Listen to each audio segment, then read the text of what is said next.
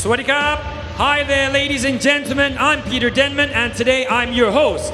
สวัสดีครับผมปีเตอร์เดนแมนนะครับวันนี้ก็ได้รับมอบหมายเป็นพิธีกรในวันนี้นะครับ Ladies and gentlemen, now we are live from the Lumpini Boxing Stadium as we present to you the evolution of international Muay Thai.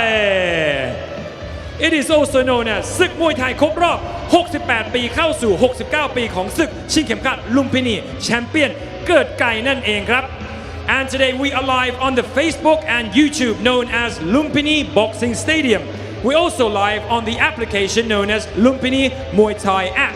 วันนี้เราก็ถ่ายทอดสดนะครับผมผ่าน Facebook และ YouTube นะครับมีชื่อว่า Lumpini Boxing Stadium นะครับผมแล้วก็ในผ่านทางแอปพลิเคชันด้วยนะครับชื่อว่า Lumpini Muay Thai app นั่นเองนะครับวันนี้เราก็จะมีการชิงแชมป์เฉพาะการนะครับเราจะมีในรุ่น167ปอนด์นะครับ150ปอนด์แล้วก็134ปอนด์ครับToday we have 3 titles on the line. One title at 167 pounds, 150 pounds, and 134 pounds.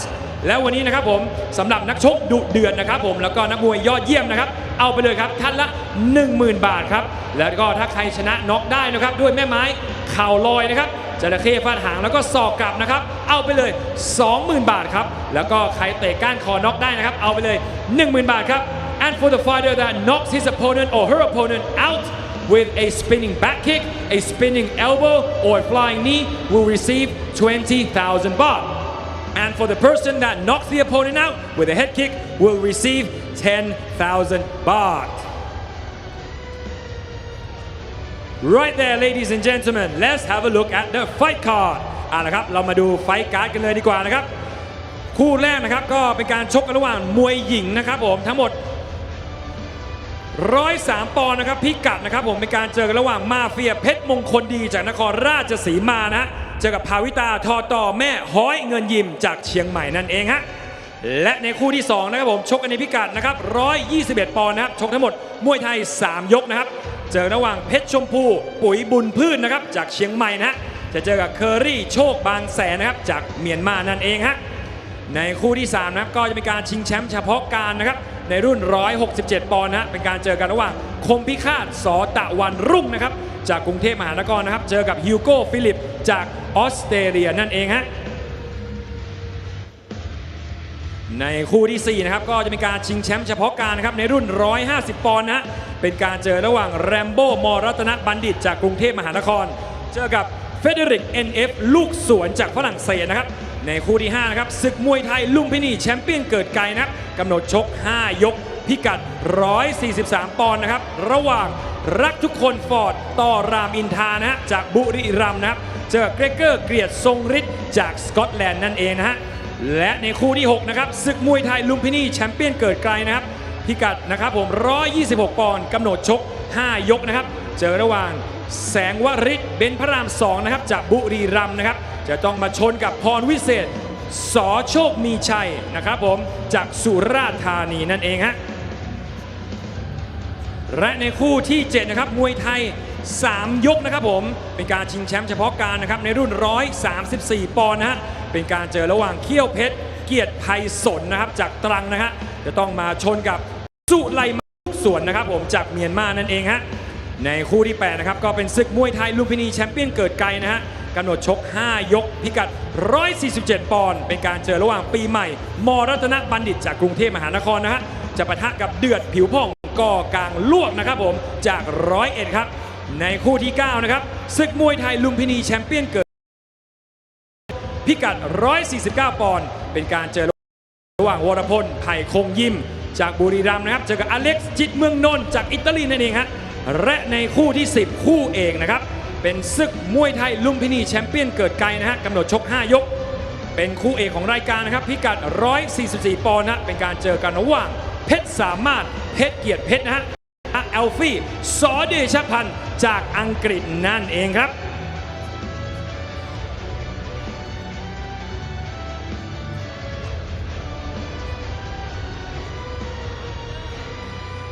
นะครับ Ladies and gentlemen, we're about to enter the fights. Lumpini, are you ready?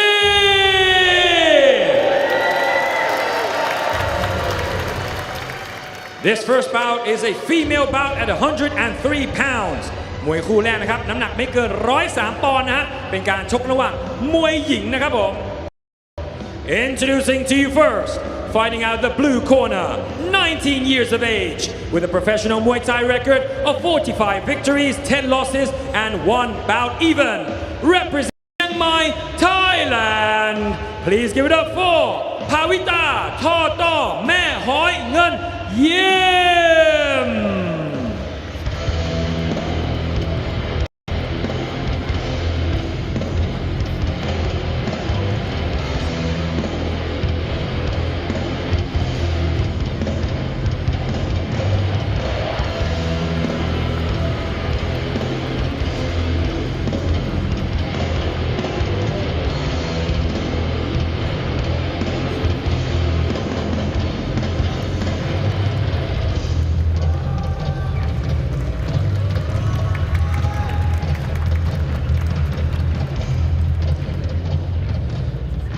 Her opponent fighting out the red corner และคู่ชกของเขานะครับผมในมุมแดงนะครับชกมาทั้งหมด46 ครั้งนะครับชนะ41 ครั้งแพ้ 4 ครั้งเสมอเพียงแค่ 1 ครั้งนะครับอายุเพียงแค่15 ปีเท่านั้นครับมาจากนครราชสีมาครับขอเสียงดังๆต้อนรับมาเฟียเพชรมงคลดี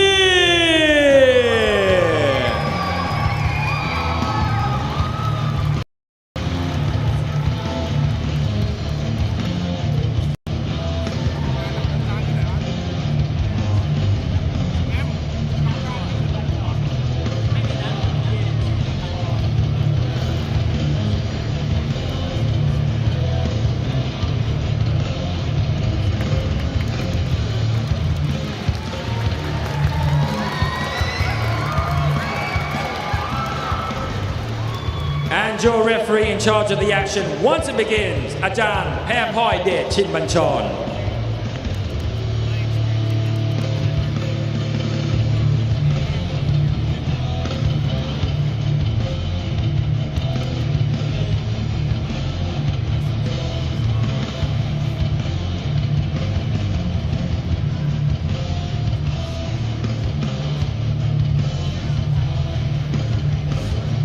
Well, ladies and gentlemen, welcome this evening to Lumpini Boxing Stadium, the mecca of Muay Thai here in Asia.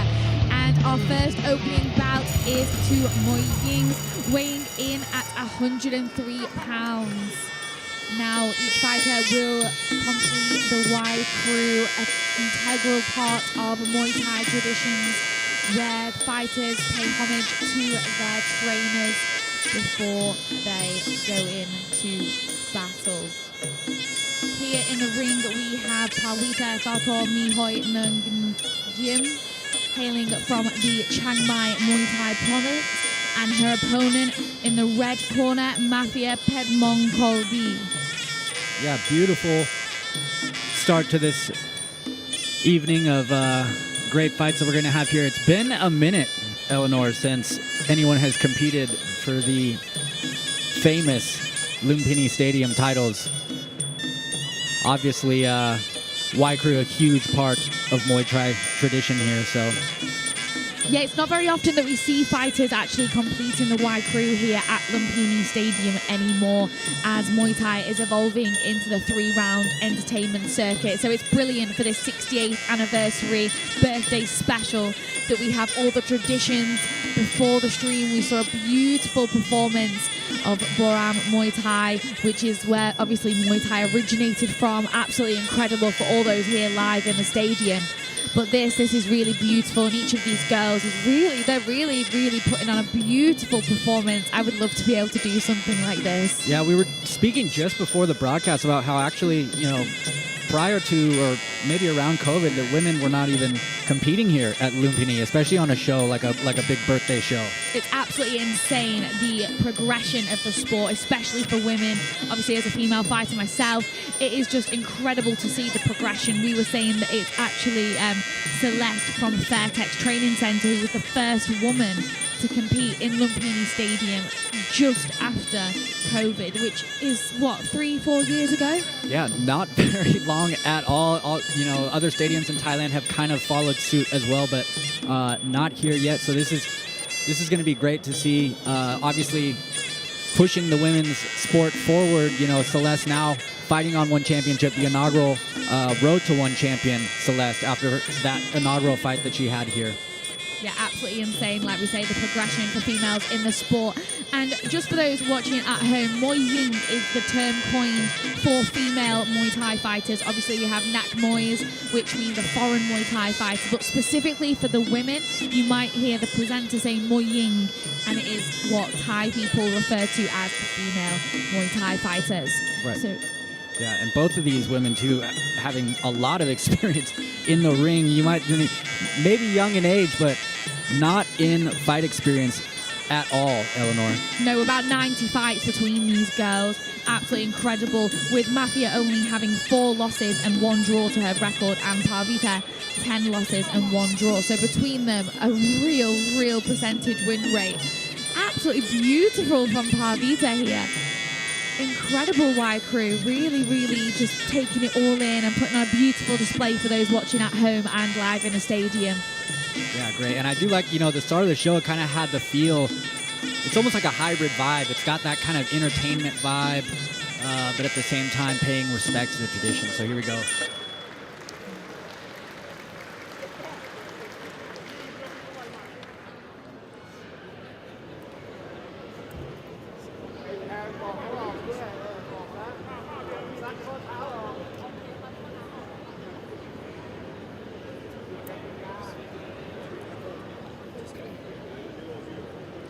Both fighters just going back to their corners for their last minute words with their trainers before they head in to round number 1. Now this is a 3-minute bout between these ladies, so it is only 3 rounds, not the 5 rounds, but we'll have those later on the show for you, so don't go anywhere. Yeah, and again, kind of nice to have that hybrid both of 3 rounds and 5. I think previously maybe all of them were 5, am I correct? I think so, but it's nice, obviously, for those watching at home that don't understand the feeling out rounds and everything and just want to see some all-right action. Specific knockout bonuses that are available to the fighters. If they knock out by elbow, head kick, there is a certain amount of bar on the line for each of those. So I think there'll be some wars here because these fighters, I mean, Muay Thai fighters, it's no doubt, don't get paid 100%. So we'll see if there's a change of heart in the ring. And off we go for round number 1. Like I said, straight out the gate, firing kick for kick. Amazing action right at the gate, just like you were saying there. Here to get paid, here for the action. It's a big birthday show.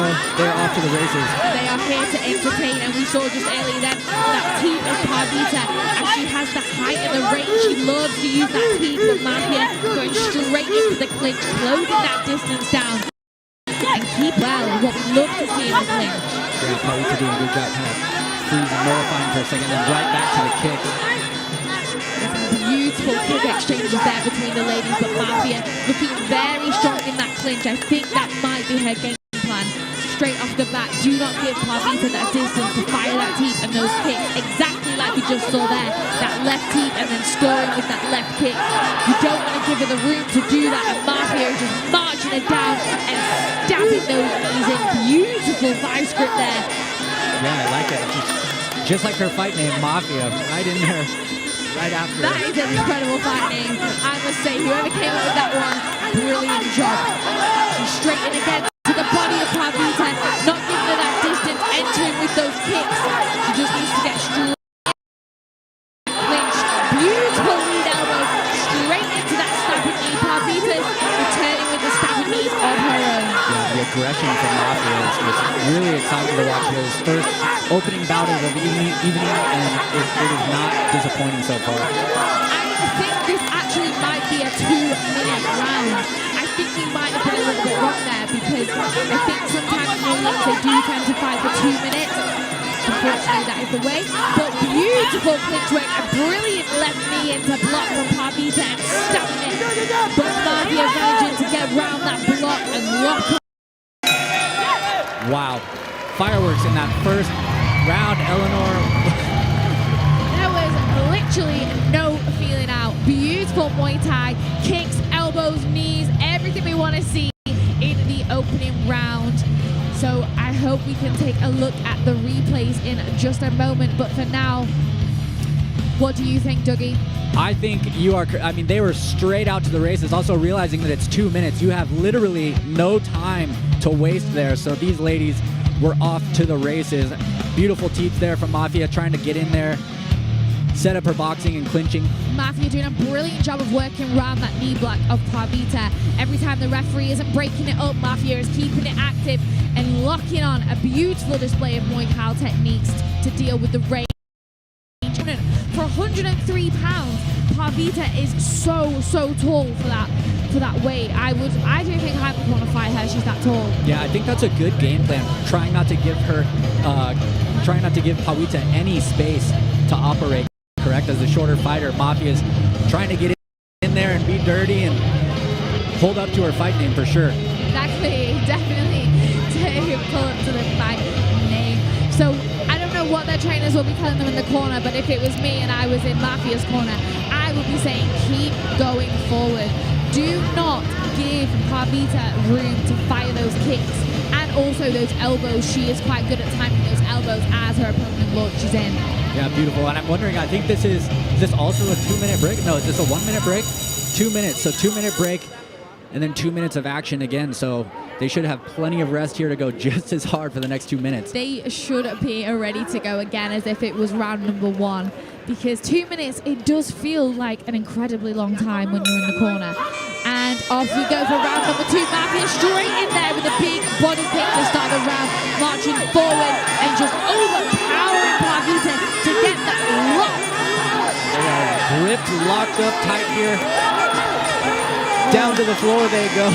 Parvita landing on top, sometimes a show of dominance and strength, but it's whatever the judges chose to see in that moment. There she is firing that teeth. It is incredibly frustrating as a pressure fighter when your opponent has a strong left teeth. Yeah, it looks like you can see Mafia kind of loading up for that lead hook, very typical of a southpaw.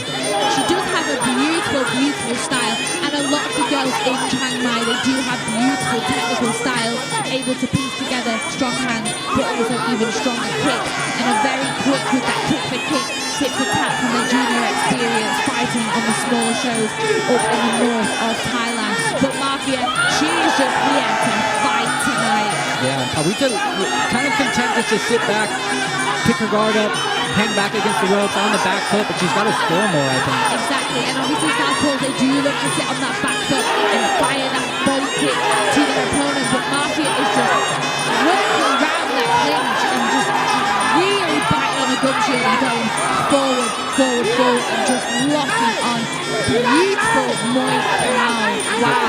Yeah, I like how she's marching in there to kind of block those kicks from the taller fighter and then going straight up with the up elbow in there. This is probably the most fatigued acting Parvita in the fight. She really is having to give all that. Attempt to sweep and a takedown, but falls to the canvas with Mafia on this occasion. Crazy, dirty fight here so far. Only 15 seconds to go in this second round. Mafia got a beautiful grip, pulling the head down of Parvita as the referee breaks the clinch apart. Back to center ring. Parvita comfortable moving back on the ropes, but for me, Mafia is 2 rounds up. Yeah. Loving the aggression, loving the forward pressure. Exciting first fight of the 68th anniversary of Lumpini Stadium. What an incredible opportunity for these girls to fight here, but also for us to commentate here as foreigners, to be able to sit here and just watch this beautiful display of Muay Thai and give our opinions as Nak Muays. But let's take a look at these replays. Parvita there sitting on the back foot, trying to fire her sharpest weapon in my opinion, that left tee, but Mafia muzzling, and that lock. Once she locks on, she is not letting go. Yeah, the vice grip indeed, and maybe that's all she feels she can do so far with Mafia coming in, pressuring. Beautiful left kick there, trying to stall off of it, but not deterring Mafia in the slightest so far, Eleanor. No, and Parvita is managing to get some knees in of her own and try to utilize her knee block, but I just don't think she has the strength. I think Mafia just has the sheer strength to just keep her where she wants to be in that beautiful head position she got Parvita in the last 20 seconds of that round. Yeah, great job changing levels with the boxing too, Mafia. I saw she went down to the body, back up to the hook. It's sick. A beautiful 2-minute break for the ladies. As we said, their gas tanks should be sharp and fired, ready for round number 3 in just a moment. Yeah, and I'm expecting just as many fireworks Yep. in the final round. For sure. Mafia, she's just going to come out the gates again. But I was really enjoying the little kick battles between them in the opening seconds. I would like to see more of that, but I know Mafia, her game plan here is to Muay Cow against a Muay Thima, and it's exactly what I would have done. Let's see. And off we go for round number 3. Again, Mafia firing 4 kicks in a row, followed with a beautiful kick. Pavita trying to fire back with a body kick and that elbow tap beautifully as Mafia walks in. But she just can't muscle the strength of Mafia in that clinch. Yeah, I think she's searching for, beautiful right hand, but beautiful teep off of that as well. I think she's searching for those long knees as well as Mafia's crashing in. Nice to the face. She might feel that in the morning. Wow. What I love about watching Tigers though is how they throw everything into their kicks and they tend to double it up as well. They really like to throw everything into those body kicks. But for me, the guard's a little bit low in these girls. Yeah, I mean, they're just throwing everything in the kitchen sink at it right now in this final round, trying to secure the victory as it comes down to the final minute of the last round. Pavita, a beautiful face push there over Mafia, doing a brilliant job in this round. I think she's kind of just coming into the fight almost, but in my opinion, looking a little bit open now, a little bit too fatigued from the pace that Mafia is putting on her. Oh gosh, and I do not blame her to say, at least watching ringside here, it's just an absolute grinder of a fight. Definitely, Mafia's corner are absolutely loving this fight. They know she's got it in the bag, but what a team, what a beautifully timed team from Pavita on the back foot. Yeah, that was amazing. It was like a check right into the teeth. It was so beautiful, really technical. And that is the thing about these girls from Chiang Mai. They are so technical, but for me, sometimes they just don't have that sheer power. And sometimes when you're in the ring, it does come down to who's the most powerful, not necessarily the most technical. Right, and like we were saying with the hybrid kind of show here, I'm curious, more interested to see how the scoring goes here. What's going to be valued, right? Is it going to be kind of like a mix of both, or are they going to value the more entertainment style? We shall see. We shall see, and that is the end of the third and final round. What a performance by these ladies. They should both be so proud of themselves. 103 pounds. For me, Mafia took that one, but Pavita, a strong performance and came through in the third round. I'd have to agree with you there. I think Mafia did enough in the first 2 rounds to get the job done, but you can see here, still marching forward. More kicks from Pavita. It would have been nice to see these in the first 2, maybe a little bit of, I don't know, ring rust or just big night, get that off in the beginning, but that might be the case when it comes to these 3-round fights. These girls are used to fighting 5 rounds, where the first 2 are usually quite relaxed, feel each other out, few low kicks, few teeps, nothing too crazy, and then that kind of warms you up. But this, you just have to come out the gates and fire it. And there's that beautiful kick to teep that we saw from Pavita in that third round. She definitely, I think, with another maybe 2 rounds, it could have gone either way, but we will see. We will hand it over for the final announcement.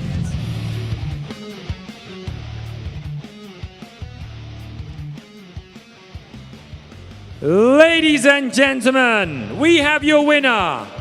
As all 3 judges scores it the same, 27-30, and your winner by way of unanimous decision, fighting out of the red corner.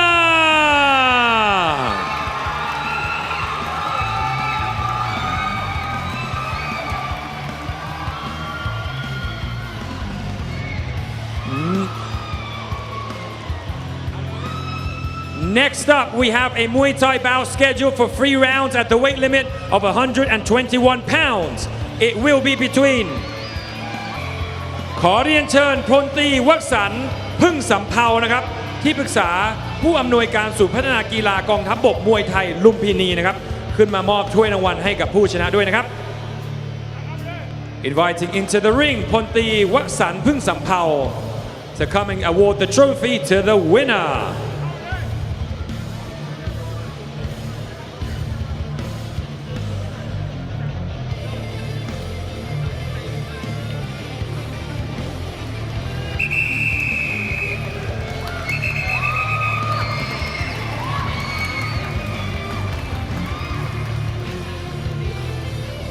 และคู่ถัดไปนะครับอีกสักคู่เดียวนะครับก็จะเป็นการชกกันในรูปแบบมวยไทย3ยกนะครับพิกัด121ปอนด์นะเจอกันระหว่างเพชรชมพูปุ๋ยบุญพืชนะครับจากเชียงใหม่นะฮะจะพบกับเคอรี่โชคบางแสนจากพระม่านะครับชั่วคู่เดียวครับ Next up we have 3 rounds of professional Muay Thai action at the weight limit of 121 pounds between Pet Chompu Pui Bun Phut.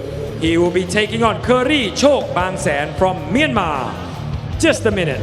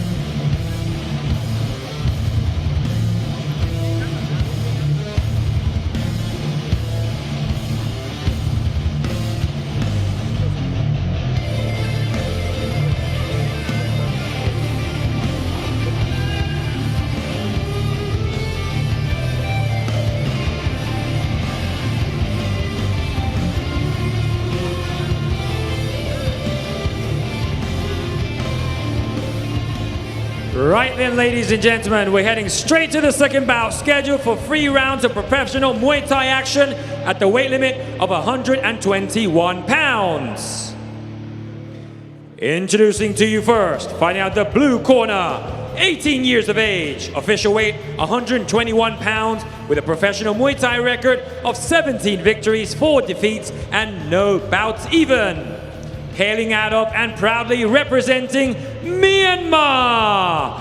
Please give it up for Curry Chok Bang San.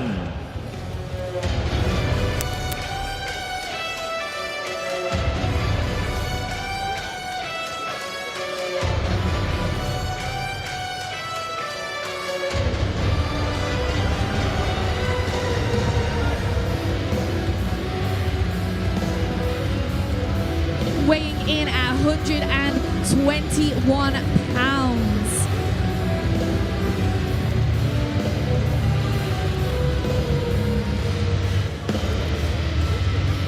So some of these Myanmar fighters are known for their aggression. I know I've seen quite a few on one, and it can be hectic, Eleanor. Yes, whenever someone from Nigeria is fighting someone from Myanmar, their training definitely steps up. They are heavy hitters, explosive.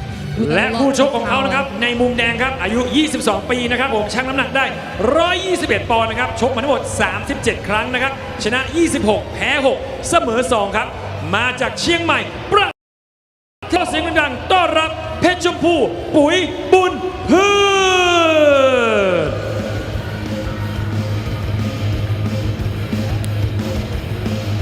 And here we come, stepping into the red corner for our second bout of the evening at 121 pounds, Pet Chumku Puchbun Pech.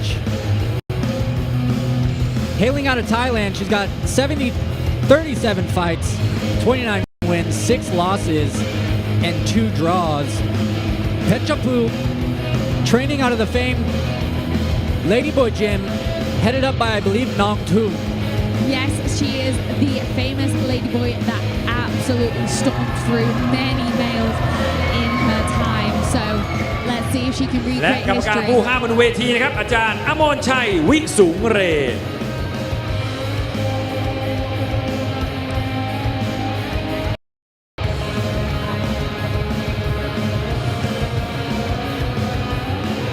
This is the first time I will have actually seen one of the ladyboys in Thailand fighting live. So I'm super excited for this fight. Obviously, she is fighting a male due to the genetic development, but still to have the opportunity to be able to fight and the way that Thailand openly accepts the fact that women can be men and men can be women, it really is a true testament to the country and how accepting they are of all different ways of life and cultures. But the reason that Thailand is so accepting of the ladyboy culture is the belief in Buddhism that there is a third gender. There is the male gender, the female gender, and they believe that there is a third gender where ladyboys can be present, and that is perfectly acceptable. And I do wish that more countries kind of had that mentality and that acceptance. Yeah, that's really, really interesting. And also, if you know any viewers not really aware, just because you're a ladyboy does not make you any less lethal. I know coming up when I was learning about Muay Thai, I went onto YouTube. I saw someone by the, I believe, a famous fighter named Nong Rose, which may also have fought out of this same gym at Petchampu, I'm sure. Just lethal, tearing up the circuits at Rajadamnern, KOs, deadly elbows. Insane. So actually quite a funny story. Alfie Pierce, who is on the 10th bout of this card, his trainer, I believe, may have fought who you are talking about, and this was the topic of conversation at training a couple of weeks ago, asking the boys if the opportunity was presented to you. There we go on the screen. There is the legend herself. And I do believe that Andy from Team JD in London, England, did fight her. And we were asking the boys, the Farang boys, if the opportunity presented to you, would you take it? And the opinions, the general consensus was, yeah, like, why not? Why would I not take that? How about you? Would you take that opportunity? You know, that's a tough... I definitely wouldn't shy to it, and I respect Major, but you know, the lethality I've seen out of this fighter I'm talking about from Raja, it would just be a tough fight for sure. Yeah, I think really, really would be, and the power and the strength would still be there. Oh, goodness. Incredible. So both fighters just listening to their final instructions from the third man in the ring.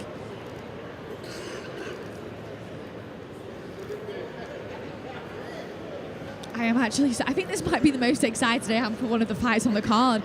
I think it's a brilliant display of the true evolution of Muay Thai and the way that Thailand is. I think especially with the entertainment, the traditions, just the mix of it all together here for the 68th anniversary of Lumpini Stadium, as both our fighters in the ring say their final prayers and their trainers remove the symbolic Mongkol, which represents the trainer's spirit guarding them as they go into battle, and they take to center ring for the opening round. This again is a three-minute bout, I do believe, with a 2-minute rest in between rounds. And off we go for round. And Petchampu looking lengthy. Curious to see how this style plays out right now. Beautiful low kick there, answered by a big left body kick anti from Petchampu. This seems to be a little bit more of a slower start than our first fight, but nevertheless the power in those kicks of Petchampu. Yeah, big overhand right there from the Burmese boxer. Kerry seems to be understanding the distance that Petchampu is able to create with those long legs and just kind of marching towards blocking, teeing off and chopping in with that low kick. Really is throwing everything into that, a little bit like the famous sit-on Chai low kick, really throwing everything into that. I am a fan of a good low kick. Yeah, it's definitely the game plan of Kerry of Myanmar here. he is willing to take out the powerful legs by chopping that lead leg and just really putting some pressure on Petchonpul. And I think the pressure is key. You need to use that boxing to set up that chopping leg that you can see right there. If you don't really set it up,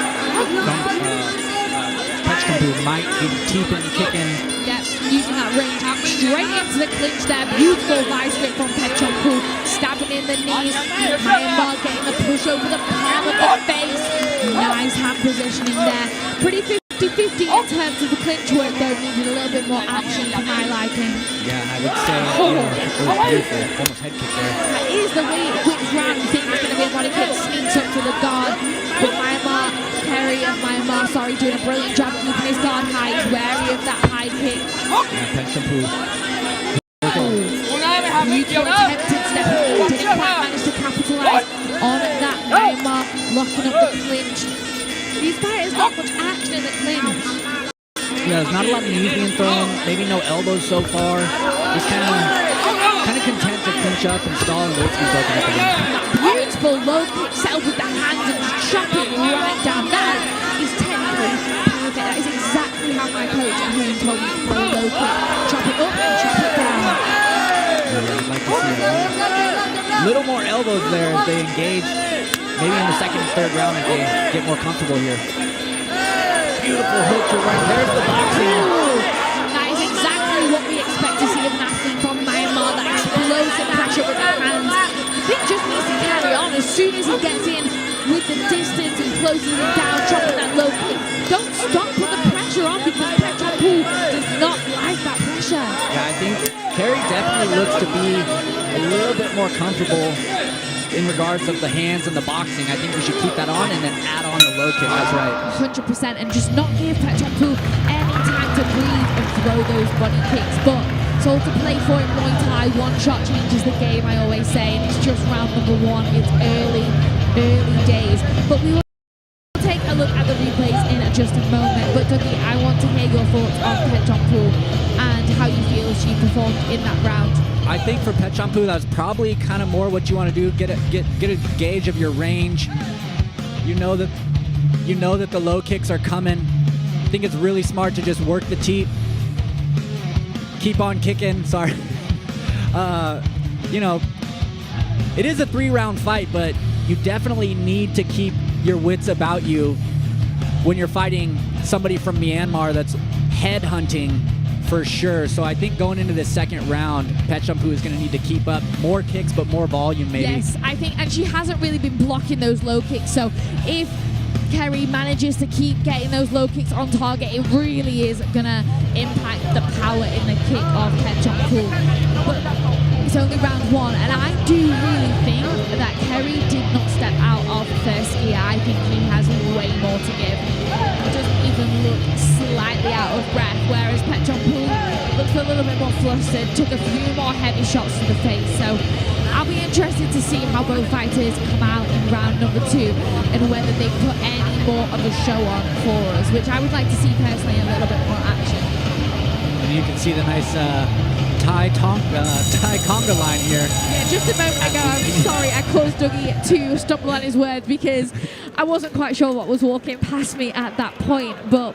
And this is cool. This is the evolution you're talking about. A bit of entertainment. The 68th anniversary birthday show at Lumpini. I'm not quite sure that's entertainment. That's actually a little bit scary. But anyways, back to the Muay Thai as we go for round number two, brought to you by BKK in Tattoo Studio right here in Bangkok. Carries right back off to the hunting for the boxing. There it is again. Oh! Explosive action from Myanmar. Petchonpul really trying to launch in with a big stepping knee, but the tight teeth of Myanmar there. That beautiful jumping kick. Oh, I love the explosivity of the athletes from Myanmar. I'm seeing Petchonpul kind of looking, searching for those elbows over the top now. When Kerry's cracking in, that's what she's got to do. She's changed her game from fighting on the outside to a low cow. She is locking on and grinding down into that clinch. But a few times she's tried to go in with that big jumping knee, and it's not quite worked out for her, so she needs to really set that up somehow. That leg kick again from Kerry. And they're clinching up again. There's a little bit of action from using the clinch now. This is what we want to were saying they're not used to this NCAA circuit. But John Poole, for me, looking a little bit fatigued and just throwing things without really thinking. Yeah, you know, that can do a little bit of damage to yourself. You know, you don't want to bash your shins halfway through the middle of the fight, and that's got to be your main thing to deter the boxer from crashing in on you. Completely is 50-50 in the clinch for both athletes, but for me, Henry just looks like he's got a little bit of strength. Right knee that he keeps stabbing to the torso of John Poole. John Poole doing a better job of landing. There's short knees inside the clinch, but they are landing a little bit more effectively than Kerry's. The referee breaks them apart. John Poole, I think, just looking a little bit more fatigued, in my opinion. And then it's like, oh, big stiff jab, swinging the head back of John Poole. Beautiful reply with a big, long knee. There's that low kick and the low boogie. Loving that for sure, man. Chop away, Kerry. That is working for you. Keep picking it up with that stiff jab. I really want to see Petch come through. Maybe look for the elbows over the top. Does it hit on John Poole? I'm not quite sure what her game plan is here. Does she want to be in the clinch or does she want to fight on the outside? And I think she's about as confused as me. Whatever it is, it's not, you know, no short apart, whatever it is, but maybe not landing that effectively or scoring. I agree. No shortness of heart. But for me, Kerry is just way more calm and composed. Really just shortening that distance down, putting forward a big 1-2. Oh! That right hand, the power behind that right hand. John Poole just surviving this now. 15 seconds to go. Can she maintain and lock on into the clinch? Because those punches, they will rattle the inside of her head. Full final 9 seconds of the second round. And she survived. Wow. That is, in the morning, that is gonna hurt. Yeah, that's brutal, but you know, the guard being really low as she's fatigued, as you were saying, Eleanor. She's gotten fatigued. The guard has continued to drop lower and lower, and Kerry just wailing away with that stiff jab, the overhand right. That's the same though what I was saying about the first fight as well. Like the girls that want to fight out John Poole's like this long range, it's like they think they can't be punched, so they drop their hands to almost the height of their shoulders. But again, explosive, fast athlete like Kerry, who is clearly skilled in the boxing and low kick department. For me, my hand will be glued to my eyebrows. Oh yeah, for sure. You need to keep those hands up. Look for the elbows as he's swinging away on you.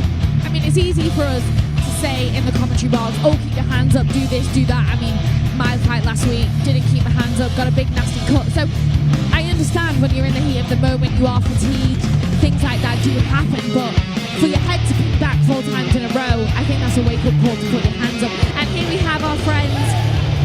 I don't know if it's scary or if it's entertaining, but it's bringing something to the show. The mocktails on him and everything. I am loving it, man. It is a great time at the 68th anniversary of Lumpini Stadium.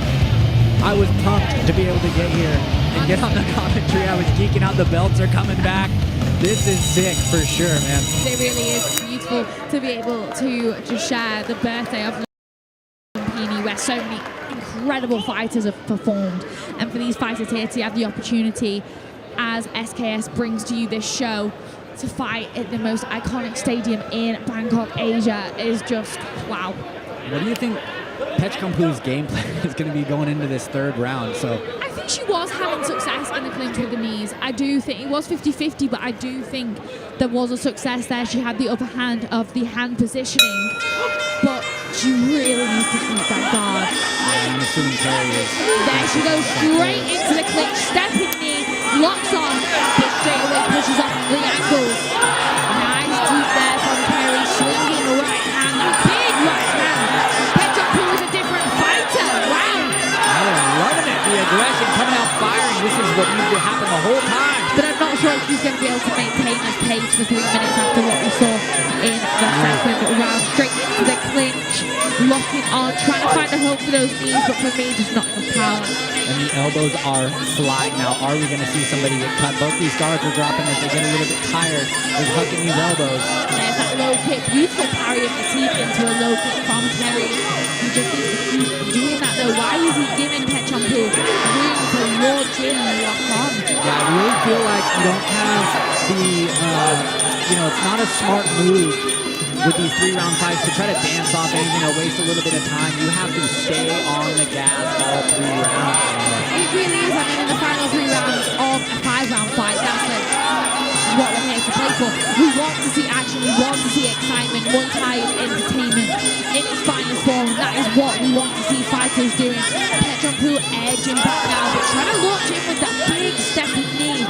She really needs to be careful of an elbow or that big right hand of Kerry as she launches in. I'd like to see Kerry, but it's okay to throw the jab out a little bit before you hit the local kick. But I mean, that overhand cross is money. The head is pinging 1, 2, 3, 4 times in a row. You can only take so much damage. For me, I'm just glad that these fighters are not in 4 rounds club. Yeah, both of them just big hearts for sure, just taking these punches, continuing the fight.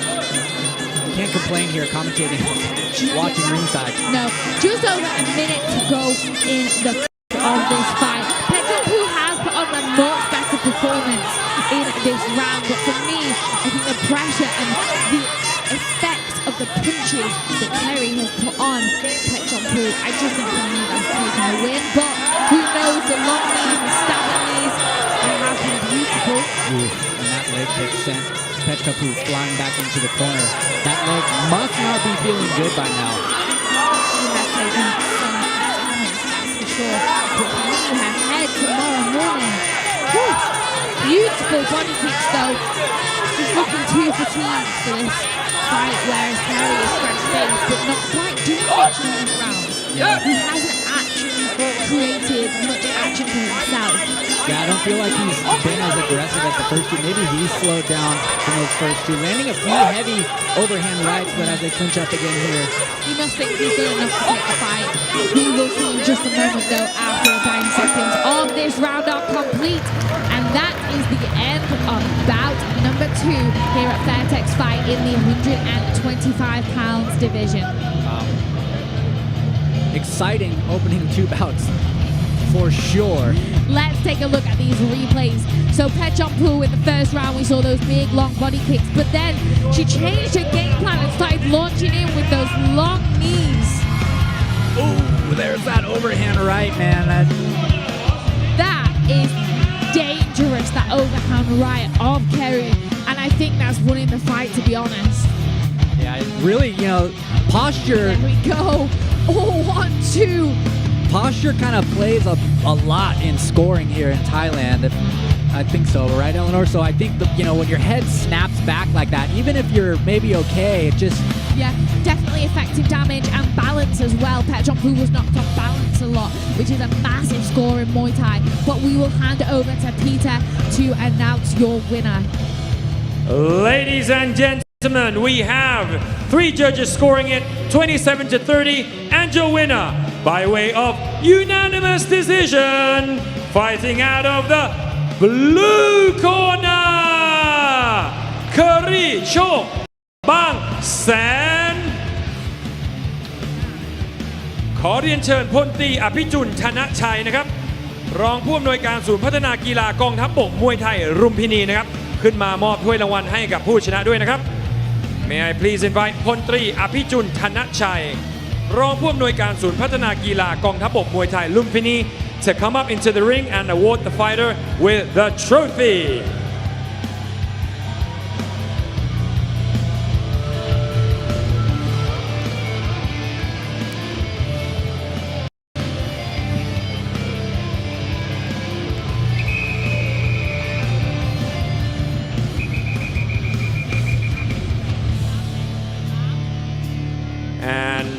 Up next, it is for a title at the super middleweight division of 167 pounds between Kompikat Tawanrung from Bangkok will be taking on Hugo Philip from Australia. คู่ถัดไปนะครับก็จะเป็นการชิงแชมป์เฉพาะการนะครับรุ่นซูเปอร์มิดเดิลเวทนะครับ167 ปอนด์ครับเจอระหว่างคมพิฆาตสอตะวันรุ่งนะครับจากกรุงเทพมหานครนะครับเจอกับฮิวโก้ฟิลิปนะครับผมจอมนะฮัมจากออสเตรเลียครับชั่วคู่เดียวครับ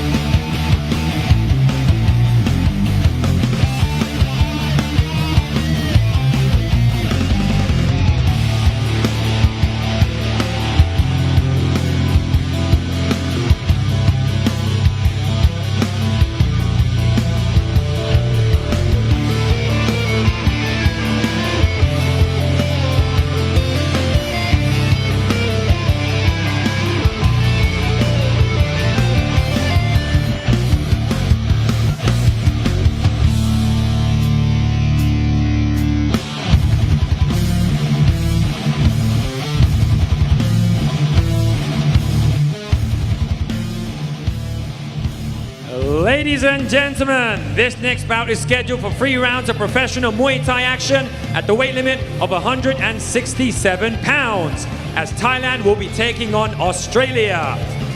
This bout is for a title. It is for the Super Middleweight Championship. คู่นี้นะครับก็จะเป็นการชิงแชมป์เฉพาะการรุ่น Super Middleweight นะครับผม 167 ปอนด์นะฮะชกกันในรูปแบบ 3 ยกนะฮะประเทศไทยกรุงเทพมหานครนะครับเจอกับออสเตรเลียครับอีกครั้งนะครับผมใครสามารถเอาชนะได้ด้วยศิลปะแม่ไม้มวยไทยนะครับเข่าลอยนะครับศอกกับจระเข้ฟาดหางนะครับรับกลับบ้านไปเลยครับ 20,000 บาทครับใครเตะก้านคอน็อกได้รับไปเลย 10,000 บาทนะครับแล้วก็นักมวยยอดเยี่ยมวันนี้นะครับรับไปเลย 10,000 บาทนะครับผมแล้วก็นักมวยดุเดือดนะครับรับไปเลย And again, if you knock your opponent out with a spinning heel kick, back heel kick, a spinning back elbow, and a flying knee, you'll take back 20,000 Thai baht. If you knock them out with a head kick, you will receive 10,000 Thai baht. Introducing to you first, fighting out the blue corner, 27 years of age, official weight 167 pounds. Professional Muay Thai record, 21 victories, 9 losses, and only 1 bout even. Proudly representing Australia, please give it up for Hugo Philip.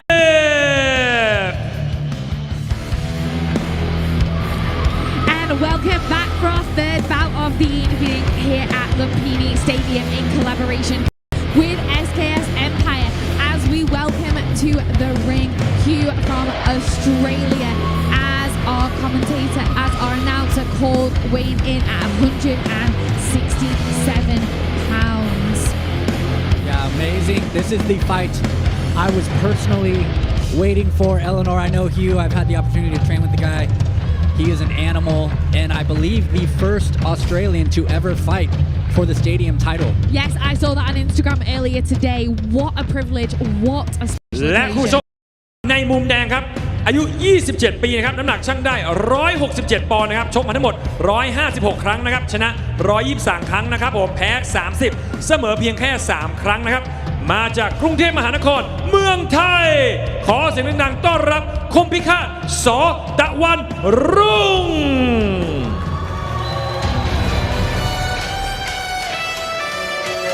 And here we go with Hugh's opponent coming into the red corner, Kampikat Sor Tawaranrung, with 27 years of age. He's got 156 fights, 123 wins, 30 losses, and 3 draws. Kampikat, actually we'll say previous / current Lumpini Stadium champion. His photo still hangs of the stadium, so Hugh actually competing against the last holder of the super middleweight title here. Yeah. Wow. So he's actually coming And off your the referee back in charge of a the win action by once it begins, KO. อาจารย์บุญเลิศแก้วพิทักษ์ Here's our referee taking care of the bout this evening. I believe this one is a 5-round fight. I do believe, Eleanor. I believe so. So yeah, traditional Muay Thai in all its glory as the former Lumpini champion takes on the Nak Muay from Australia, Hugh O'Donnell. Yeah, and Hugh, maybe not have as many fights as Kampikat, obviously, but much more active in recent times for sure since he moved out here with his girlfriend. Yeah, so speaking to Hugh in the back before, he's been out in Thailand now for 8 to 9 months, but fighting on average 3 to 4 weeks, which is as much as you can in Thailand. There is the law that you have to wait 3 weeks before fighting in any of the stadiums. Again, that is actually the law to stop fighters. Unless you win by KO, you can fight pretty much again straight away. So Hugh has been abiding the law but fighting as regularly as possible, fighting out of Simbi in Phuket down in the south of Thailand.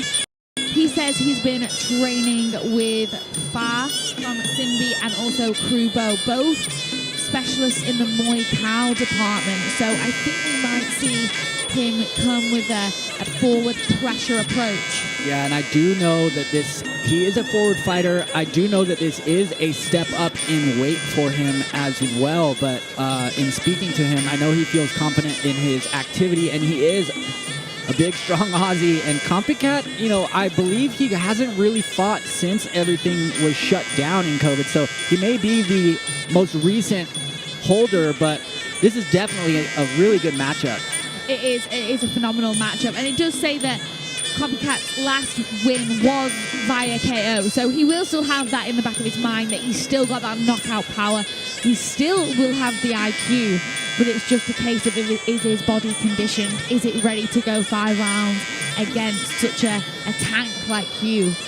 Yeah, exactly. Only time will tell, I suppose. Yeah, and I do believe, I'm 99% certain that Copycat also is maybe the only person to fight for this weight class, as well as it's not as much of a popular traditional weight category here in Thailand. These are technically big boys. Yes, they are for Thailand for sure. We don't really see this weight apart from the other big stadium here in Bangkok, but nevertheless, they'll still have the knockout power, they'll still have the techniques, and it is brilliant that the card has managed to find a room for these big boys here. Let's see though, obviously there is the chance to win 10,000 baht if you win by KO spinning elbow, and 20,000 baht if you win by head kick KO. So let's see if these boys come out hunting for the knockout. You gotta spin it to win it, as they say, that's for sure. Yes, so I've never seen Hugh fight personally. I haven't watched one of his bouts, so I'm interested to see how this goes. Australia, I do believe, quite powerful with the low kicks, but am I right in saying that Copycat is southpaw, so he may sit on the back and try to fire that body kick, which might outscore Hugo and really cause some damage. And really cause some damage if he doesn't have a quick block to counter those southpaw kicks. Yeah, and I think, this first round, if it is a 5-round fight, I believe there is going to be most likely a bit of a feeling out here, especially with the title on the line from the prestigious Lumpini Stadium. I mean, legendary. It is, but we were saying though they have changed the style of the belt, and perhaps it's to be a little bit more modern, but we're not sure, but let us know what you think in the comments when you show the belt. Oh, straight out the back, clean out for Copycat. I think he might be here to take that bonus. Yeah, no ring rust in the opening moments of the fight, eh? Really trying to disrupt Hugh's rhythm with that long guard and arm control, that beautiful long guard, really frustrated. Yeah, impressive opening start to the fight for sure. Being that Copycat has been out of the ring for quite some time.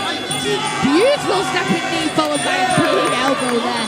This is not what we tend to see from southpaw fighters who like to sit on the back foot and fire that body kick, but he is coming forward. Cat and sweep from Copycat. He's smiling in the first minute of this round. He's really taunting, in my opinion. Really from the clinch there. Beautiful elbow arm control. And I think, I have seen Hugh fight before, and sometimes maybe starting slow, maybe just kind of calibrating everything, feeling out his opponent. Once he's got a good read on what Copycat has to offer, we may see a little bit more action coming in here. Yeah, I don't think he was expecting to start the fight so fast. It seems to slow down a little tiny bit as he finds his rhythm. But Copycat, that low kick is coming every single time, and he needs to be wary of those elbows in the clinch, because the arm control and the IQ to set those up, it's not gone away. It's still there. Oh, big uppercut followed by a right hand. What a combination from Copycat. Wow. And watching them engage as they get into the clinch there, Copycat, like a robot, just right into finding that dominant position.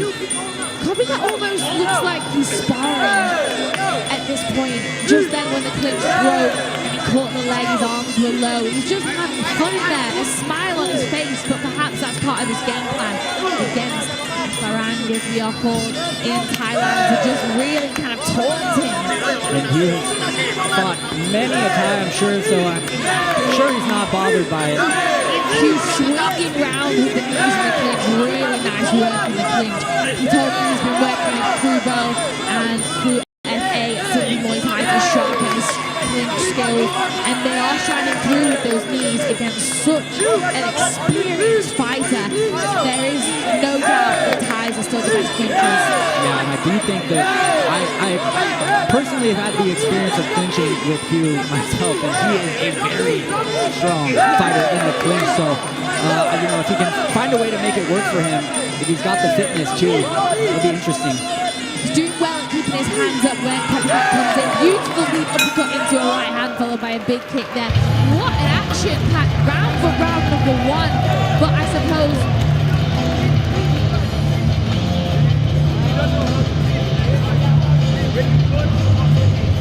beautiful display of work there. That little trip at the beginning. But wow, this is a brilliant start to our title fight. 5 rounds here, and I would just like to take the opportunity to thank the head of Lumpini Stadium, Lieutenant General Naren Misompoon, for allowing us to have this beautiful display of Muay Thai here and host this title fight and give the opportunity to Hugh O'Donnell, the first Australian to ever fight for a Lumpini title. Yeah, and I'm going to say this first title fight has not disappointed for sure in the first round here. Be interesting to see what Hugh is going to do coming out. I'm interested to see the fitness of Copycat being out of the ring for so long. He doesn't look to have the rust, but I am curious about the fitness. That is a very good point you make, because he doesn't quite look in physical shape as compared to Hugh, who's looking pretty ripped, pretty conditioned, ready for the fight. But Copycat, he did not look fatigued. He did not show one bit of open mouth, and I was impressed at the fact he was maintaining that smile throughout the whole round. Yeah, he looks to be having fun, that's for sure. And I wish I could fight like that. Sometimes, so I do believe once you've had so many fights and it becomes like clockwork, your body doesn't necessarily need that condition anymore because your brain is so far ahead. And sometimes when we've not got these crazy 100-fight records, we're thinking so much, we're using so much energy thinking, but to him, this will just be second nature. Yeah, I mean, you can almost spike your heart rate just off of overthinking and freaking out on the adrenaline, it's right? sparring sometimes, even then. Beautiful hand combination into that lead kick from Hugh, who's putting the pressure on Copycat, straight into clinch with those slow, winking knees around the outside. Yeah, Hugh looks a lot more determined at the beginning of the second round. I think his corner pulled him forward for sure. Big left hook into that kick. He's really drilled that one textbook against the southpaw. The kick will always land on each other. Yeah, fighting a southpaw is definitely a bit of a challenge, especially when you have someone with so much experience like Copycat. Experience, but not only that, he'll have some power behind those kicks, especially at 167 pounds. Yeah. I do anticipate perhaps a knockout at this weight, but we will have to see. Both fighters in the clinch there. Hugh just muscling the head into the chin. A horrible, nasty position for his opponent to be in. Ooh, just missing with that up elbow. See if he can sneak some of those in as they engage into the clinch here. Yeah, big takedown there from Hugh. Just sending Copycat to the canvas. He answers back with an elbow though. Really is brilliant at control. Just teeing off and then setting up those elbows. Copycat looking like he's trying to come over the top of the elbow. Nice uppercut, straight cross there. Big right kick from Hugh. He really putting some power behind those kicks. Copycat got palm over the face. Big knee in the clinch. Maybe he's realised this is a 5-round fight, and now he's kind of slowed the pace down a little bit from that first opening round. Yeah, you definitely don't want to blow it all in the second round. For sure, he's really disrupting Hugh's rhythm with that front teeth, really frustrating him, and then setting up the hands with the uppercut and the right hand. Beautiful combination. He has definitely stopped throwing that left kick as much. Might be happy to clinch up and score from inside. Just does such a good job of not showing what he's going to throw if he launches forward. You don't know if it's going to be an elbow or that nasty lead uppercut. He loves that one. Big step in there from Copycat, answered back by Hugh. Brilliant arm control and position in the clinch from Hugh as he launches that right elbow. Yeah, it almost looks effortless. I mean, he's not really like the bounciest fighter, but everything just, he's flowing. Copycat's flowing and scoring. He's literally like he's having fun in there, having a little spar. But I bet there's some power behind that low kick, and especially he keeps going for the inside leg. Nice, you can see it there. The red thing of Hugh inside leg. There's only so many of those you can take if you're not conditioned. Yeah, I think Hugh checking maybe some blood on the nose. Maybe he took a little elbow. One of those exchanges, but I have to say, I don't know about you, Eleanor, but on my unofficial scorecards, that might be 2 rounds. Copycat, Hugh definitely active, Hugh scoring. definitely coming in the clinch with those big swinging knees and that beautiful takedown that we saw. For me, that one was a little bit more even. Hugh seemed to have been like, okay, I'm here now, fighting now, and I'm fighting Copycat. And he didn't. When you go against these ties with the experience and the belts and the accolades that they have, you can't show them the respect. You need to say to them that you belong in that ring there alongside them. And that is exactly what I think Hugh managed to do in that second round. He showed he deserved this opportunity, and he didn't give Copycat any room to be playing with him like he was in the first round. Yeah, no doubt Hugh is game for sure. Dude trains extremely hard. A lot of experience for a foreigner, you know, to be completely honest. He's fought on tons of shows in Australia, here in Thailand, a regular in Phuket for sure. I know he's fought on a few shows here in Bangkok, so he is game, you know, so I'd like to see him keep that switch turned on and maybe rev it up a little bit more going into this third crucial round, yeah? He told me his game plan was to put pressure on Howard, and I do think he was doing a phenomenal job in the clinch. So I think he just really needs to keep that pressure. But he did have some success in the lead hook to right kick combo. I think if he keeps doing that one as well and putting some real power into it, he could take that belt home. Yeah. We'll see. This is round number 3, so the action should step up. Both fighters should be stepping out of second gear now and giving their all.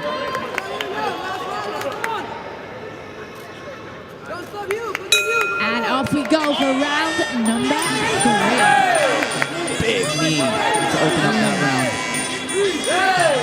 Copycat is the one pressuring forward though, smothering with the hand combinations and the long knee. The beautiful step up. Big staring knees into the torso of Hugh.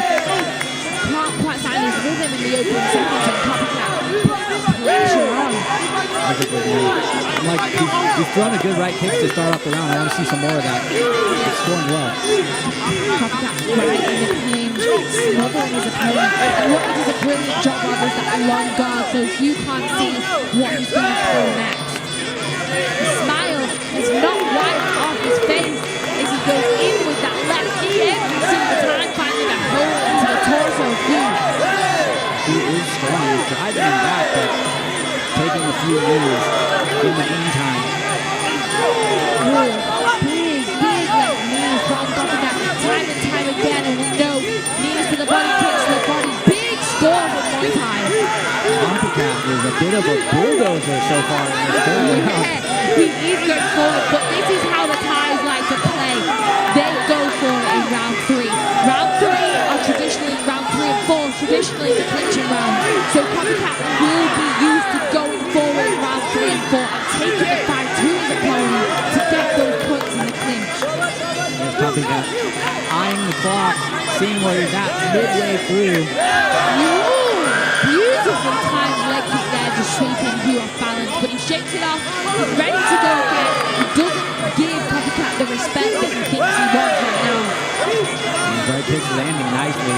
Everything Copycat does, it lands, he sees the effect, he follows up with something. He does not step back and admire his shots, and that is the only thing you can only get that through experience. Yeah, he's just giving Hugh no space right now in this third round. He's stuck like glue, copycat.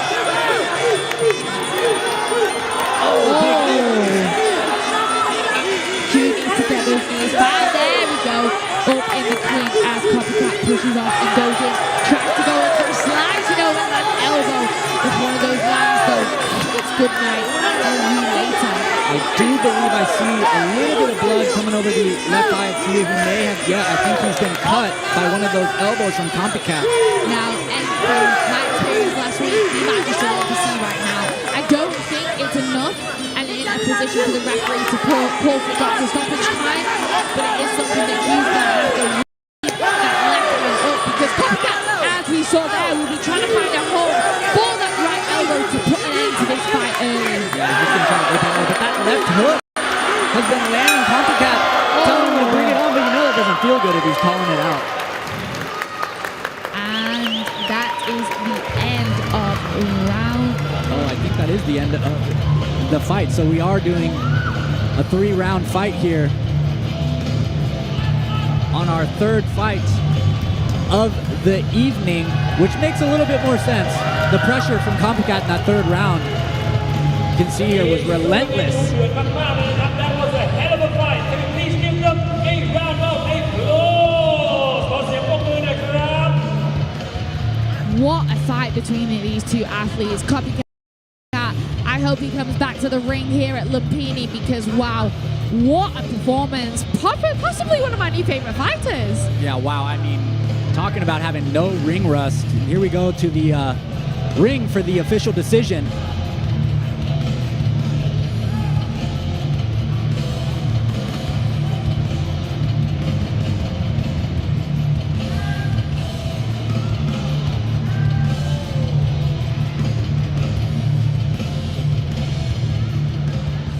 Ladies and gentlemen, judge number 1, Judge Grisada Hontu scores it 28-29. Second judge scores it Anukun Tam Siram 28-29.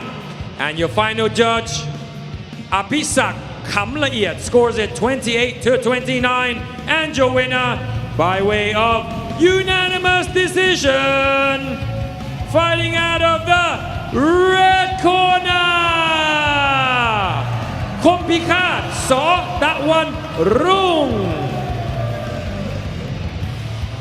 ขอเรียนเชิญพลตรีสาธิตจาตุวงศ์รองผู้อำนวยการศูนย์พัฒนากีฬากองทัพบกมวยไทยลุมพินีขึ้นมาฆ่าเข็มขัดให้กับแชมป์เฉพาะการคนใหม่ในรุ่นซุปเปอร์มิดเดิลเวท167 ปอนด์ด้วยครับ May I please ask พลตรีสาธิตจาตุวงศ์ to come up into the ring and give the belt to our new super middleweight champion. ต้องขอขอบคุณพลตรีสาธิตจาตุวงศ์ด้วยนะครับรองผู้อำนวยการศูนย์พัฒนากีฬากองทัพบกมวยไทยลุมพินีนะครับที่ขึ้นมาฆ่าเข็มขัดให้กับแชมป์เฉพาะการคนใหม่นะครับรุ่นซูเปอร์มิดเดิลเวท167 ปอนด์ครับคมพิฆาต ส.ตะวันรุ่งครับมาจากกรุงเทพมหานครครับ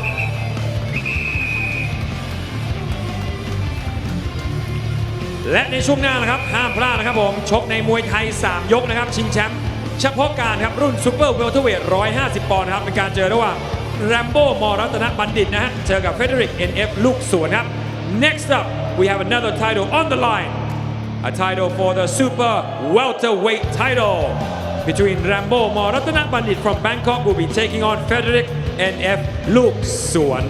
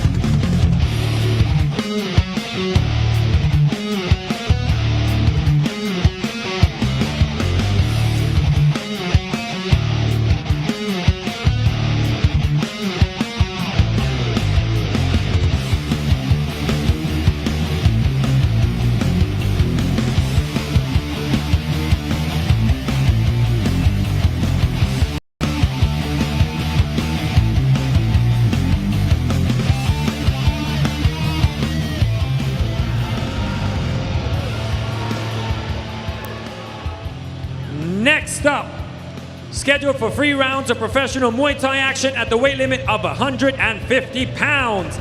And this will be for the Super Welterweight Championship.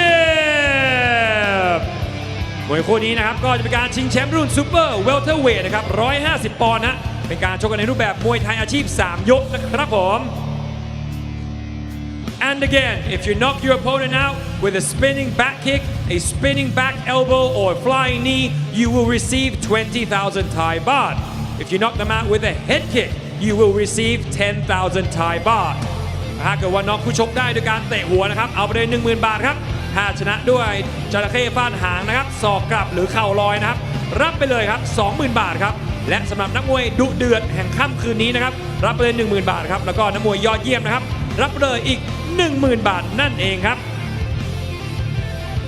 And now for the Super Welterweight Championship, introducing to you first, fighting at the blue corner, 25 years of age, official weight 150 pounds, with a professional Muay Thai record of 50 victories, 6 losses, and only 1 bout even. Representing France, please give it up for Frederick N.F. ลูกสวน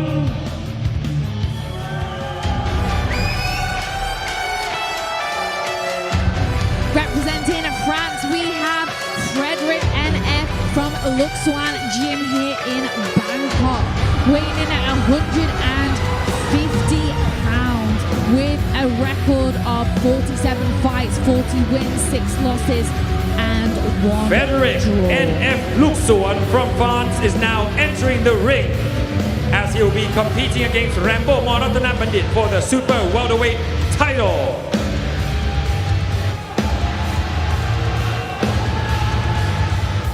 และคู่ชกของเขานะครับในมุมแดงครับอายุ 34 ปีนะครับชกมวยไทยมาทั้งหมด 112 ครั้งนะครับชนะทั้งหมด 80 นะครับแพ้ 30 แล้วก็เสมอเพียงแค่ 2 ครั้งนะครับมาจากกรุงเทพมหานครประเทศไทยครับน้ำหนักชั่งได้ 150 ปอนด์ขอเสียงดังๆต้อนรับแรมโบ้มอรัตนิน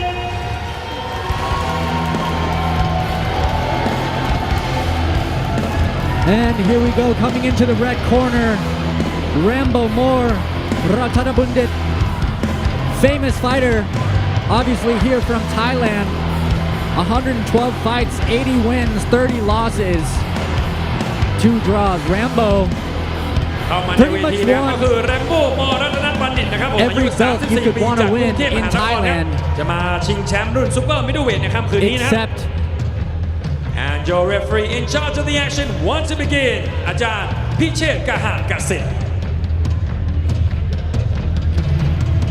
As our referee of the bout, as I was saying, I think Rambo's won almost every title, major title you could win in Thailand. Former Thailand champion, former Rajadam Nern champion, a Channel 7 champion.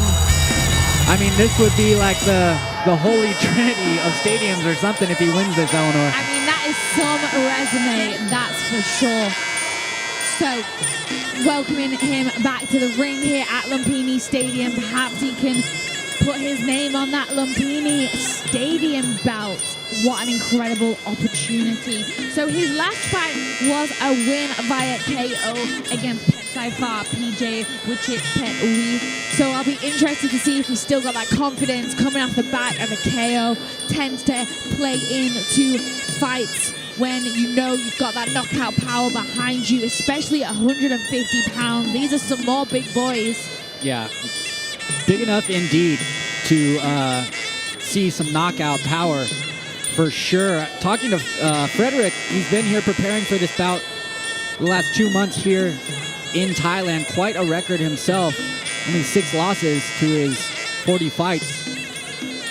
Not quite as many as Rambo, but that's a pretty good record. That is a pretty good record, especially coming from France as well. The amateur scene to the professional scene there's quite a big disparity. A lot of fighters struggle to go from amateur to pro in France and don't tend to have the power because they're so used to fighting in the arm guards, the shin guards, the elbow pads, the head guards. So it really is hard to push into the professional realms of Muay Thai in France, but Frederick seems to have done so, training at the iconic Luxuan gym. Some brilliant fighters coming from that gym here in Bangkok.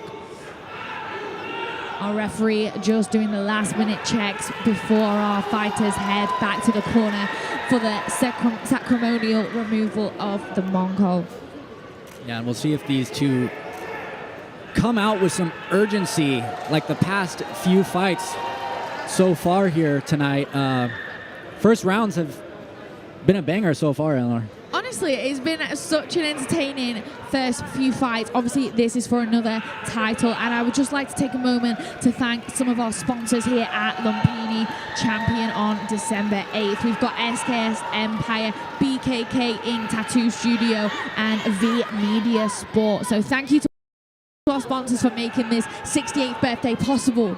Yeah, man, I'm just stoked to be here watching these amazing fights. It's been exciting. This fight I'm super pumped to watch as well. I've been following Rambo for a minute. Let's see if Frederick can prove himself worthy here for this title. I do feel like you've got some kind of heroes of yours fighting today. Yeah, so for sure. You're just here for the free ticket. Yeah, definitely. And off we go for round number 1. Straight out the gates, no feeling out period by Frederick. The French do tend to have a beautiful Muay Thai style as opposed to people in Germany who tend to employ that kickboxing style. Beautiful time to there from Frederick. Real beautiful style. High guard. Not jumping into anything but just playing to fake. But Rambo coming out of the big jump for in the first 30 seconds. A bit of flash pizzazz as we started out. Nice teeth though from the slightly taller Frenchman. Utilizing that range and as well trying to find a home for that inside low kick, which really relatively find a home for it over more than 3 times. Yeah, Rambo looks nice, calm and collected though. Not surprised, but that is one thing that Thai fighters have mastered, the poker face. They really know when to not show any emotion. It also tends to help with the scorecard. If you don't show that shot hurt you, it goes wide. I think Frederick doing what he should, kind of pressuring Rambo to start it out, but you also risk giving away a bit of your game plan, and Rambo maybe soaking that in and timing his later deadly shots, you know? Definitely. Frederick using a beautiful job of using that jab and that front teeth to find his range and find a home for his own attack. Rambo a little bit flustered just because he don't think he quite knows how to deal with the range of Frederick, but what a low kick there. And he's decided that that's what he's going for. Beautiful kick from Rambo for sure. Those punches not quite landing flush. And there's a spin. Again, we said if you spin and you get a knockout, I think that's worth 20K or something like that. Yeah, either 10 or 20, I can't quite remember. It's the different categories for different weapons. Rambo looking so composed on the back foot though. And so back with a big left body kick as he goes on the offense. And again, kick to block. The balance he displays is phenomenal. There it is again. You do not want to accumulate many of those kicks on your forearm, Eleanor. It will break if not blocked after a while. Definitely. Rambo did not like that teep to the face there. He's on the offense now. He's trying to find a hole for that elbow as Frederick comes in. Both fighters engaging the clinch. Rambo not where he wants to be in a very safe corner against such a tall fighter. You don't want to eat elbows in the clinch off a tall fighter. Definitely not the move for sure. As we wind down here, just under 20 seconds in this first round. Again, a banger like the other fights. Honestly, I can't believe there's only 10 seconds to go. I'm not even taking a look at the clock yet because of the action. Frederick really, he knows what to do. Don't give Rambo any room to fire those body kicks. And that is the end of the first round in bout of the evening here at the Lumpini Birthday Special. Let's take a look at those replays, Dougie. Yeah, Rambo just missing the low kick there. Frederick utilizing that length in the teeth, catching, answering back. Rambo chopping away that round, kind of feeling out the Frenchman, smashing his arms. Frederick doing a brilliant job of using his range to his advantage. A stiff jab followed by a lead tee. But Rambo, once he explodes forward, he's just got the power, I think, and the knees. We've seen some phenomenal Muay Thai techniques today. I haven't seen this many Muay Thai techniques on the ever showed before. Yeah, and I think that was like one of 2 or 3 of those. Very exciting. A little flash to his ass, as I was saying earlier. And we'll see going into the second round here if Rambo's fitness and recovery is on par with the younger, hungrier maybe French. These athletes looking very strong, very conditioned. Neither one of them looking open mouth like we saw perhaps in the earlier bouts. Rambo in his corner looking super chilled out, just having a chat with his trainer. Same for Frederick with his corner, Luxon, not looking fatigued whatsoever. Compete for the Lumpini Interim Championship. And the crowd here loving this fight so far, cheering on their teams. Absolutely loving life. A lot of foreigners in the crowd as well, which we love to see. Yeah. We love to see it when foreigners not only like to do Muay Thai, but like to watch it as well, because when done properly, it's such a beautiful, beautiful technical sport. It's one of the most difficult sports in the world, in my opinion. Here we go, the referee telling these guys to keep it up as we start the second round here.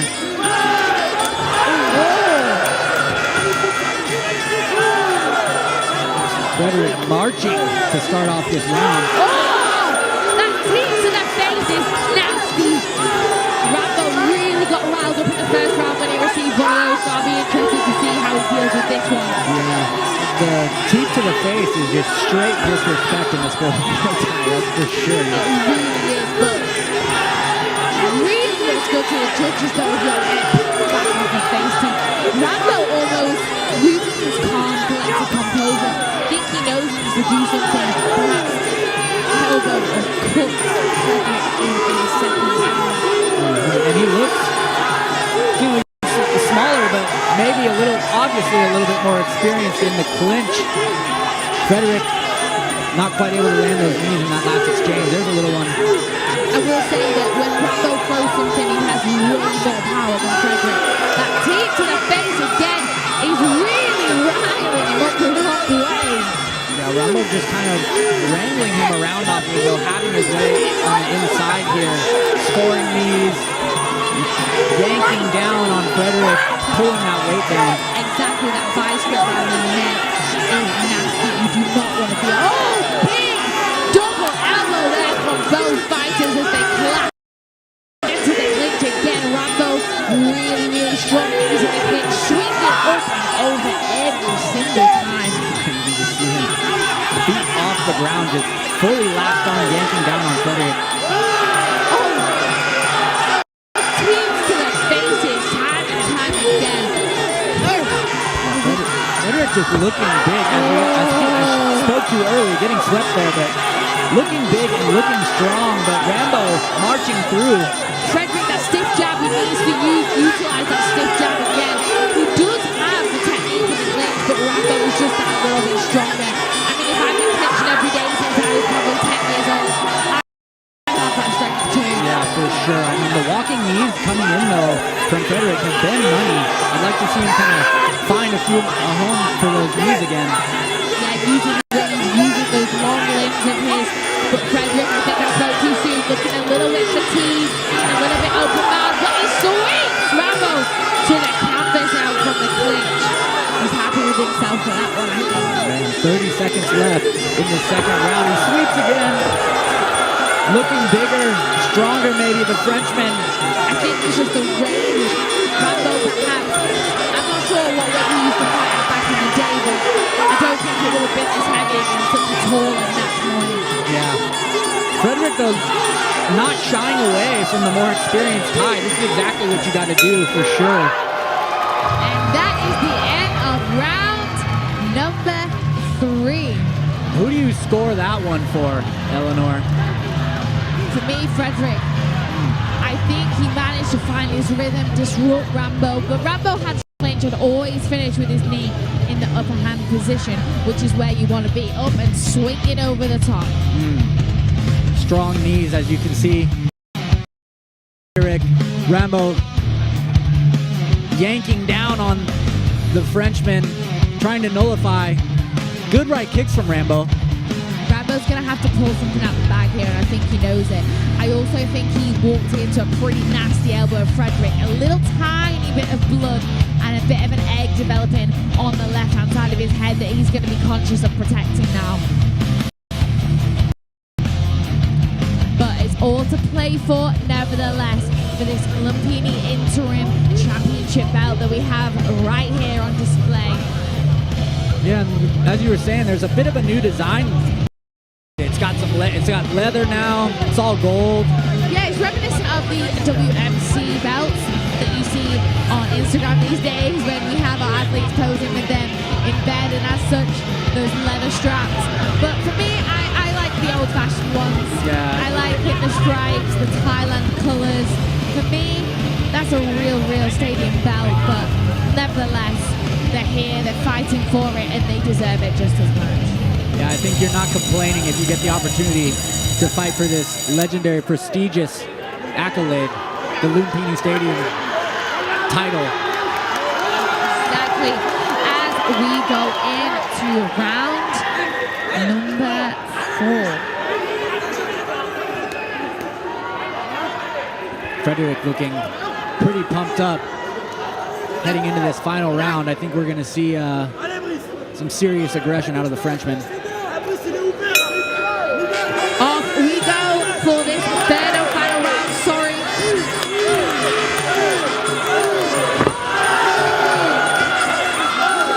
And here he is. Frederick, heavy on the boxing. Big 1-2 straight down the middle. Rambo catches and returns. Puts the pressure on. Nuzzles him in the clinch to get the vice grip. That is a nasty position for Frederick to be in. Popped in there as Rambo finishing with a big swinging knee over the top to cement his strength in the clinch. Rambo looks like he's keen to clinch up here and try to score on the inside. Stalling there. Big body kicks from Rambo.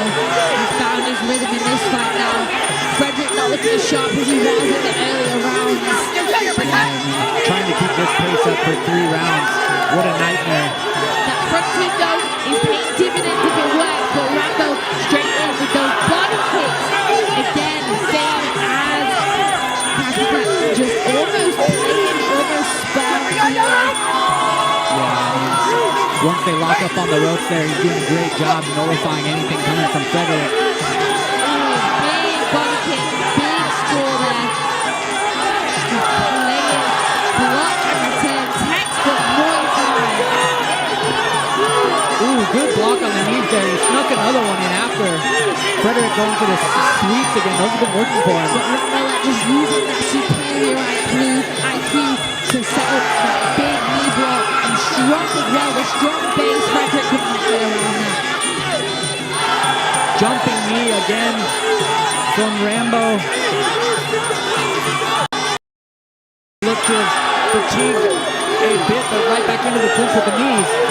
Rambo was big knees into that block, but Frederick manages to find a home for that perfect sweep. To me though, I'm not sure if that's legal. I was going to say, it looked like a bit of a hook, and Rambo didn't think it was legal either. I thought that was a bit of a hook. Obviously, in Muay Thai, you can't hook the bottom and then take your opponent down, but nevertheless, that teep was definitely legal. That teep was legal. That was timed perfectly. And that teep has been money for the Frenchman. I think it's just the range. For me, Rambo, if he at his old weight, he would definitely managed to outscore with those body kicks, take the move, and the strength that he has. Frederick seemingly thinks he's done enough to win this fight. Oh, crazy sweep again. I think Rambo slide that one off. He kind of knew that one was quite well timed. Oh, that was great. That was beautiful. Going into that spinning kick, Rambo trying to just lap it off. But for me, Frederick's really taking this round. Yeah, that was great finish to the fight from the Frenchman. Another amazing title fight, the 68th anniversary of Lumpini Stadium. Let's take a look at the replays here. For me, like I said, I think Frederick might have actually won the belt on this occasion. Rambo put on a stunning performance, some beautiful techniques, but I'm not sure it was enough. What do you think? Yeah, I think the start of the third round, Rambo was doing exactly what he should have. But Frederick, as you're saying, maybe too big, too strong. Maybe this is a weight class too big for Rambo nowadays. But we do tend to see when the Thais come out of retirement, they do tend to go back in at a heavier weight class. But I'm not sure it's quite the most intelligent thing to do when you've got these foreigners coming through and really putting their all into Muay Thai and putting on some significant displays of how we are really coming into the sport. You can't just not train anymore and come and fight. We will see as we go to the center ring here for the decision. Ladies and gentlemen, the first judge scores it อนุกูลตามศรีรำ 28-29. Second judge อภิศักดิ์ขำละเอียด scores it 28-29. And your third judge สุภาพบุญรอด scores it 28-20. Joe winner by way of unanimous decision, fighting out of the blue corner, Frederick N.F. ลูกสวนขอเรียนเชิญพลโทณรงค์ฤทธิ์จันทรกูลรองผู้อำนวยการศูนย์พัฒนากีฬากองทัพบกมวยไทยลุมพินีขึ้นมาคว้าเข็มขัดให้กับแชมป์รุ่นซูเปอร์เวลเตอร์เวทคนใหม่ด้วยนะครับ May I please invite พลโทณรงค์ฤทธิ์จันทรกูลรองผู้อำนวยการศูนย์พัฒนากีฬาลุมพินี to come up and put the belt around the waist of our new super welterweight champion Frederick N.F. ลูกสวน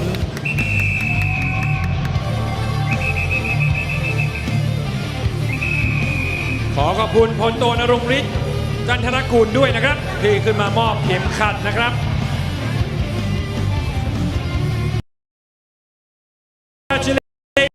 Congratulations, champion here at Lumpini Stadium. How are you feeling? Je me sens bien. Je veux remercier tout le monde, mes entraîneurs, surtout ma famille qui m'a toujours supporté depuis que je suis petit. Bisous à maman, bisous papa, je vous aime. I'm thanking everyone, my friends, my training partners, my mom, my dad, everyone that supported me since I was a kid. Thank you everyone. เขาก็ได้บอกว่าการที่เขาได้เป็นแชมป์นะครับรุ่นซูเปอร์เวลเทอร์เวทที่ลุมพินีนะครับเขาก็รู้สึกประทับใจมากๆนะครับแล้วก็ขอขอบคุณทีมนะครับเพื่อนทุกคนนะครับโค้ชของเขาแล้วก็พ่อแม่ของเขาด้วยนะครับขอบคุณครับ Congratulations Frederick well done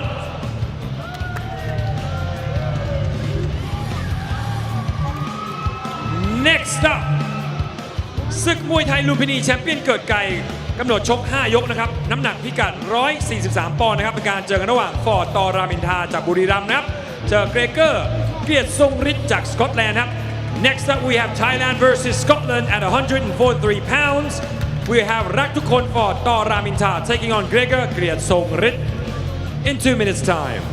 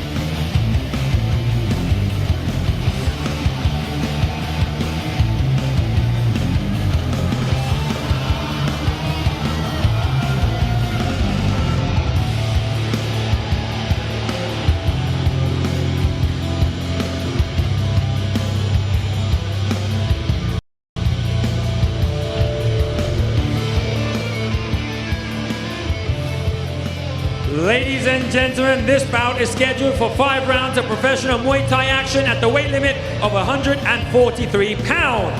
มวยคู่นี้นะครับก็ชกกันในรูปแบบมวยไทย5ยกนะครับน้ำหนักพิกัดไม่เกิน143ปอนด์นั่นเองครับ Introducing to you first, fighting out the blue corner, 24 years weight 143 pounds with a professional Muay Thai record of 22 victories, 4 defeats and only 1 bout even.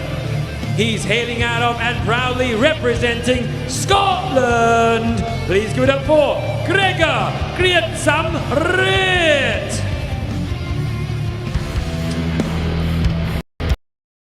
And now we have you at 143 pounds as we welcome Gregor Grietsamrit, hailing from Aberdeen, Scotland.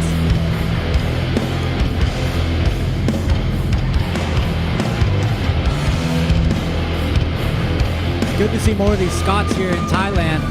Just entering the ring, that is Gregor Grietsamrit from Scotland. และคู่ชกของเขานะครับในมุมแดงครับอายุ 20 ปีนะครับน้ำหนักชั่งได้ 143 ปอนด์นะครับชกมวยไทยอาชีพมาทั้งหมด 72 ครั้งนะครับชนะ 50 แพ้ 20 เสมอเพียงแค่ 2 ครั้งเท่านั้นครับขอเสียงดังต้อนรับนะครับผมรักทุกคนฟอร์ต่อตามรามอินทรา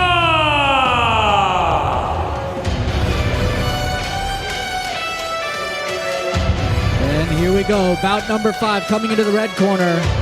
Ratchakan for Toramintra. Obviously fighting out of Thailand, born and raised, 72 fights, 50 wins, 20 losses, 2 draws. และนี่คือรักทุกคนฟอร์ต่อรามอินทราจากบุรีรัมย์ครับอายุเพียง 20 ปีเท่านั้นนะครับส่วนสูง 173 เซนติเมตรครับ And your referee in charge of the action once it begins อาจารย์กฤษดาพลตื้อ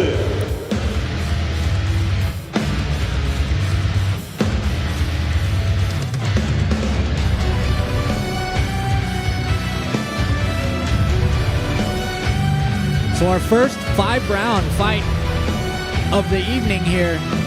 Typically, inexperience would go the way of the Thai at least. Gregor having 27 fights, not sure how many here in Thailand, Eleanor, but the Scots definitely on shows like One Championship have been making quite an impact lately. They really have. Obviously, we've got JP Gallagher, the youngest in charge, who's come over to Thailand training at gyms like Sword Japan, Wararucha, training champions like Nico Carrillo. So the Scots are really coming through in the world of Muay Thai. I mean, we had the youngest ever person to fight on one Lumpini, Rudy Da Silva, on Friday night, again from Aberdeen. So I'll be interested to see how Gregor does in this bout. Training out of Grietsamrit here in Bangkok under Ollie Jenkins, I do believe, is another foreigner trainer from that gym. So it's great to see how Thailand are really welcoming the foreigners to the scene. So Gregor is actually the WMO Scottish lightweight champion. And from what I've seen in Scotland, they do tend to really have a beautiful Thai style, really, really beautiful kicks. So I do think he will bring some beautiful Muay Thai to Lumpini this evening. Yeah, the Scots, obviously. I can think the iconic Braveheart, stereotype that might be corny, but I just, I see these Scots and they are indeed a warrior culture themselves. We may be in Thailand, but the Scots love to fight. They definitely love to fight. So I'll be interested to see how Gregor approaches this fight, whether he does go for the feeling out rounds. But in the UK, from what I've seen, it's all action from the get-go. Like we've seen fighters like Joe Ryan, when he comes over to Thailand and fights 5 rounds, he doesn't really go for that feeling out. He just puts the pressure on from the go. Because at the end of the day, we're here to entertain. Muay Thai is changing, and we need to keep the excitement on every round to keep the viewers at home watching. Do you think maybe that's like an experience thing too? You feel like you can maybe catch these Thais early in those rounds where they might not have their foot on the gas yet. They still haven't figured you out. I do. I really, really think that is a tactic employed by foreigners, or Farang, however you want to coin the term. So I'll be interested to see how it goes. But it's Muay Thai, one shot can change it all. No matter how slow or fast you're going, your guard's not in the right place, you take an elbow, you take a head kick. It really is one of the most lethal sports on the planet. But we'll see what Gregor brings to the platform against such an experienced opponent of Ratchakan for Paul Lachman. Oh, big teeth there from Raktukon.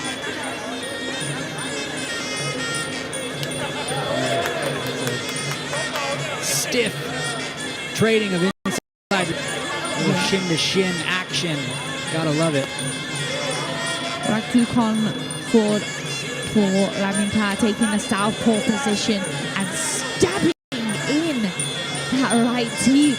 Oh, you can actually see the reddening on Gregor's torso already. Yeah, just from those stiff teeth. So for the viewers at home who haven't really been watching 5-round Muay Thai tonight as such, in the first round we tend to see a lot of teeps, a lot of low kicks, not much to the body and not full power, just speed and just feeling out, seeing how your opponent reacts and seeing what you can set up. And this is a real true Thai style start. Yeah, and they have elected to go for that start, that slow start, feeling out each other's range, as you were saying, kind of finding their placement, where they need to be to land those shots before they pick up the pace in the later rounds. And as anticipated, Gregor really does have a Thai style. The teeth is almost mirroring that of Raktukon Ford. So I'm very, very impressed so far. The power, the precision, the balance, the strength. Yeah, I am curious to see the boxing out of the Scott, you know, an orthodox taking on a southpaw. You really want to find a home for that right cross, left hook to set up that rear kick, because that is going to be the name of the fight. Maybe whoever controls that rear leg kick.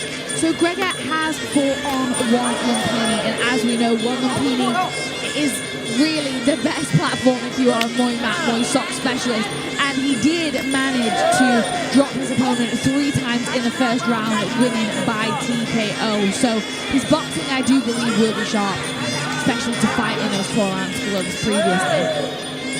You know, I'd say pretty close, even exchange as we wind down under our final minute of the first 5-round fight of the night. Big lead uppercut there from Gregor, beautifully placed, knocking Raktukon off balance. But I don't think Raktukon has given much away this round. I think he's really just played it safe. Saving it for the next round, huh? Yeah, he launched in there just as I said that though, with a beautiful, beautiful left hand and left body kick. So definitely the weapons of the southpaw, and they are sharp. I feel like Gregor's he's definitely been composed this first round as well. I'm curious to see what he brings when we come out of these next rounds. Beautiful technical round from both the Scot and the Thai. Very impressed. A very even matchup as well. The matchmakers have done a phenomenal job with this one. Yeah, for sure. Ooh. Raktukon just missing with that head kick. Gregor wanting to keep his guard up there.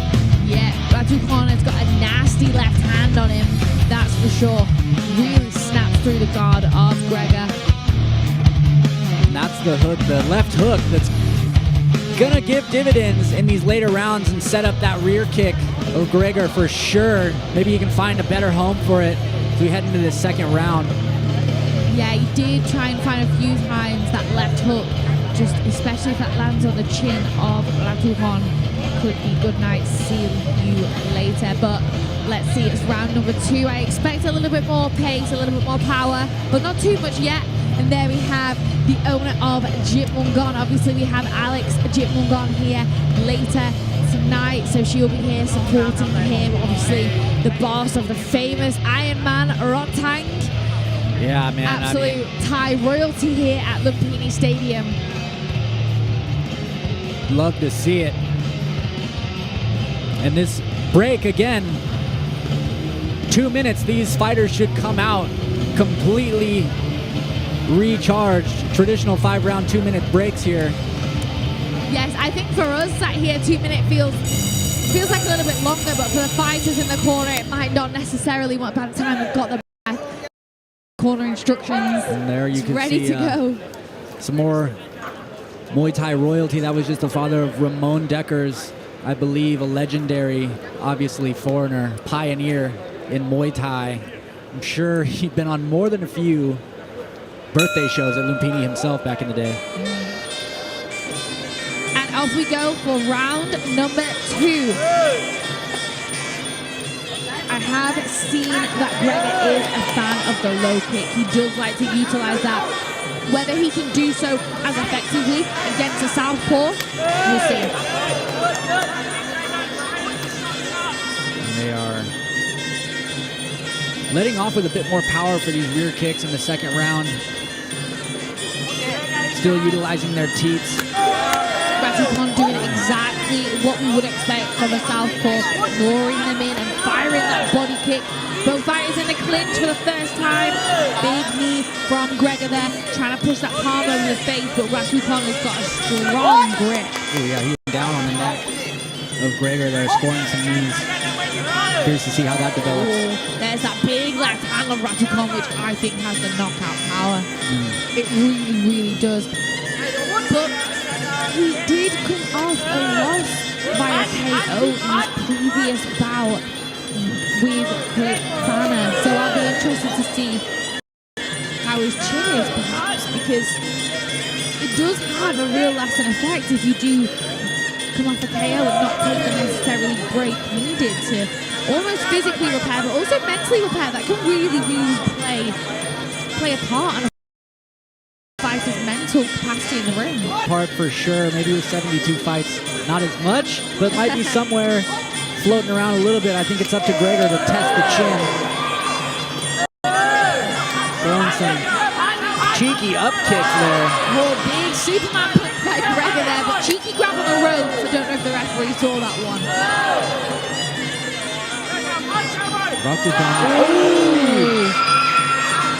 That's definitely not something I was expecting to see in round 2 just yet. Fighters tend to save their energy for those big clinching rounds in 3 and 4. Gregor just missing with that huge tomahawk over the top. The front teep of Gregor is really quite special. It's so fast, really disrupting Ratikon. There's that straight left you were talking about, Eleanor. It is money for sure. And the boxing of Gregor, that left body hook is nasty. Very, very, so much power there. You can see the snap as it finds a home. Just 30 seconds in this second round. Good teeps from Ratikon. I really want to see more from Ratikon, but it is early days yet. 15 seconds to go in the second round. Still a lot to play for. Beautiful low kick to body kick from Gregor. He has got some sharp reactions on him. Sticking his tongue out there. He's happy with his redirection as the 10 seconds of the round and the bell sounded. And that's what you got to do. You got to have fun with it. Gregor looks like he's having a blast. I was just about to say, Ratikon seems like he's finding his rhythm with that rear kick of his own, and you can't let that frustrate you. You need to answer right back if you want to stay in it. And that's exactly what Gregor was doing. That straight left, Eleanor, like you were talking about, is money from Ratikon. It's really, really his strongest weapon. And you just don't see it coming, that's the thing. He just does not telegraph any of his shots, but I think he needs to do more. I think he really, really needs to do more in round 3. I'll be interested to see what his corner has told him and whether his game plan does change at all going into round number 3. Do you know what though? I think these might be the first 5-round fights at Lumpini in a real long time, and it's definitely the first 5-round fights I've seen at Lumpini since, and I've been in Thailand now for what, 1 year? Yeah. And I've not seen any, just 3-minute bouts, so this is a real privilege. Yeah, this is good. This is good stuff. It's bringing back energies, vibes of the old for sure. Again, the 68th anniversary birthday show of Lumpini Stadium, where legends are born, already crowning 2 champions tonight. There we have some Muay Thai fans in their Muay Thai t-shirts bought from the store outside. I absolutely love that. That is one thing about Muay Thai. Whether you do it, you fight, you just hit pads, there's something for everyone, whether it's just buying merchandise. Don't forget, you can get all your equipment from SKS Empire, their store here at Lumpini, online, everything you need. And I will say their shorts, probably some of the best fitting shorts I've actually ever used. Absolutely love them. Yeah, good styles too. I really like their designs. Okay, off we go for round number 3. A bit more action is to be anticipated in the third round. Raducanu firing that big southpaw kick. Brutal shin checking there. And it might not seem like it, but sitting ringside, I can see the sweat flying off of each of these strikes. They have some serious torque to them. They really do. Gregor, though, is not fazed by that kick. Still pressuring forward. Slow, calm steps. Not rushing in, but still, he's trying to find a home for that left hook, I think. And you can see both of them fighting for that foot position, that lead foot position when you're taking on a southpaw fighter. There's that left hand straight into the clinch. Oh, Raducanu firing a kick in the clinch. As he ends with the knee above Gregor. Still managing to find a home for a knee of his own, but not quite. Raducanu is on the attack now. This is what I was waiting to see. I wanted to see a little bit more action from him. Yeah, he seems to have picked it up quite a bit. Like I said before, he has got the poker face. He has got the typical Thai poker face. They do not showcase any sign of weakness or anything that has hurt them. Yeah, seemingly unfazed, but like I said, I can see every time Gregor lands a strike, it does have power to it. Definitely. You can tell he's been in Thailand. You can tell he's trained here for this fight. Gregor looking for that body shot back up to the top. Didn't quite land. Good score on the kick there, though. That team to disrupt the rhythm and just put at bay that body kick on Raducanu. The southpaw left kick. Oh, and launches in with that right hand. Left hand, sorry, into the clinch with the palm over the face. The referee calling for action again. They're just playing with each other now, and that's what we love to see in Muay Thai. A little bit of respect, a little bit of taunting, but here to fight nonetheless. Oh! Gregor just missing with that spinning elbow after the hook. Raducanu does a great job of locking him up there to evade that spinning elbow.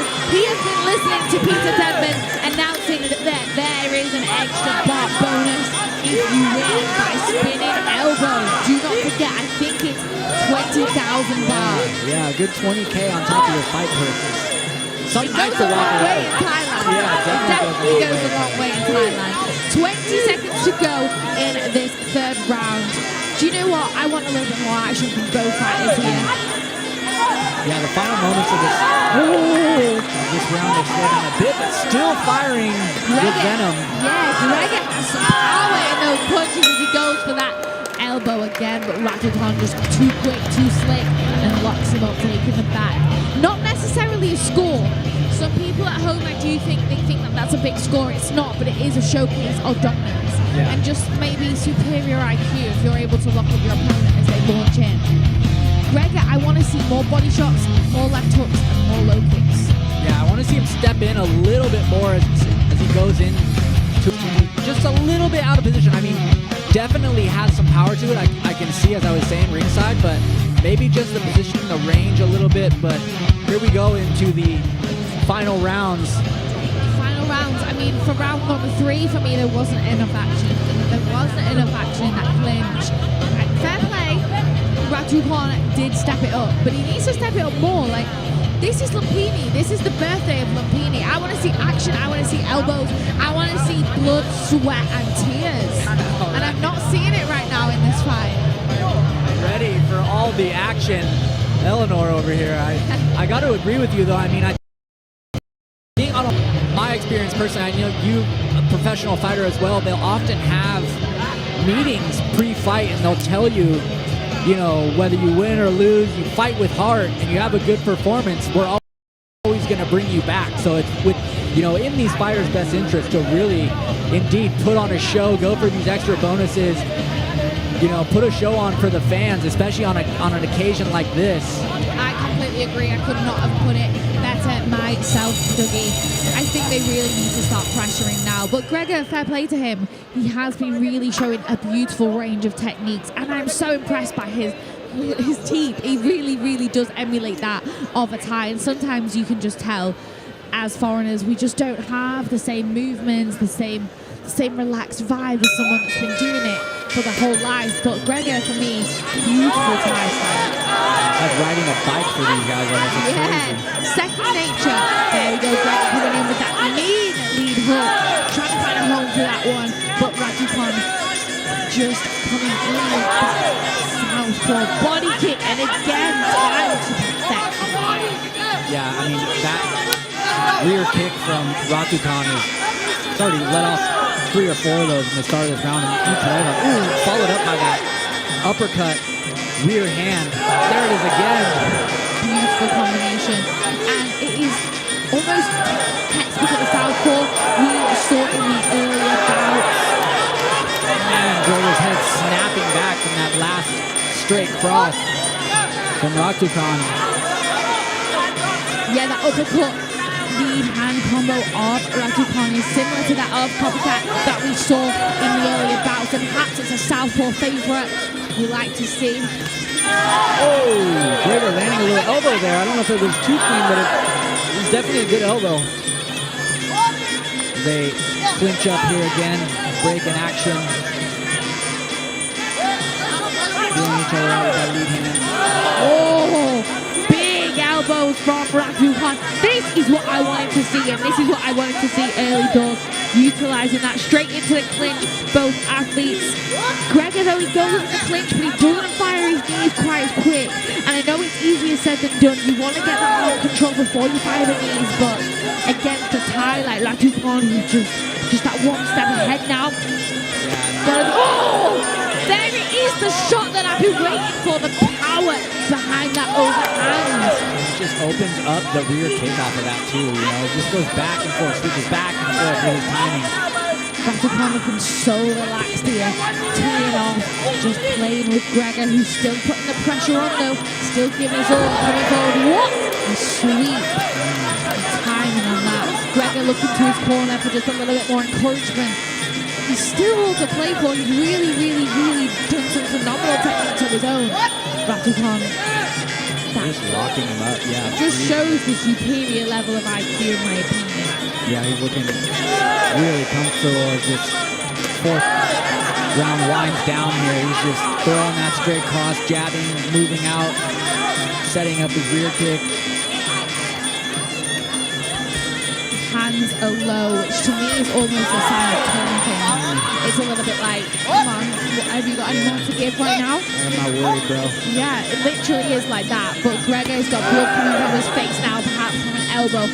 Raducanu who stepped up the gear. I will say his boxing is on point. His head movement. He evades a lot of shots that Gregor throws. Boxing has been on point. I would like to see him use his jab a little bit more to keep Raducanu kind of guessing, a little bit busier there. That might open things up a little bit, but yeah, Raducanu just smooth sailing almost there in that 4th round. Smooth sailing. Perfect. Absolutely perfect. He is just really sparring in that. But I'm more impressed at the way he's able to not telegraph his shots. You don't see that lead overhand coming. You can't read it. It just comes out of nowhere. Bang! Lands on target every time. Yeah. There it is again. Through the guard, straight through the middle. And again, just puts everything into it. Whole body twists right into it. Nice takedown. That was textbook. That was really quite special. They make it look so effortless, but in reality, pulling something like that off in the ring is difficult. It's really difficult.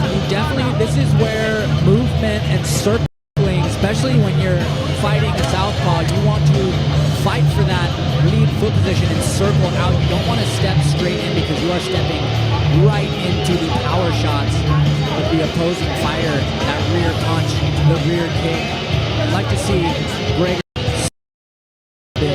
keep himself away from those strikes. Definitely needs to do more. So 5th and final round. Eleanor, what do you think about this fight so far? I think Raducanu has it, just because he just seems to be one step ahead. I think it just comes down to IQ and fighting against a Muay Thai style southpaw. Thai as well. Like they just have the IQ. I've seen it so many times when foreigners pressure forward. They have the game plan. They know they're going to clinch. They know they're going to put the pressure on, but sometimes they're just one step ahead. Yeah. It's real. It's a real thing. But Gregor, a warrior. Oh, straight out the back with a big 1-2 down the middle, landing on target of Ratukon, but he answers back with an attempted slice elbow. Gregor trying to find a home for that left elbow in the clinch. Both fighters 50-50. This is the action that I wanted to see in rounds 3 and 4. We should not be seeing this now in round 5. The blood is definitely dripping now. The blood, That's the for sweat. sure. We just need tears now. We just need tears. But Ratukon, that poker face, he does not show with that left hand every single time he pulls it back to evade the shots that Gregor answers back with. There's that sweep again. And it really, really does. It's a big score, obviously, but again, you don't want to keep getting up and getting down. It tires your opponent out every single time you have to get put to the floor. Gregor launching in to the clinch to take Ratukon by surprise. Both fighters trying to find a home for those elbows now. Yeah, Gregor having his moments there in that close range. If he would just circle out a little bit, maybe, I don't know, step out just quickly, but he's the Thai, like you were saying, just a step ahead, leaning back away from that elbow, and see that coming. Always just one step ahead. Ratukon trying to answer back with 1-2 of his own. Oh, what a time sweep on that lead leg of Gregor. Gregor looking a little bit more worse for wear. Ratukon doesn't actually look like he's been in a 5-round fight. Gregor, I'm saying again, those moments there, I'm seeing him land some brutal body shots and go up top. He's just missing. If he could maybe put 1 or 2 more things with that. We say it's easier for us in the commentary box to give our 2 pennies worth. We're not the ones in the ring fighting ties with 72 fights. Body shot from Gregor there, beautifully timed, trying to find a hole for that lead left hook, and that's exactly what he's been trying to do. But Ratukon re-angled beautifully. Just missing with the elbows there. Gregor still pushing forward. Under a minute here in this final round. True warriors indeed. Yeah, Gregor's corner telling him to keep going forward, keep putting the pressure on him to find a hole for an elbow. Oh!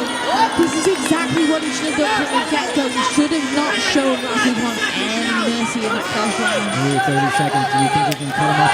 Oh, big body kick from Ratukon. And again, a catch and a return from Gregor, but that knee block. Just can't get around it. Yeah, he's stalling.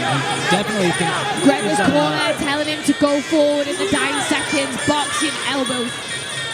Smother his opponent, but Ratukon, I think, is just too far ahead on the scorecards now. And there we have it. That is the final round. Yeah, and I think that final sweep was telling of the way that this fight is going to go on my unofficial scorecards. I'd have to say, I think Ratukon has done enough. I agree. Let's take a look at the replays though, because that was a 5th and final round that I wanted to see. 2 really high-level skilled fighters, but those takedowns from Ratukon, they were just the edge. They really pushed it over the edge. Yeah, the boxing not quite getting it done here for Gregor. Ratukon sweeping away, firing that rear hand as he did all fight. And he also just really didn't take much damage. He managed to really use his defense to the best of his ability. Really did not take much. Whereas Gregor, I think he ate a lot of shots, which does tend to happen when you are the Muay Boot. Ladies and gentlemen, all 3 judges scores it the same, 47-49. Your winner by way of unanimous decision, fighting out of the red corner, Ratukon for Ram Inka. ขอเรียนเชิญพลตรีวสันต์พึ่งสำเภาที่ปรึกษาผู้อำนวยการศูนย์พัฒนากีฬากองทัพวันนี้ขึ้นมามอบรางวัลให้กับผู้ชนะบนเวทีด้วยนะครับ May I please invite พลตรีวสันต์พึ่งสำเภาที่ปรึกษาผู้อำนวยการศูนย์พัฒนากีฬากองทัพบกมวยไทยลุมพินี to come up into the ring and give the winner the trophy.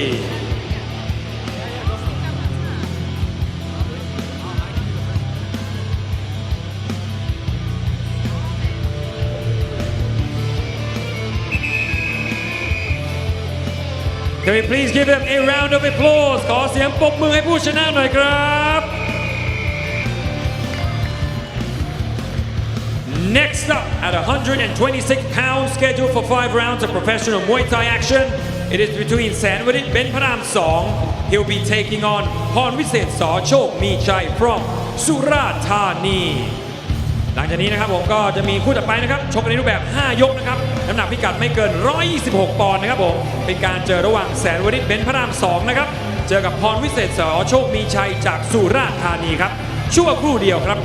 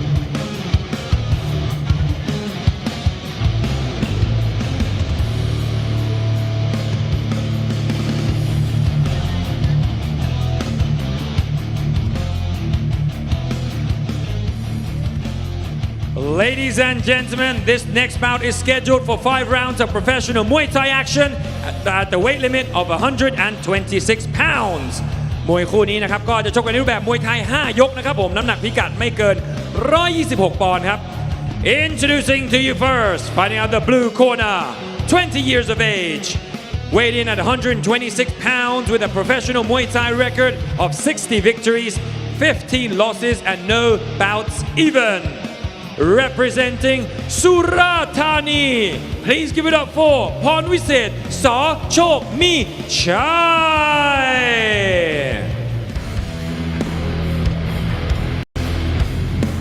And here we go, fight number 6 of the evening. Fighting out of Thailand, Sochok Michai.With a record of 75 fights, 60 wins, 15 losses. Excited to see another action-packed Just entering the ring is พรวิเศษ สอโชคมีชัย และคู่ชกของเขานะครับในมุมแดงครับอายุ 29 ปีนะครับน้ำหนักชั่งได้ 126 ปอนด์ครับชกมวยไทยมาทั้งหมด 71 ครั้งนะครับชนะ 60 แพ้ 10 เสมอเพียงแค่ 1 ครั้งเท่านั้นครับมาจากจังหวัดบุรีรัมย์ขอเสียงดังๆต้อนรับแสนวริศ เบญพระราม 2 I think she charged them.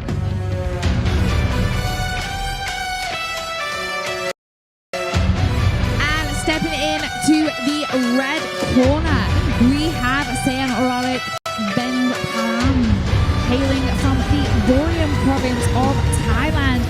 There are some hardcore fighters that come from this part, so I'm interested to see this fight as Thailand takes on Thailand. แสนวริศ เบญพระราม 2 ladies and gentlemen. And your referee in charge of the action once it begins อาจารย์อนุกูลตามศรีรำ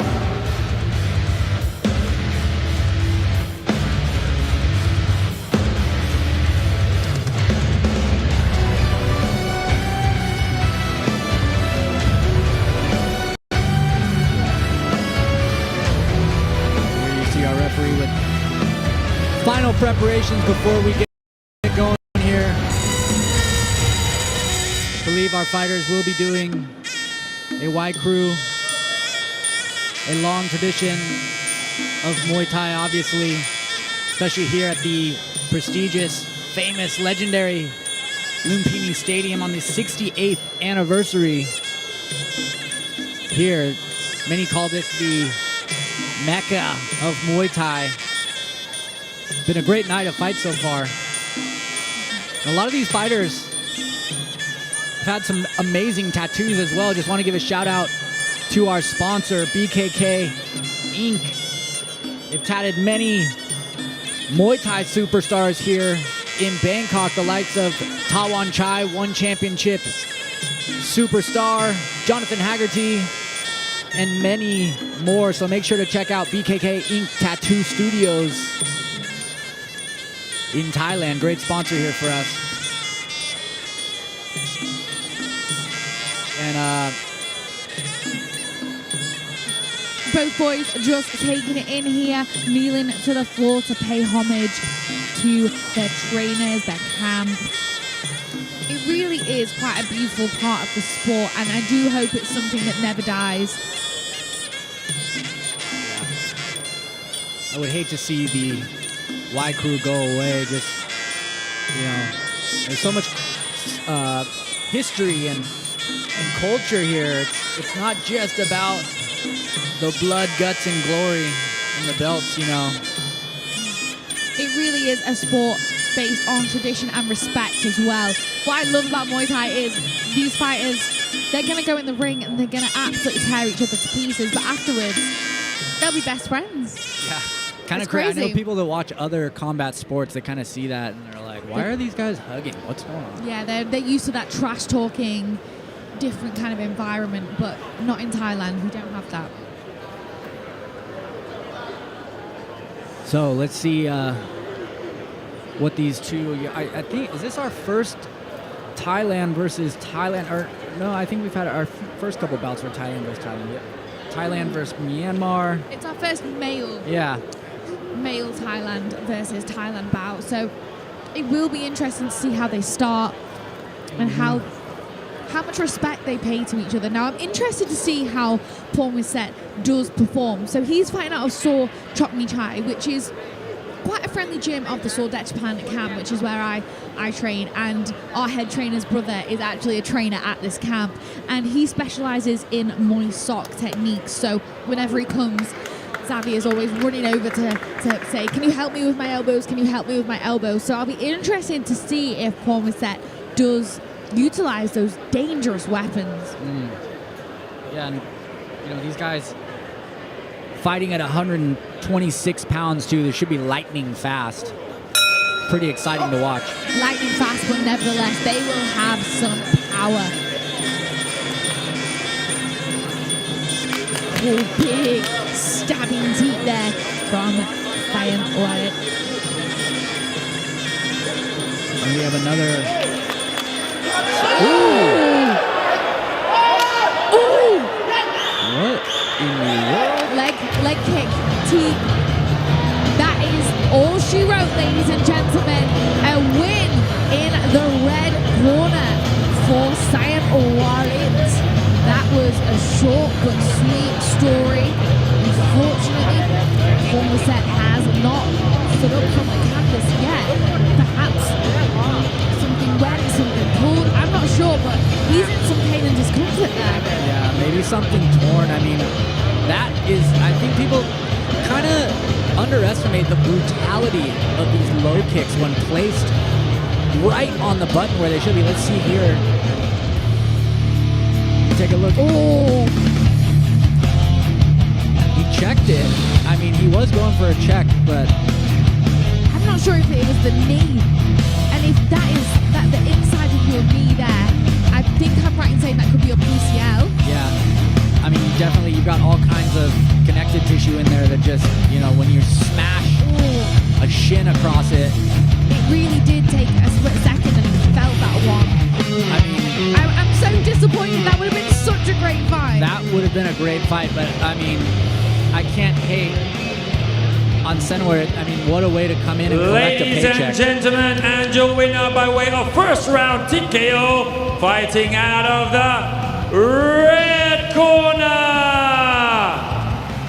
แสนฤทธิ์เบญจพระรามสองขอเรียนเชิญพลตรีอภิจุลธนชัยนะครับ รองผู้อำนวยการศูนย์พัฒนากีฬากองทัพบกมวยไทยลุมพินีขึ้นมามอบถ้วยรางวัลให้กับผู้ชนะด้วยนะครับและผู้ชนะก็คือแสนฤทธิ์เบญจพระราม 2 จากบุรีรัมย์นะฮะ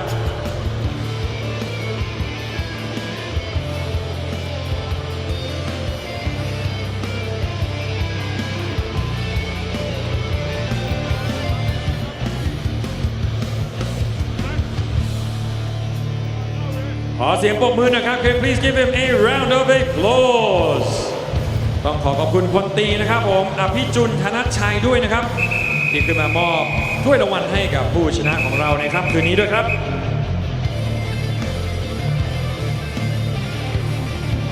Next up a title is on the line they'll be fighting for the lightweight title at 134 pounds between เกี้ยวเพชรเกลียดไทยสนas will be taking on สุไลมาน NF ลูกสวน Thailand versus Myanmar คู่ถัดไปนะครับก็จะเป็นการชกกันในรูปแบบมวยไทย3ยกนะครับเป็นการชิงแชมป์เฉพาะการรุ่นไลท์เวทนะครับผมเป็นการเจอระหว่างเกี้ยวเพชรเกียรติไทยสนนะครับจะปะทะกับสุไลมาน NF ลูกสวนจากพม่านะครับชั่วคู่เดียวครับผม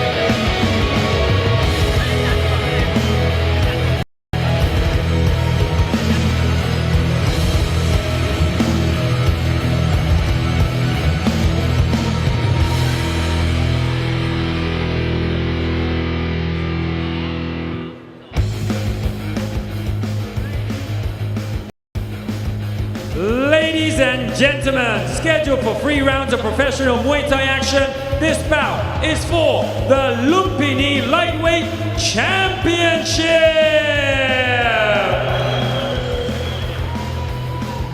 นะครับก็จะชกกันในรูปแบบมวยไทย3 ยกนะครับผมจะเป็นการชิงแชมป์ลุมพินีเฉพาะการนะครับรุ่นไลท์เวทครับผม Introducing to you first fighting out the blue corner 21 years of age official weight 134 pounds with a professional Muay Thai record of 16 victories 6 losses and 2 bouts even hailing out of and proudly representing Myanmar please give it up for Sulaiman NF Luke Suan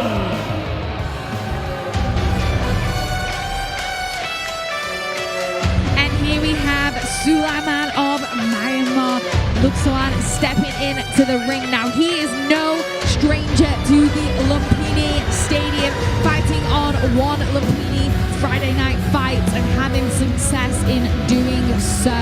I am so excited to watch him fight, one of my favorite fighters out here in Thailand.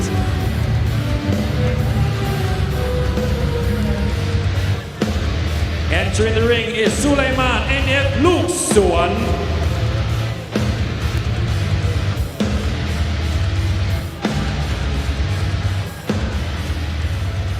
และคู่ชกของเขานะครับในมุมแดงครับอายุ 23 ปีนะครับน้ำหนักชั่งได้100ไทยชกมาทั้งหมด 15 ครั้งนะครับชนะ 14 ครั้งแพ้เพียงแค่ครั้งเดียวเท่านั้นครับมาจากจังหวัดตรังนะครับขอเสียงดังๆต้อนรับเขี้ยวเพชรเกียรติไทยโซน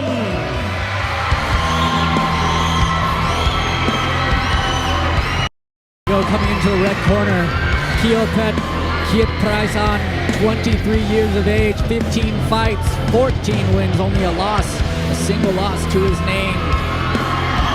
Here from Thailand, a lot of screaming supporters in the stadium as we go into this title fight at 134 pounds between Thailand and Myanmar. Really excited for this one. Already crowned 2 Just entering the ring is เขี้ยวเพชรเกียรติไทยสน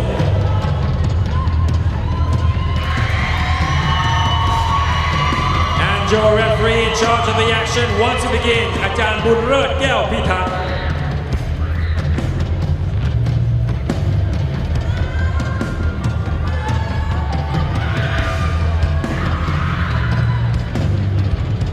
So this fight is scheduled for 3-minute bouts with a 2-minute break in between each round. Each fighter will now pay homage to their trainers and their camps and their families for the preparation towards this fight by doing the white crew. Yeah, and again, another lighter weight class, 134 pounds. I think we're going to see some speed. Lightning fast strikes, some power. Hopefully it goes a little bit longer than our last bout. I know Kiopet's supporters are ready for it. Good energy here tonight. Kiopet also doing a phenomenal job of putting his own spin on the Y crew there. That's the one thing I love about the Y crew is that each gym has their own and their own spin on it. You see some boys doing the makeup, looking in the mirror. You see some firing the arrow. You see lots of different things, and that's what I love about it is that everybody puts their own spin on it to make it theirs. So Sulaiman's gym teammates already clinching one championship here. The Frenchman. Will he be number 2 from the gym tonight? Sulaiman, fighters out of Luke Suan fighting here on this show tonight. I'll be interested to see how his hands are because when fighters fight on one Lumpini, they tend to do a lot more boxing sparring, a lot more boxing. So I'll be interested to see if he brings this to a 5-round fight as opposed to those 4-ounce gloves where it's a real different business. Yeah, for sure. Boxing, though, it's so effective. I mean, these gloves aren't tiny either compared to the Western standard. I mean, we're talking about like 6 or 8 ounce gloves. Those don't feel good slamming into your face. When you've got a 6 ounce on, the speed as well that you can get behind those punches is different. It's very different. Yeah. Beautiful, beautiful ride crew from Kiaopet. Kiat Thon. Very impressed indeed. Very talking about when you look in the mirror and put your makeup on. One of my favorites. Definitely want to learn that one day. And there he is. Everything. He's doing everything. He's got the arrow. He's got absolutely everything in his back pocket. He has rehearsed this one.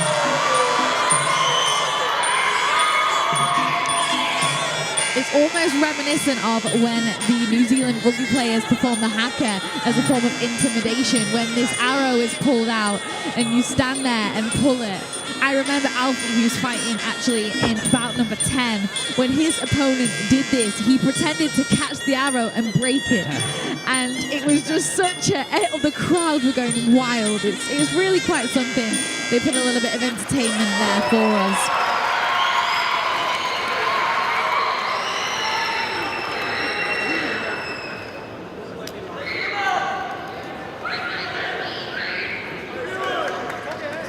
Here we go for our third Lumpini Stadium title fight of the evening here on the Lumpini Champion Show. 68th anniversary of the stadium.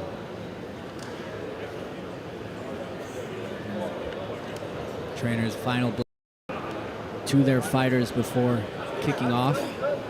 What I absolutely love as well is in each corner, there's always such a big support here. That's something that we don't necessarily have in the Western world, I don't think. Sometimes they're like, no, three people to a corner. Yeah. But your corner should be full of everybody from your camp, cheering, really being behind you the whole way. And I can see there's going to be some action in these corners. They're both leaving.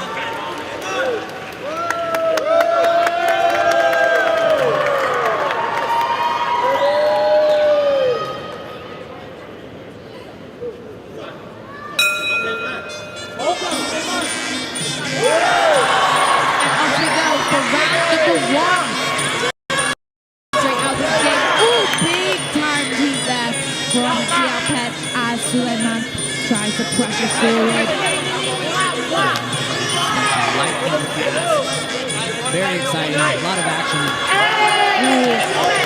Suleiman definitely trying to find a home for that low kick. That's 3 now. And you can see he throws everything into it and really chops down. It's the height and obviously the weight and the age between these fighters is almost identical. Very interesting to see. Big score there as Suleiman takes the upper down to the canvas.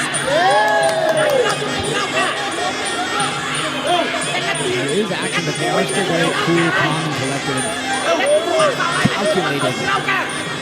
They're figuring each other out here. Into that low kick from Suleiman. That's the one thing about athletes from Myanmar. They really know how to explode in with some serious power. Exactly what we just saw there, that big lead hook.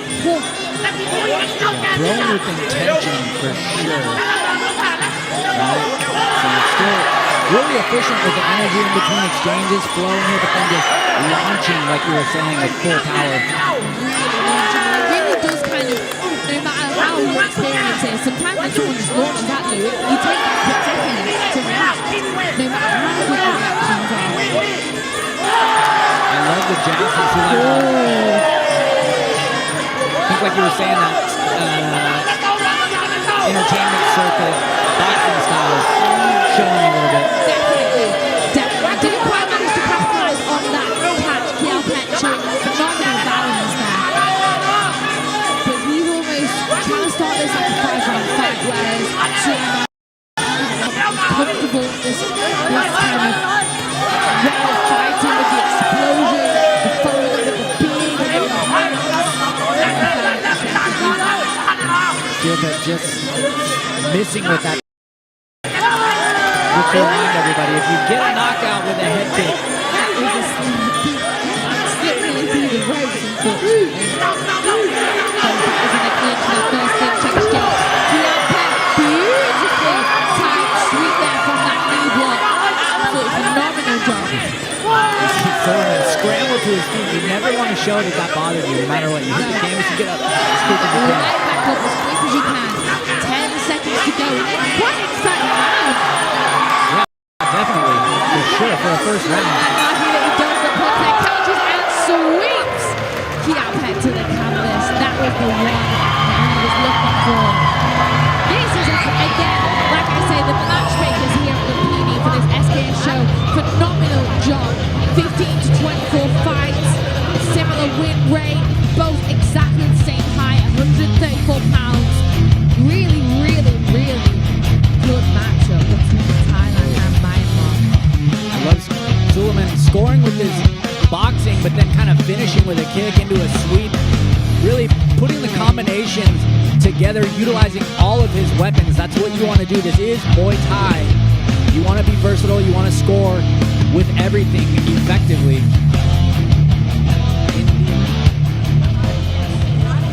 And hopefully, I think, these are, again, 134-pound fighters. With a long 2-minute break, this second round should be more exciting, probably just as exciting than we saw in the first round. These fighters are looking like they've prepared for this fight. They're looking conditioned, they're looking ready. They will have had, I think, 5-4 weeks preparing, which in Thailand is a really long time to prepare for a fight. Sometimes you might only get an opponent 2 weeks before and they're like, yeah, you need to prepare now. So, and like I said, the atmosphere in the stadium, there's some support behind these corners. The Luxwan camp has definitely brought their whole team out in front. Suleiman definitely has the backing in the arena today.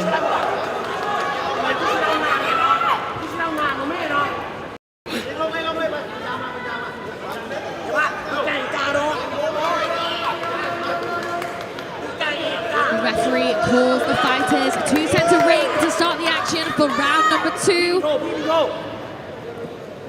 Gives them a wipe down and off we go.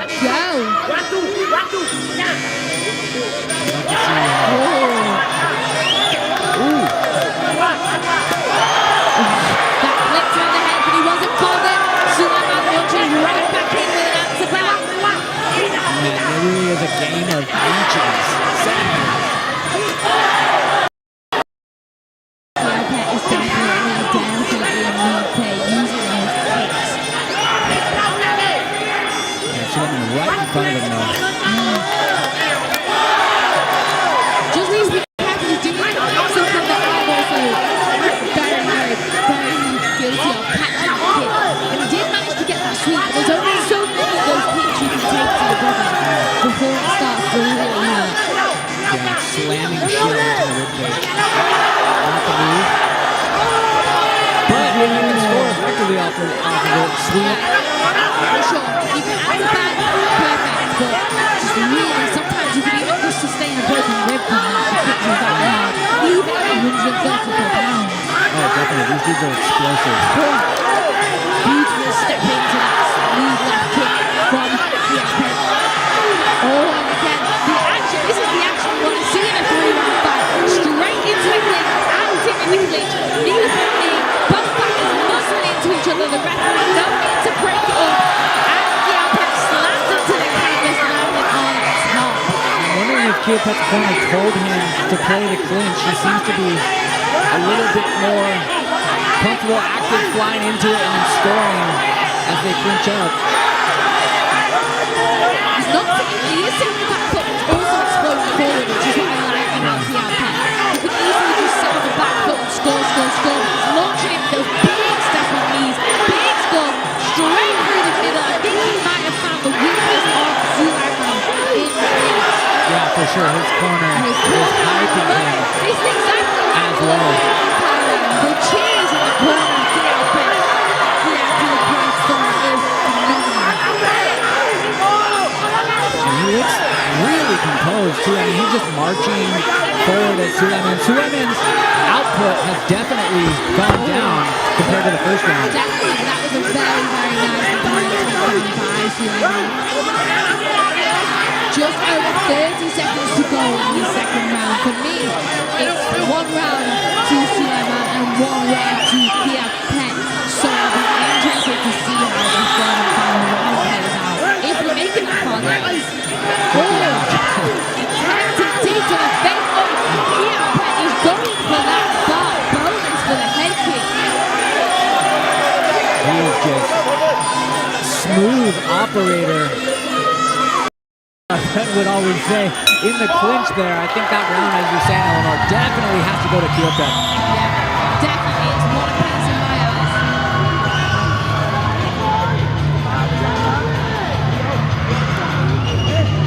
Seeing the replays here, what went down in this second round of our third title fight. Ooh, Kiopet just slapping the forehead of Sulaiman, just missing there.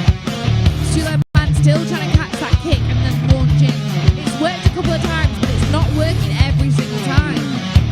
Yeah, Kiopet is a sneaky dude in the clinch, smooth operator. Yeah, really strong in the clinch and manages to create the room to stab those knees through the middle and also took Sulaiman down, who is definitely a strong contender, but he's just not able to get that lock in the clinch. I don't think he's quite got the IQ that Kiopet has in that close range. Yeah.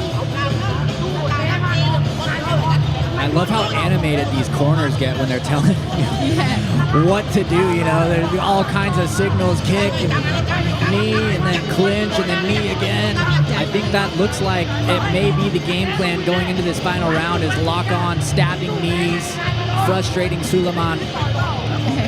I wish I got these 2-minute breaks in my fight, Dougie. How about you? Because this is a nice break for these fighters to go again and give it their all. Are nice. I will say my last two fights have had the 2-minute breaks, and at some point, if you're used to fighting on a minute, you're like, what? Am I still on break? What's happening? Yeah, like what's happening right now? I'm ready to go again. You want to keep that adrenaline going. But these guys are here. They're here to win. So I'm interested. I'm very interested to see how this goes. I can see Sulaiman telling him to pressure forward. The hand gestures go forward, forward, forward. This is you think this is a third round winner take all situation, Eleanor? I think so. I think we're at a bit of a loggerheads right now. And off we go for round number 3. Oh, big hook off the output. And again with that lead uppercut. And God is high. He's ready for power behind the punches off the output. He just looks, his volume's gone a bit down. Oh, referee bumping there a little bit. Sulaiman slipping a little bit. Nice and tiny teeth there, Kiopet. Beautiful balance there.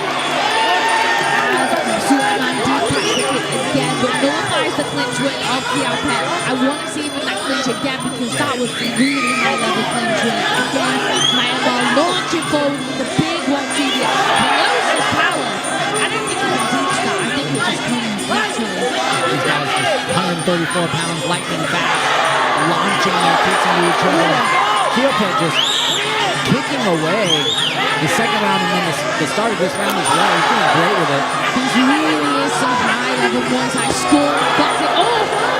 I think that potentially may have been a slip. A slip, sorry, not a A slip. slip, and I saw Sulaiman slip at the beginning of the round a bit. You know, this is a new show. Maybe the canvas might be a little slippery, but it can be a factor. Yeah, definitely. It's definitely a brand new canvas for this event. Obviously brought to you by Media Sport, Escape Empire, and BKK in all on the canvas.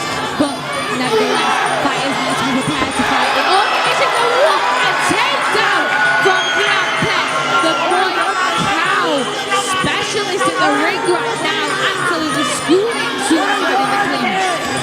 Again, smooth operating for sure. From the top. Trying to go for that head kick bonus again. Can't quite find a hole. I want to see more from Sulaiman. His boxing is definitely the boxing the low kicks. He needs to keep doing that in his final minute. Kiopet's corner is going crazy. They know he's got his man in the bag now. In my opinion, he's definitely looking at scorecards. Yeah. Ooh, cheeky up kick there, just missing the jaw. Sulaiman really just kind of shutting down his output. So, there's a beautiful overhand right to a left kick. He is just in the zone. Sulaiman just trying to find his rhythm again before he launches in. I think he's just biding his time, blocking the kicks of Kiopet quite nicely, but a swing and a miss. Kiopet answers back with a big knee left hook and a big right body kick. There is some power behind that. Kiopet got some real beast mode energy, man. He feels like he's won this thing already. Yeah, to the body there. He's just now showcasing the fact that he is a master of all weapons, all 8 weapons of Muay Thai. And the vibes from the red corner. Kiao Pet's support, they know he's done it. I think they know he might have taken this one. Suleiman looking happy with himself, but I think he knows perhaps that one is not his to take home. Let's take a look at these replays. Oh, that opening lead hook to counter that body kick. Absolute. Wow. Kiao Pet, another favorite of mine. That almost looked like that messed up the leg of Kiao for a second. He was grimacing on the mat there, but surely the poker face, he came up and just sabbed out the remainder of that round. Really good. He was able to use that step in to set up everything, whether it was a knee, a right hand, a kick, that step in, just worked beautifully. But let's Hammond to announce your winner.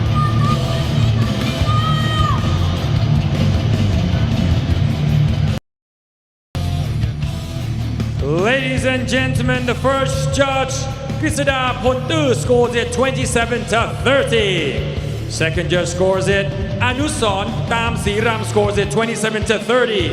And the third judge, Judge Supam Bunrab, scores it 27-30. And your winner, by way of unanimous decision, fighting out of the red corner, เขี้ยวเพชรเกียรติไพศาลเรียนเชิญนะครับขึ้นมาบนเวทีนะครับพลโทสุรินทร์ปริยานุภาพนะครับผู้อำนวยการศูนย์พัฒนากีฬากองทัพบกมวยไทยลุมพินีนะครับขึ้นมาคาดเข็มขัดให้กับผู้ชนะในรุ่นไร้เวท134ปอนด์ในวันนี้ด้วยนะครับและแชมป์รุ่นไร้เวทในค่ำคืนนี้นะครับก็คือเขี้ยวเพชรเกียรติไพศาลนะครับจากจังหวัดตรังครับ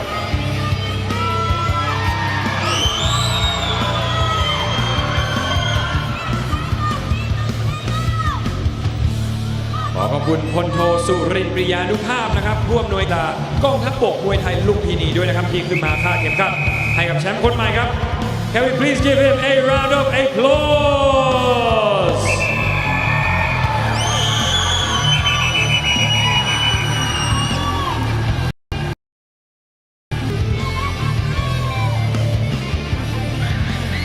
ขอบคุณพลโทสุรินทร์ปริยานุภาพด้วยนะครับ Congratulations, Kiao Pet. That was a tough fight. You dominated him. How did you prepare to fight your opponent? ยินดีด้วยนะครับผมเมื่อกี้ต่อยได้สนุกมากๆเลยนะครับวางเกมมายังไงที่จะชกกับเขาในวันนี้ครับก็เขามีหมัดครับลูกเตะครับแล้วก็ไม่มั่วตามเขาครับพยายามเก็บอาวุธแล้วก็โต้ตอบครับHe said that his game plan, he knew that his opponent was good with the punches and the kicks, so he did not want to enter a brawl. He was just going to stay on the outside, be technical, and counter him. Well, congratulations, ยินดีด้วยนะครับผม Ladies and gentlemen, this is your champion, เกียวเพชรเกียรติไพศาล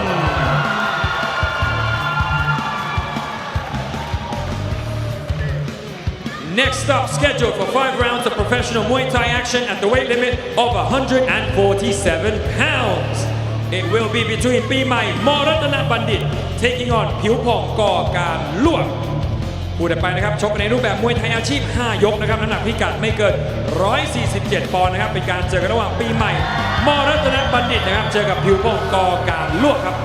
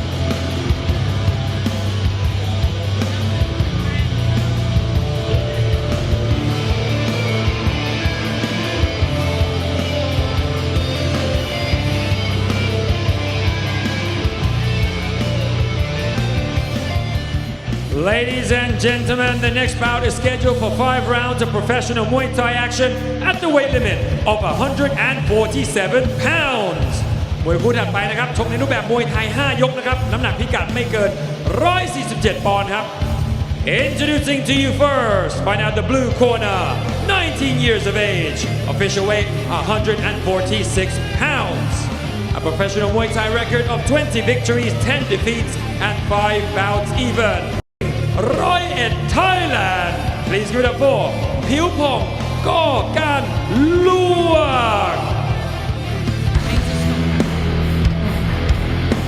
And into the blue corner for the 8th bout of the evening, we have Piwong Go Gan Luak. With a record of 35 fights, 20 wins, 10 losses, and 5 draws. Best of luck to Piwong. Entering the ring is Piu Pong Ko Kan Luak. และคู่ชกของเขานะครับในมุมแดงครับอายุ 27 ปีนะครับน้ำหนัก 147 ปอนด์นะครับชกมาทั้งหมด 60 ครั้งครับชนะ 40 แพ้ 15 เสมอเพียงแค่ 5 ครั้งครับมาจากกรุงเทพมหานครขอเสียงดังๆต้อนรับปีใหม่มอรัตนบัณฑิต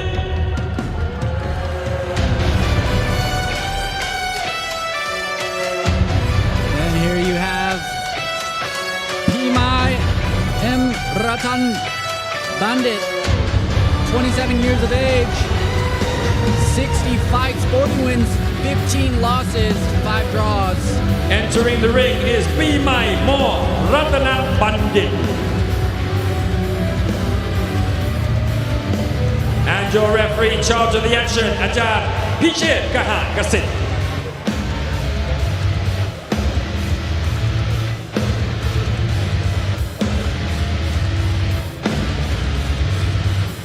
All right, fight number 8. Last fight was a banger. Last fight was definitely the best on the card in my opinion. Absolutely phenomenal Muay Thai. So again, we have a Thai versus Thai matchup. Now this will be the first one, if it doesn't end as early as the last one that we've actually had on the card. So let's hope we don't have another first round TKO between these two, because I love a good Thai versus Thai matchup. We're in the home of Muay Thai. We're in Thailand, the kingdom of Thailand, and the mecca of Muay Thai, Lumpini Arena. We want to see the Thais do their thing, what they're best at. Exactly. You want to see the Thais. It's a birthday show. You know, traditionally, kind of a big deal here in the history of Lumpini Stadium. Personally, I like this weight class, Eleanor. It's very familiar to me, so I always like seeing the 150, 147 guys go at it. Future opponents, perhaps. You know, You never know. I mean, definitely, Pupong has the height advantage, standing at 183 centimeters tall. In contrast to Pimai, only 174. I mean, you can see in the ring the height difference when Pimai actually stands up. But you can see the height difference. I'll be interested to see his game plan, how he deals with that, and also how Pupong uses that to his own advantage. yeah, Pimai has some real tree trunks, as they say. So I think a good low kick or two might be worth I mean, doing against this tall guy. it's always best to play to your own strengths, and definitely he has got some power in those quads of gods, Yeah. as we say in the Western world. They do say that sometimes it's just genetic with the Thais. Like for me, I've seen so many of them, so much power, so much strength, never lifted a day, a weight, and a day in their lives. It's just pure genetics.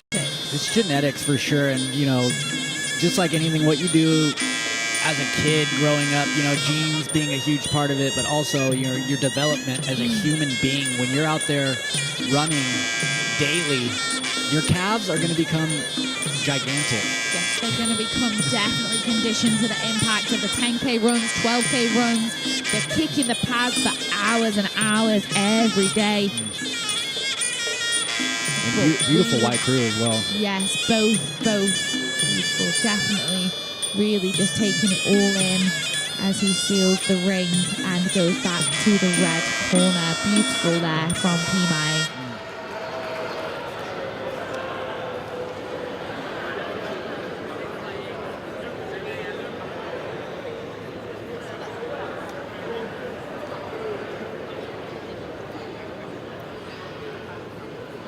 I like Pimai so far. He's a bit cheeky, a bit smiley. Good energy in the ring there.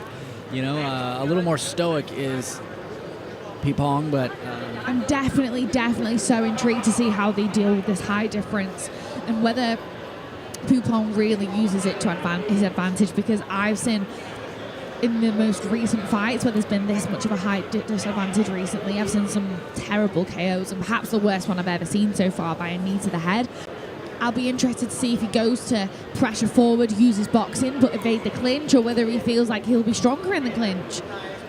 I definitely would not want to be engaged in any form of kicking battle, especially with that head kick bonus on the line. yes, nobody has landed the head kick bonus yet. Could we see it this fight? We will find out. And off we go for round number 1. And there you go, you called it. Pimai straight in there with a leg kick and a big left hook body shot. Exactly what I'd be doing. To the body, to the leg, to the body, to the leg. Do not give Pupong any room to fire that teeth and score with those body kicks. Looking for the elbows as Pimai steps in with the boxing, which is very typical in this kind of a matchup. The taller, lengthier fighter looking for knees and elbows. Pimai going to try to get inside and use his boxing. Elbow over the top as well, though. For Pimai. They're not smiling as much as the beginning of the fight. Pimai going for that low kick again.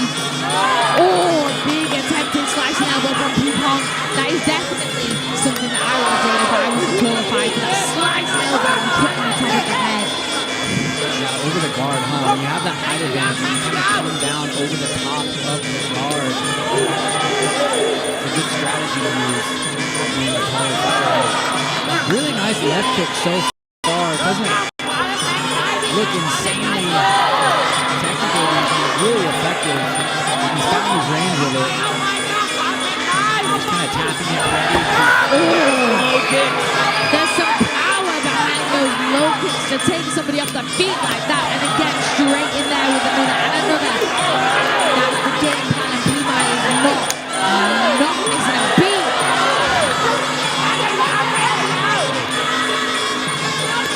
This fight so far, 2 minutes ago. Ooh, that ankle is bending from the low kicks from Pimai so far. He hasn't landed that many, just 2 or 3. I mean, it doesn't take many. No, and especially with the power, I think that there will be in those. But Pupong answers back with one of his own. Pimai is having some success in the boxing elbow department though, which I didn't think he would do. Look, big left right overhand landing on target despite that height disadvantage. Those knees are deadly. Just stabbing, piercing knees. When you're that tall, you can just rip those knees up. There again, just missing with it. I'd like to see him clinch up a little bit more. Pimai stalling. He knows what's coming if he doesn't put his leg there to block the hips of Pupong coming in with those knees. That's what you should do, definitely. Go to the body. Go to the body, that left hook to the body. He senses his weakness. He's in the clinch. He's keeping the clinch active though. I think he tried to go for a knee block, but he didn't quite find success. But definitely, he knows the elbows. There you go. That's what he's wary of. That big slicing elbow over the top. Yeah, both these guys know how to counter each other. So, you know, you'll see Pimai go in there with the body shots, and then, like you said earlier, Pupong over the top with that slicing elbow. It's almost like a button. It's like automatic for him. Definitely. It is with that high range as well. You'd be expecting big long knees and big slicing elbows over the top. And it's exactly what he's doing. But Pimai is so strong. Look at that low kick, just so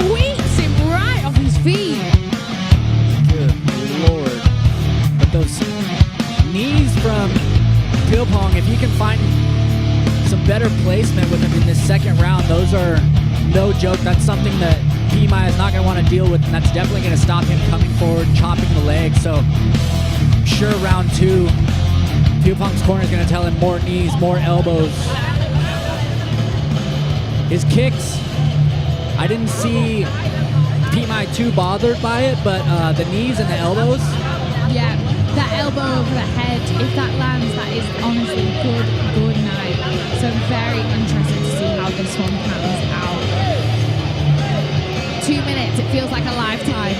It really does. Pimai listening to his corner there, they're telling him to go for the elbow, go for that low kick, and go for the body. And that is exactly what I think he's going to do when he comes out.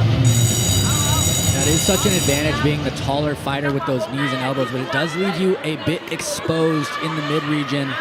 And if somebody knows how to set up and rip the body, that can be a deadly combo that you pair with your low kicks. Let's see what happens here in the second round.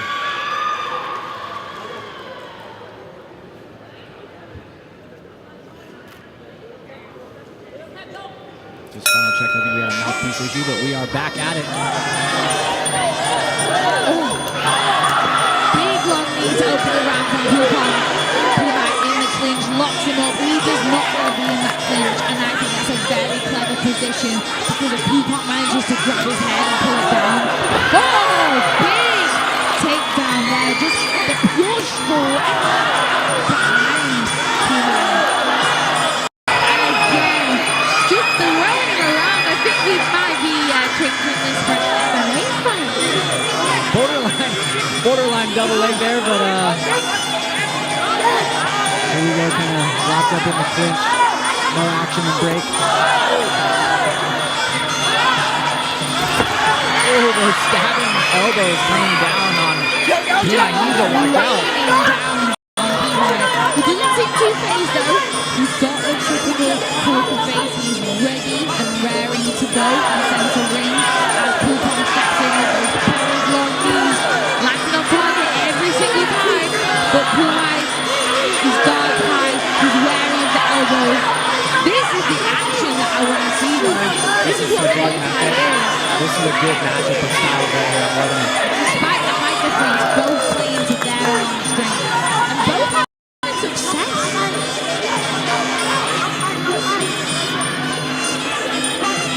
Pilpong launching again with that big left elbow.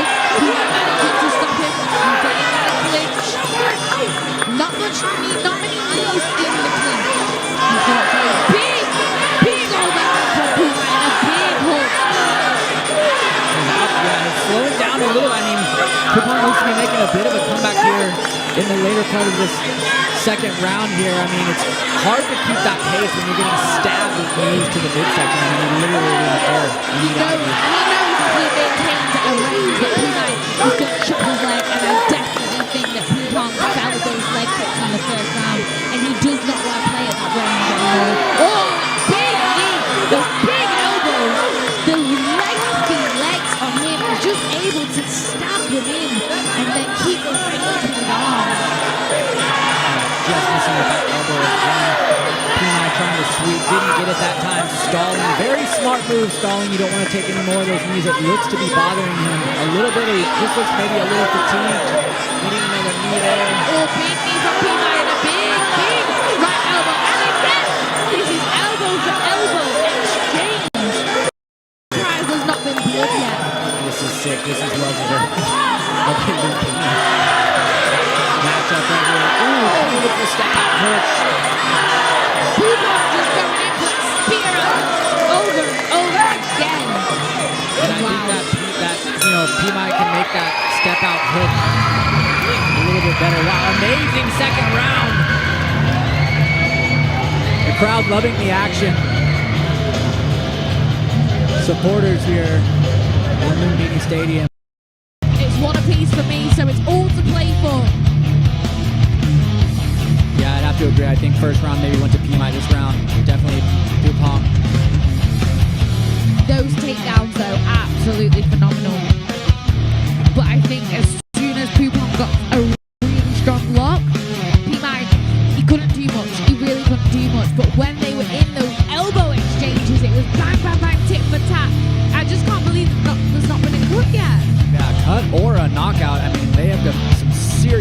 They know how to throw their elbows with great technique and just crazy torque. And That is though the boys when they grow up. I mean, in the UK, I'm not sure what it's like in America or in Australia for those watching at home. We don't tend to throw elbows, or if we do, we've got elbow pads and they get in the way. But here, these boys have been fighting with no protection since they were 5 years old with elbows. So the technicalities behind throwing elbows is, to me, it's the hardest thing to do in Muay Thai. Yeah. To set up the elbow. They could just do it in their sleeve. Yeah. Quite tempting. the timing of it is it seems easier said than done for sure, you know, but you see oftentimes, like you were saying, these foreigners come in here, they get the elbow pads off and they just start lifting their arms and chicken winging and really giving it away before. And here you see these guys, it's just effortless and just the perfect time and just absolutely the vicious. Arm control. Yeah, like you say, they don't give any telltale signs away. But both fighters ready to engage in round number 3. I think you forgot his mouthpiece again. Nope. Too much water. The amount of water that the Thais put on you in the corner is quite something. Let's go for round number 3. And straight in the action, straight into that clinch. Big low kick from Pima as Puma comes in with that knee. Whoa, it is just bang, bang, bang. Pima goes for that elbow. Right out the gates, huh? For round 3, I'm loving that so far. I do see Puma. The body shot from Pima. Quick change of direction though. He doesn't want to be in that clinch. He pushes Kupon off. Goes for the body. Kupon going in with that spear elbow over the top. And that big, big left knee every time as he marches forward. Pima eating elbows on the way in there. Kupon coming down with like a diagonal chopping elbow. Slicing his dice in his way. He thinks that's his money shot to victory. For sure. Pima finding that step out hook. It's not quite clean yet, but he knows he needs to get out of there. And the low kick as well. But Kupon does not seem too phased by the low kick. He's just going in for that lead elbow.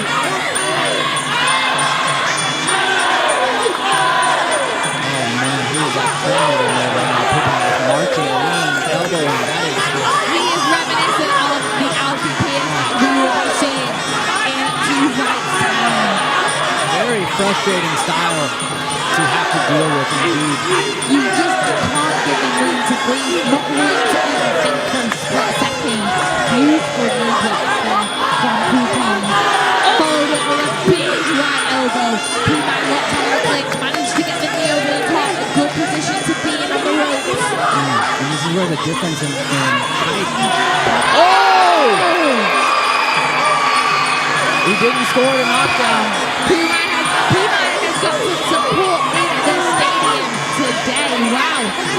That score. And he didn't count him. He just counted as a flash. Let him get up and continue. And it did not deter Kupon at all. He's just right back to the game plan. Smothered knee, elbow. Kupon has a slight cut on his forehead, but nothing to him. Going forward. Time again. And that spear over the top. There's blood everywhere now. The stadium is going wild. Yeah, these two have the hearts of warriors. He might put everything into his shots right now. 15 seconds to go in this third and final round. Kupon falls to the canvas with an elbow. Oh my goodness. Pima outside the rough. It is good night. Pima wins by KO. 10 seconds left in the fight to go. What an absolute battle. I think that has to be my favorite fight of the night so far. He needed that though because I think Kupon was definitely ahead, but Pima, he weathered the storm and he prevailed. What a knockout, ladies and gentlemen. That was incredible. Oh my goodness. And you know, here you'll see on the replay, leg kicks, beautiful chopping put everything into his punches. Piopong just bashing him with elbows. Pimai trying to chop his leg. Oh my gosh, that can't be feeling good, but Piopong still marching forward through it, kneeing, elbowing. The clinching was insane. There's the first one. The ref counted it as a flash. The second one ended him with 10 seconds left in the fight.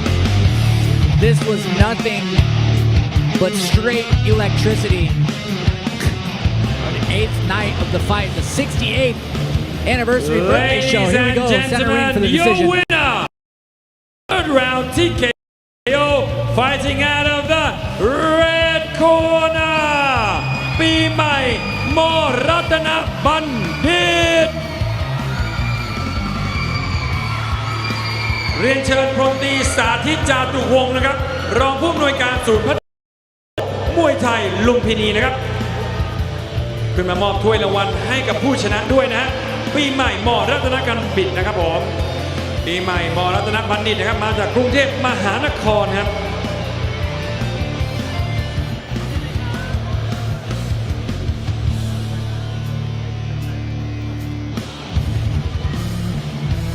ขอขอบคุณพลตรีสาธิตจาตุวงศ์ด้วยนะครับที่มอบถ้วยรางวัลให้กับผู้ชนะนะครับท่านก็คือรองผู้อำนวยการศูนย์พัฒนากีฬากองทัพบกมวยไทยลุมพินีครับ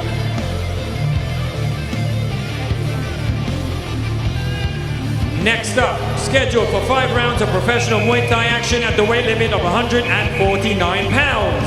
Warapon Hai Kong Yim from Buriram will be taking on Alex Jit Muang Non from Italy. Thailand versus Italy. คู่ต่อไปนะครับจะเป็นการเจอระหว่างประเทศไทยกับอิตาลีนะครับชกกันในรูปแบบมวยไทย5ยกนะครับน้ำหนักพิกัดไม่เกิน149ปอนด์ครับวรพลไผ่คงยิมนะครับเจอกับอาเล็กซ์จิตเมืองนนท์ครับ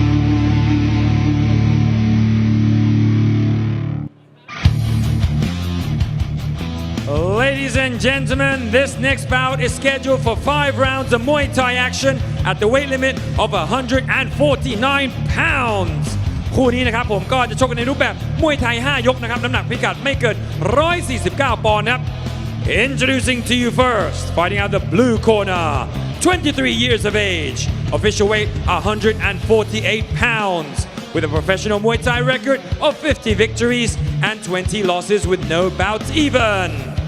Representing Italy, please give it up for Alex Jit Mung Non.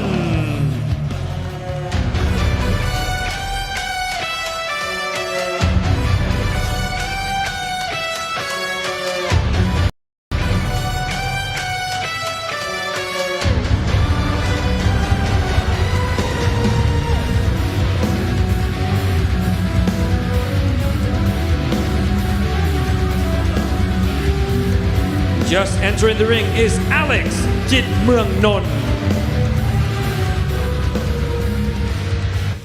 และคู่ชกของเขานะครับในมุมแดงครับอายุเพียงแค่ 22 ปีเท่านั้นนะน้ำหนัก 149 ปอนด์ครับชกมาทั้งหมด 125 ครั้งนะครับชนะ 80 แพ้ 40 แล้วก็เสมอ 5 ครั้งครับมาจากบุรีรัมย์ขอเสียงดังๆต้อนรับวรพลไพคงเจมส์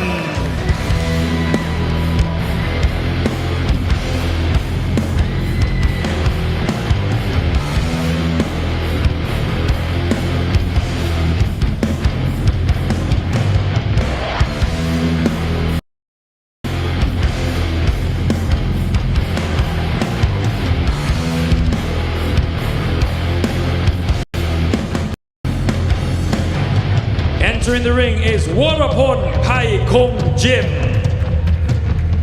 And your referee in charge of the action, Ajahn Anukul Tam Si Ram.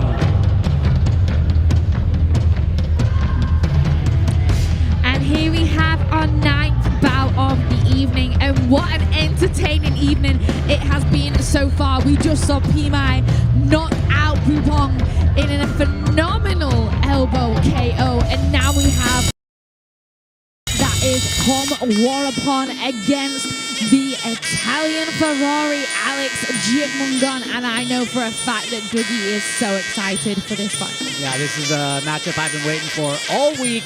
Once I've found out they were on the card, should be some great traditional beautiful Muay Thai here in this fight. It really should. Now Tom, he's a familiar face on the one Lumpini Friday fights, but also in the 5-round circuit, where personally I think he does the most incredible performances. He really, really is something. And again, he's one of those, the big legs, the big stocky strength, but never lifted a weight in his life. So he does have the height disadvantage against Alex, but nevertheless. A bit of the Mike Tyson biting of the gloves there from the Italian Ferrari. I wonder what that's for, but maybe a bit of nerves, I don't know, but sometimes it's just fighters, they have a weird and wonderful thing that they like to do before they fight.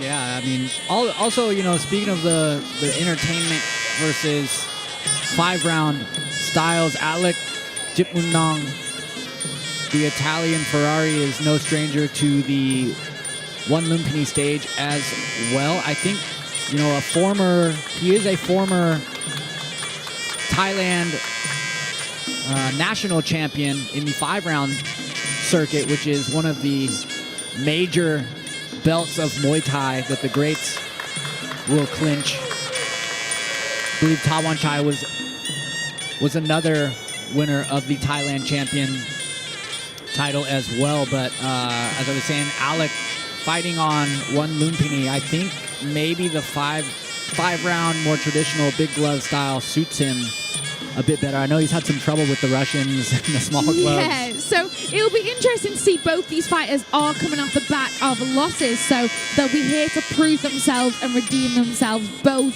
fighting at a really, really high level, both very skilled. I'll be interested to see. I know Tom in his last fight, he did fight another absolute giant, but he was absolutely gigantic. So I think that he will be okay against Alex, but expect to see a lot of low kicks here.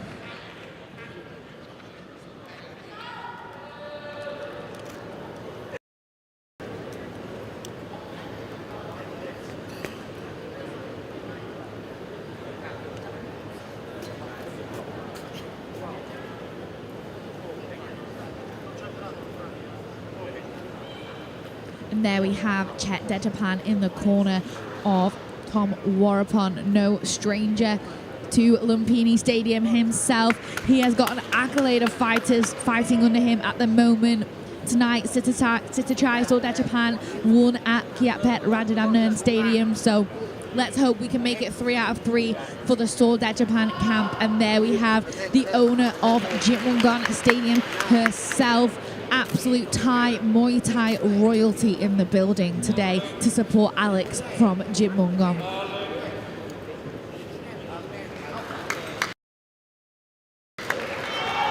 Crazy legendary fighters coming out of that gym.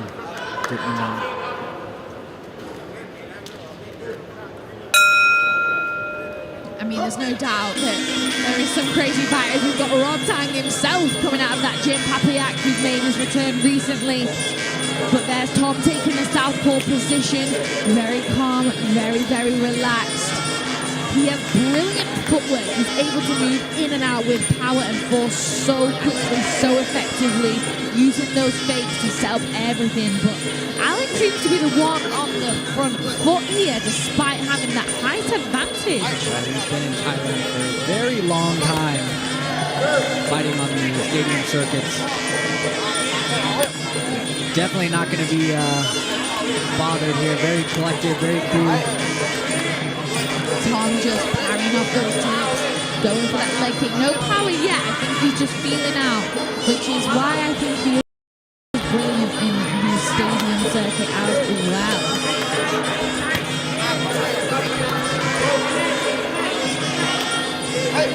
Nice check from Alex.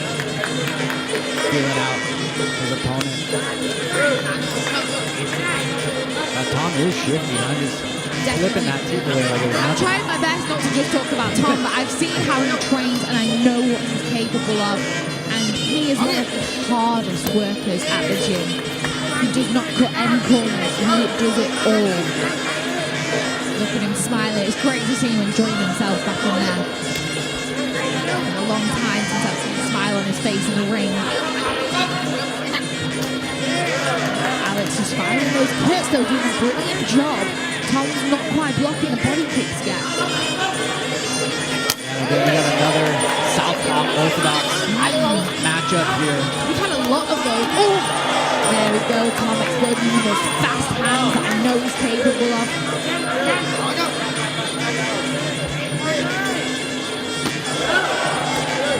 And not the most as we have in other fights, but this is super high level technical Muay Thai. Very technical. They are really feeling each other out. 50 seconds to go in this first round, so I'm interested to see Tom doing a brilliant job, both utilizing that jab to find the range to the body. Oh, I think that shot Alex that one because he did take a step back. Now Tom is an absolute beast in the clinch. On one Lumpini in his last fight, he managed to clinch an absolute monster and land some nasty elbows. So I'm interested to see if Alex finds himself in the trap of Tom's clinch. I'm sure he gets clinched with it. We will see here as they lock up. He does seem to be holding his own. The taller fighter, there he is, stabbing knees.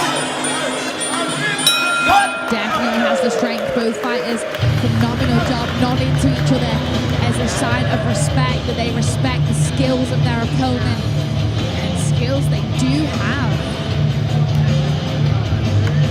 Both look like they maybe used a pinch of energy. I mean, he's going back to their corners like, yeah, all right. I think for them that's pretty much nothing though. I don't think that for them was even stepping out of first gear. I know those body shots did not feel good. Same with that knee, but both of these fighters with the experience not showing it with the posture, really holding their own. This is what level of Muay Thai looks like. Yeah, the poker faces are in full force as well. I'm interested to see what each of these corners would say because I think each of them played to their own game perfectly and just need to carry on as they were and may the strongest man win. What would you be saying if you were in Alex and Jim Gun's corner? Yeah, I think I would do a bit more of the knees in the clinch. He is a little bit taller. He has been living and fighting in Thailand for a very long time now. So he's going to have plenty of IQ inside the clinch. He trains with monsters as well. But like you were saying earlier, the matchups that the promoter, the matchmakers have done has just been a phenomenal job. I do actually a last minute replacement for this fight. So I only found out he was fighting last week. And I know that Alfie was booked on this fight 5 weeks ago, so perhaps I'm not sure the reason why the original opponent was replaced, but I know Tom was a last minute replacement, but he is always ready. He's always in shape. He's always on weight. He's just always ready to go. Big heat there from Tom to open the round and followed by a chopping low kick. Body kick, but Tom timed it perfectly. That teeth is firing. That lead kick to the thigh, it's right there. It's so close when you're facing an orthodox southpaw. Beautiful body kicks though from Alex. That's his game plan, and they are quick. I'm not sure the power behind them, but they're quick and they're fast and they're scoring. He's doing a great job stepping out. That battle of the lead foot. He's always on the outside. The power behind those combinations of Tom though, when he goes to the body, to the head, to the body, Alex just steps back, and I do think it kind of overwhelms him a little bit. Attempting knee, but Tom sees it coming. Big, stiff, right hand down the middle, beautifully timed. I like Tom shaking it. That might be right. I don't care. Bring it. Bring it. No problem for him, that's for sure. Doing a brilliant job. I think when you fight a southpaw, sometimes you forget you want your lead foot on the outside. And Tom is circling around every single time. He knows the position he needs to be in. Obviously, with 125 fights, I think I would know the position that I would need to be in. In the clinch now. Oh, attempted elbow from Tom. He is strong in that clinch, but Alex is stabbing those knees in, and he is a force to be reckoned with himself. He has the ideal body type for those stabbing knees. Holding his own for sure. Alex doing brilliant in the clinch there. Just pressuring forward, Tom on the back, on the ropes. Big knees, Tom going for that left elbow again, but Alex managing to just nullify it and getting a vice grip on Tom. He needs to do something. Man, I gotta say, it's a treat seeing the Frenchman, the Italian battle a Thai like this at their own game. You know, beautiful technique, IQ, not just going crazy, really controlled. Yeah, the knees are flying from Alex. He really is doing a phenomenal job against Tom in that clinch. I think he's found where he wants to be. But Tom, he needs to fire that low kick and keep him guessing like he was in the first round, but we know he can. Yeah, he was doing a great job swinging out. Those kicks. There's some power behind those kicks from Tom. And he needs to stab in. And when you're taller, you just have so much more power stabbing those knees. It's a lot harder to meet up. Yes, it definitely is. But Tom is fighting to hope for those body hooks and those hooks to the face, despite that height disadvantage as we go into the dying seconds of round number 2. What a round! I personally think that Alex took that round. The clinch work was brilliant. It was active. The knees were stabbing time and time again. But Tom's footwork and just the way he's able to see things coming. But let's take a look at the replays. Give me your thoughts, Dougie, on that round. Ooh, brutal knees on the inside there. Like I was saying, there's a lot more torque coming out of it from Alec, but those kicks from the rear leg from Tom landing really well. That doesn't feel good on the forearms, I'll tell you that much. Stalling there, but Alex sneaking in those knees. That is his game probably, right? I think now he's realized that he has that height advantage. that it's necessarily that Tom Khan is not good at clinching. I think it's just really hard to deal with a 10 centimeter height disadvantage. Yeah. It really is quite something, but like I say, Tom has stepped in at a little bit of a higher weight for this one, I think. Oh man, there's me. I am a bit of a boxer myself and a forward person, and when you eat those knees, it is not something that feels great. So I'm very impressed by Tom's composure, battling knee for knee against Alec. But I do think Alex needs to put the foot on the gas pedal in this third round and really try to hammer them home. I can see his corner telling him probably that exactly. I'd like to keep seeing the movement though from Tom. I mean, he does look twitchy and athletic like you were saying. He was doing a really good job circling out in those first 2 rounds. He's fast, he's sharp, he's able to move in and out. You can really tell that he has fought on one quite a few times now. He's probably the best. When you see him with pads, everything he does is clean, sharp, precise, with power and intention. And I think he can bring it home, but let's see. Alex is a force to reckon with, like you say. He's no stranger to the stadium circuit, to the big gloves. As he presses forward, he blocks, he grabs on, and stabs those knees into Tom, who's just almost working twice as hard every time because he's got to reach up so high. Yeah, you've got the weight of Alex coming downhill, pushing on him, and you're just trying to keep him off. And you can see Alex just using his weight and his leverage to kind of fall down and just jam those knees on the inside.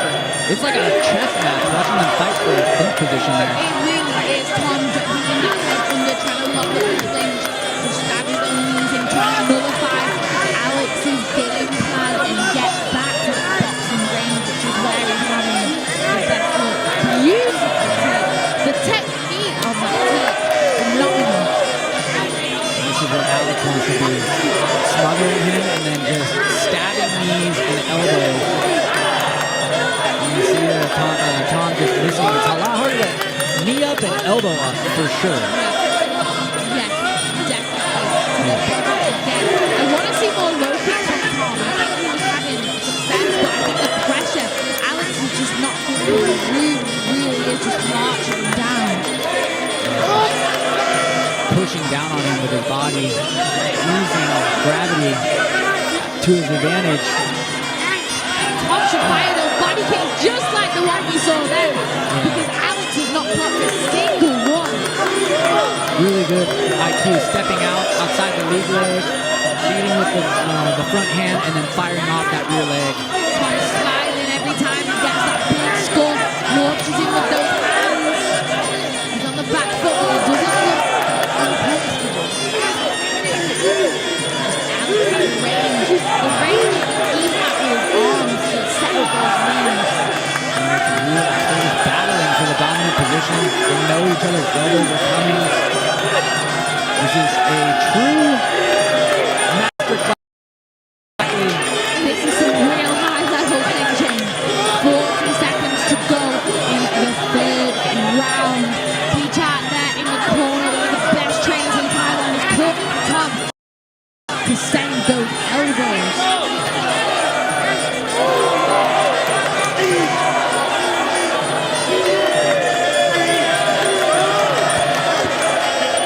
Tom's corner liking what they're seeing. Yeah, they're calling for more kicks. And that is exactly... Oh! Finding a home for that left elbow. Tom coming into his rhythm now. Firing that kick. A beautiful knee guard there. But Alex, with that long range, can just work around it. He swings it over. I don't know how he does that. What a round. Man, both corners. Loving what's going on. So we're at the end of the third round here. Going into the fourth round, which I am extremely happy about. I would love to see another 2 rounds of Muay Thai here from these technicians. They really are technicians. The clinch game, the balance, the strength, the precision on the knees. It's It is. If you are a Muay Thai fanatic, you are loving this. The 68th anniversary of Lumpini Stadium. It's been a complete joy to call it alongside you here, Eleanor. Thank you, and Yeah. to you too.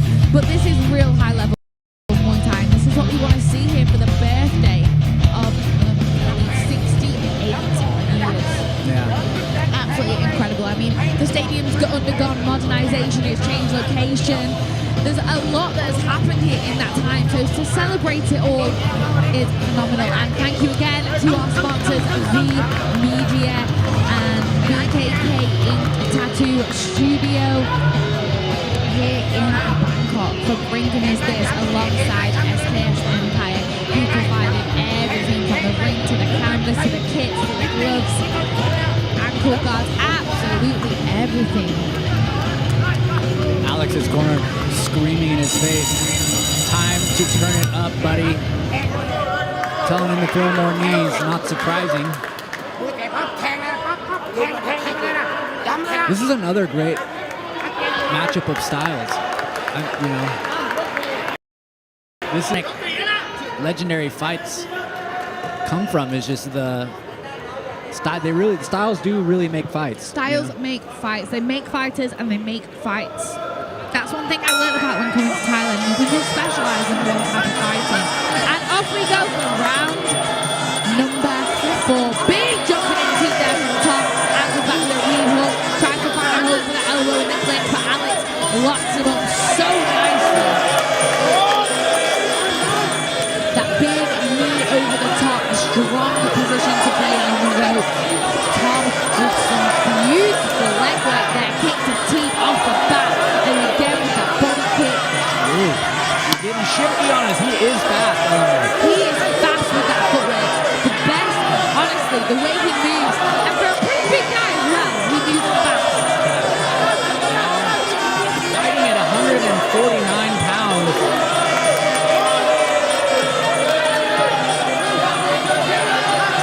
Plenty of power in those bodies for sure. So that Japan caller is happier with Tom in this round for firing the kicks. And he's going left to right as well, not just maintaining that left body kick. Oh, big elbow in the clinch from Tom Warren, who is just using his strength now.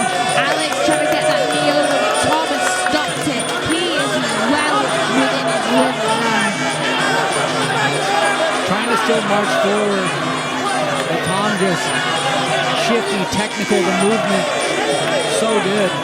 Really working out for him in this 4th round. Alex, this is where he wants to be. Jamming those stabbing knees to the midsection. Alex, a really good palm over the face, but Tom got the knee block there, so I'm not sure how that will work, but really 50-50. What close fight. Tom's really good at stalling here in this 4th round. He's not taking as many of those knees right up into the gut. You don't know what's coming. He switches so quick, so fast, and he is absolutely massive that knee block now. But Alex again, that swinging knee every time. They're laughing at each other. They know exactly what each other needs to do. And now they're just playing. It really is a clash of styles. But Tom firing that kick, phenomenal work, using that knee block and switching it up. Alex looking a bit more frustrated in this 4th round. Tom, tactician Tom. Tactician Tom, he's going to like that one when I go back and tell him. Scoring and then stalling. So scoring, but then also nullifying Alex. I mean, that's truly the highest level there. Even just checking those kicks. And it's a beautiful double kick there from Alex Jittman, but I think that's the first time we've seen him kicking this in the past 2 rounds. Oh! Big takedown there from Tom to look at the clock. He's happy with himself now. He's found his rhythm. He's found his mojo. And that is all she wrote. Let's see the replays in just a minute because all that one. And here you see Alec just almost taking some hard body shots there from Tom. Tom kicking with the right, kicking with the left, and then stalling. Alec kind of can't get in there with the knees. brilliant. man. Alex does manage to swim round though, but the referee still breaks it up. I'm not sure about that one because if the referee's breaking it up, it means there's no action, but he is able to get around it. Yeah. So for me, that beautiful sweep, that was textbook. Yeah, I think So clean. Tom has, the fight has gone on. He's done a good job of timing Alex marching knees, just using that against him to just whip him onto the floor as well as his elbows. So I saw Tom land a few elbows as Alex was kind of walking in. Tom using that aggression against Alex. Tom is definitely something that grows as the fight goes on. I'm not sure if it's an advantage or a disadvantage, Yeah. but in 5 rounds, it's definitely working in his favor right now. I'd say it's an advantage in this bout for sure. Energy has shifted entirely. We're looking into Alex's corner.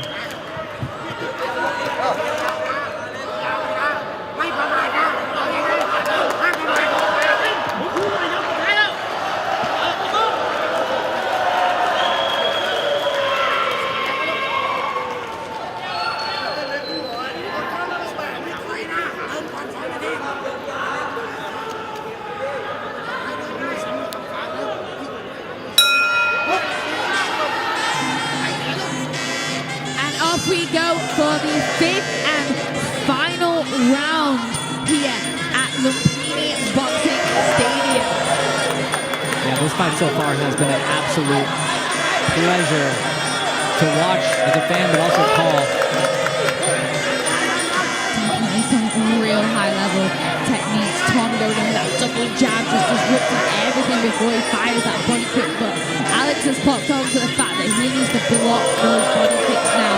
But Tom, as soon as he misses with the left, he goes for the right. He just switches it up every single time. Yeah, he looks very comfortable in there, just playing, dancing around, having some fun. This is the most fun I've ever seen Tom have in a fight in quite a long time. It's quite a pleasure to see. But Alex, absolutely phenomenal work. Yeah.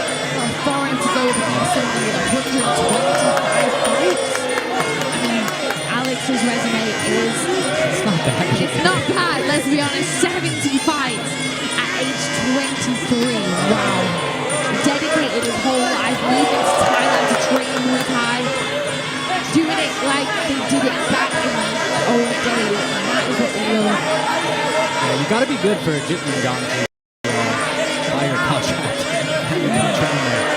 Yeah, they don't just take on anyone, that's for sure. I think Tom, maybe thinking he's done enough to win this fight. He seems to be content to stay away from Alex, not engage. Yeah, they won't. They want to protect their points at this time.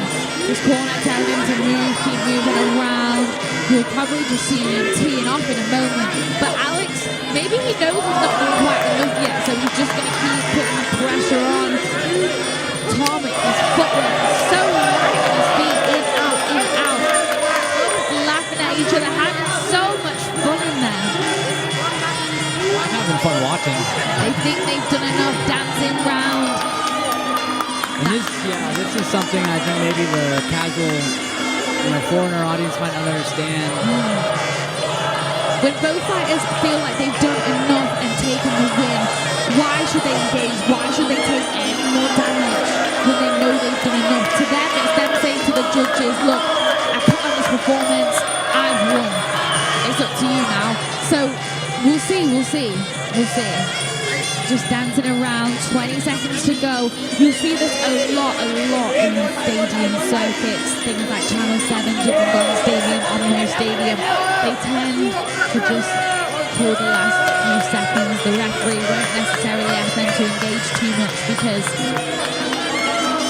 it's over. The fight's been had. They're probably going to fight again next month. So. Yeah. They definitely want to stay active. What a high-level fight.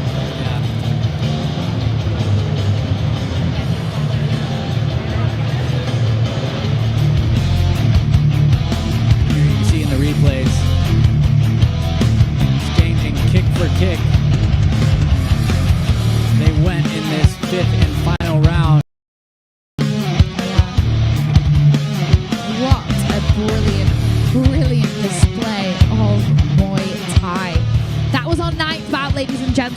hand over to Peter Denman for the official announcement. I'm not sure which way this one's gone, so don't go anywhere.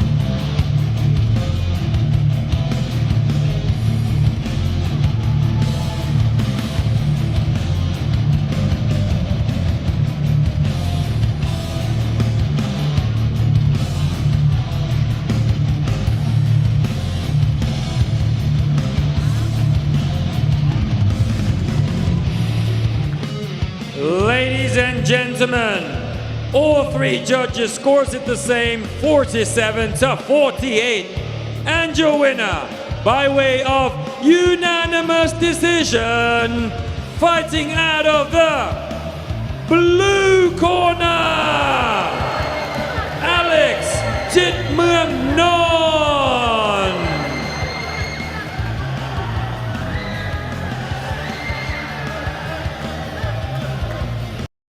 ครับพลโทนรงค์ฤทธิ์จันทรกูลนะครับผมรองผู้อำนวยการศูนย์พัฒนากีฬากองทัพบกมวยไทยลุมพินีนะครับขึ้นมามอบถ้วยรางวัลให้กับผู้ชนะด้วยนะครับนั่นก็คืออเล็กซ์จิกเมืองนนท์ครับจากอิตาลีครับเอาชนะคะแนนวรพลไทยคงยิมจากบุรีรัมย์ไปได้นะครับกรรมการทั้ง3ท่านนะครับ47-48ฮะขอขอบคุณพลโทนรงค์ฤทธิ์จันทรกูลนะครับรองผู้อำนวยการศูนย์พัฒนากีฬากองทัพบกมวยไทยลุมพินีด้วยครับหลังจากนี้นะครับศึกมวยไทยลุมพินีแชมเปี้ยนเกิดไกลนะครับกำหนดชก5ยกนะครับผมน้ำหนักพิกัดไม่เกิน144ปอนด์ครับเป็นการเจอระหว่างเพชรสามารถเพชรเกียรติเพชรนะครับผมเจอกับอัลฟี่สอเดชพันธ์ฮะเป็นการเจอระหว่างประเทศไทยกับอังกฤษนะฮะ Next up we have scheduled for 5 rounds of professional Muay Thai at the weight limit of 144 pounds. Pet Samad, Pet Kiet Pet will be taking on Alfie Saodeshapan, Thailand versus England.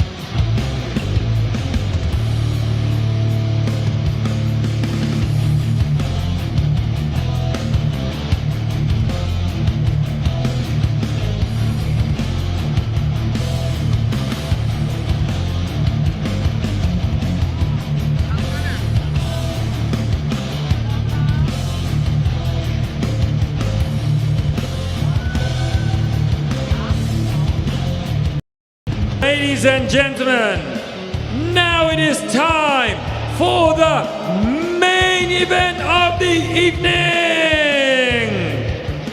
Are you guys ready? Lumpini, I can't hear you. Are you guys ready? Let's bring out the fighters. Introducing to you first, fighting out the blue corner, 23 years of age, official weight 144 pounds, a professional Muay Thai record of 23 victories and only 3 defeats, representing North London, England. Please give it up for Alfie Saodeshapan.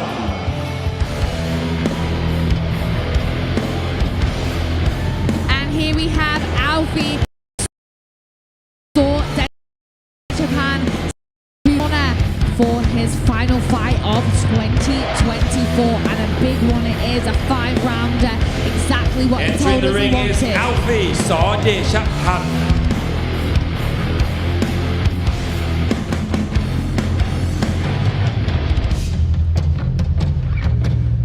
และในมุมแดงนะครับอายุ 26 ปีนะครับน้ำหนัก 144 ปอนด์นะชกมาทั้งหมด 70 ครั้งครับชนะ 50 แพ้ 20 ครั้งนะครับมาจากจันทบุรีเมืองขอเสียงดังๆต้อนรับเพชรสามารถเพชรเกียรติเพชร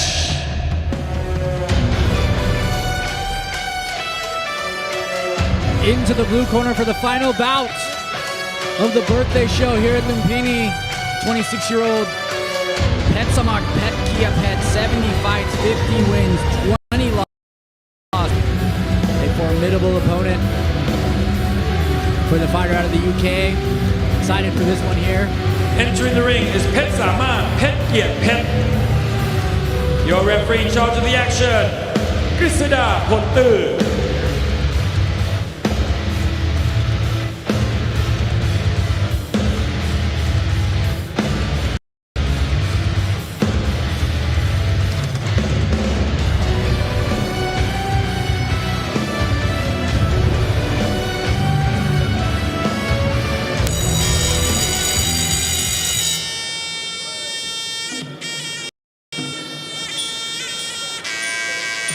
Well, it has been a amazing night of fights here at Lumpini.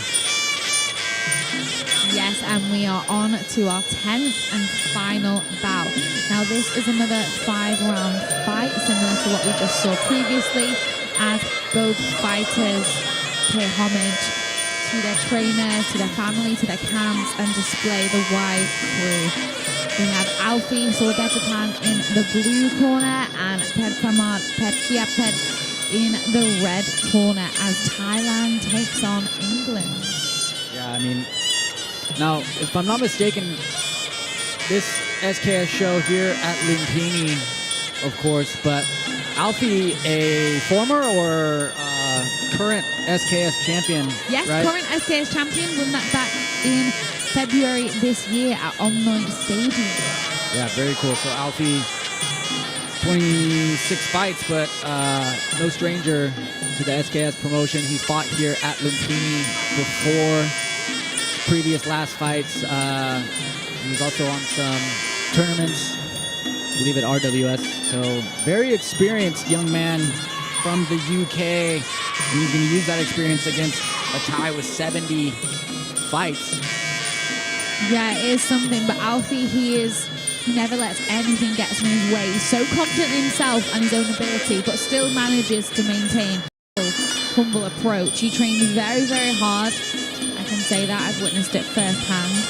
But all equally, he's gone against some of the best and of the best at his weight category. So he knows what he needs to do, and he gets in there and he's going to get the job done. But nevertheless, Petsamak Petkiapet, he'll have the IQ, he'll have the strength. He's got 70 fights to his name.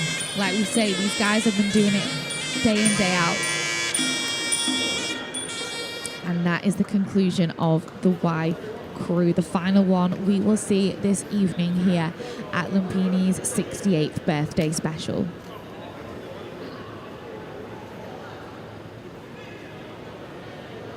So I know Alfie is a notoriously aggressive fighter, to say in the least. You think he's going to come out the gates like that, to be in a 5-round fight? Round fights before, he actually won by round 1 KO, but he will put the pressure on. He knows he can do it for 5 rounds. He will feel out, he'll use his stiff jab, he'll use his teep a little bit, but he's a Muay Thai through and through, and he sticks to his style. That's for sure. But I'm interested. I haven't seen Petkiapet fight before. I'm not sure what he's going to bring to the table. It would be interesting too if he's also an aggressive Muay Thai fighter and they both go forward. That would be a really exciting fight. Definitely some elbows, blood, everything we want to see for the final fight and your main event here this evening. That's right. This is the main event of this show. SK, amazing night of fights so far. I'm sure this one will not disappoint as our main event. I'm so excited. I'm literally sat on the edge of my seat as we get round number 1 underway, and the music is a go. Is a go. Nice little low kick there from Alfie. Stiff jab, like I said, he loves to use that stiff jab to set up everything. Body shot from Petsamak. Maybe he knows he needs to go for the body of Alfie because the height difference is slight, but it's still there. Straight into the clinch for Alfie where he wants to be. Just testing it out. I like that little switch combo from Alfie there. He went into the southpaw, threw a kick, hook right into a knee, and then right back where he wanted to be. Does he switch a lot? It's, you know, maybe momentarily. Pretty cheeky. I like it. I've never seen him do that before. It's quite a skill to be able to fight orthodox and southpaw. Something that you really need to practice. That stiff jab works every time to set up those knees and those low kicks.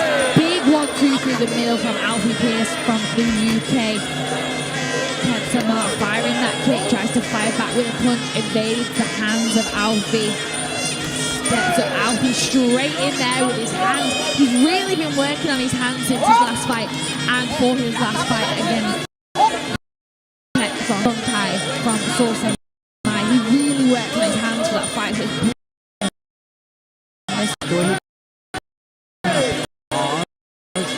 off of that pause, stiff jab. So it's real sneaky. It's his opponent thinking maybe their elbows come in or he's going to clinch up and then he gets right jab through the middle there. Yeah, those knees from Alfie, but a beautiful knee block there from Petsamart. Alfie takes a step back, which is exactly how you need to.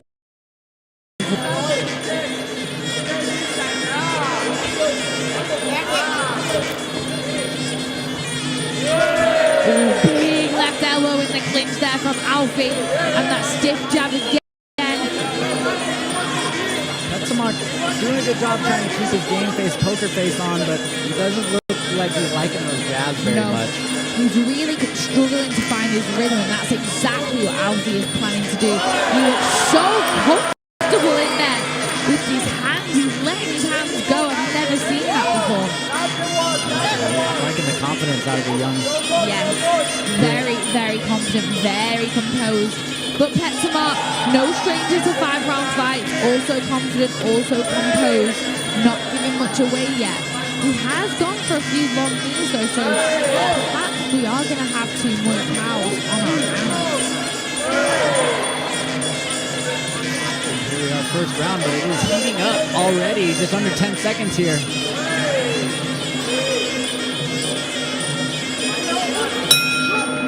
Beautiful display of Muay Thai. For me, Alfie took that round, just started out a little bit faster, which I think is exactly what you need to do against Thais.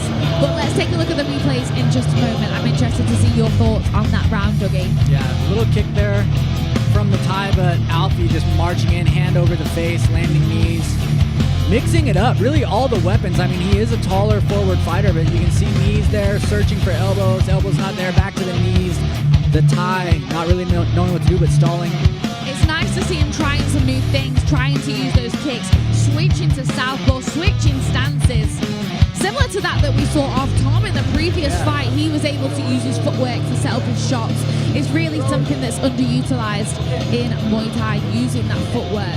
Is Alfie a fan of Sanchai? He had the little Sanchai shuffle going there. I mean, not that I've heard of. He tends to, but maybe. He made it work for him right there. I mean, let's see what happens in the second round here.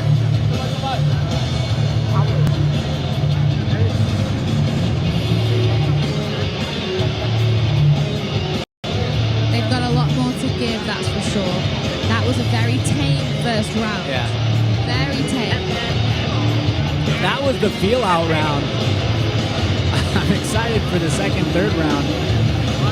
That's one thing about Alfie. He's an exciting fighter and he wants to entertain people. He doesn't want a boring fight. Yeah.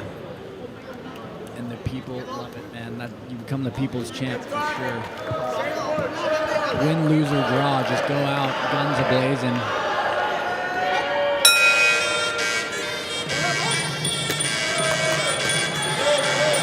And there we go with those 4-5-piece hand combinations of Alfie Pierce.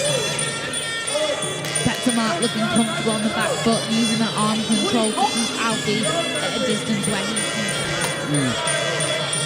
Thai letting off a bit more kicks. I think they told him to keep the range this round for sure. As they clinch up. Alfie looks strong in that clinch. Looks very comfortable there. That's where he wants to be. Exactly where he wants to be. So I'll be interested to see if Petsamart wanting to engage, but for now he's looking like he just wants to push off. Oh,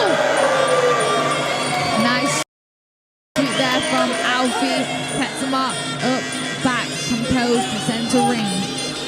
Firing those body kicks. Oh, nice stepping elbow there. Oh, beautiful elbow over the top. Just marching forward. Not the most aggressive I've seen him, but he's just inching forward. He just continues to move forward. He just doesn't go back.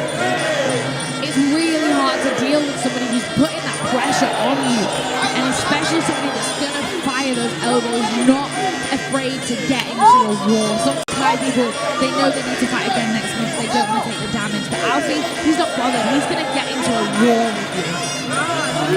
Oh! Big elbow! And again with that right elbow. Whoa! I just don't know if he's got the strength to keep the arm control. I don't know. His poker face is good, but I mean, I'm curious to see the heart on this young man continuing forward, because you know Alfie's just going to keep turning it up. Yeah, definitely. But Petsama, he's got some nasty elbows on his own. Yeah, Just I if know. they land clean.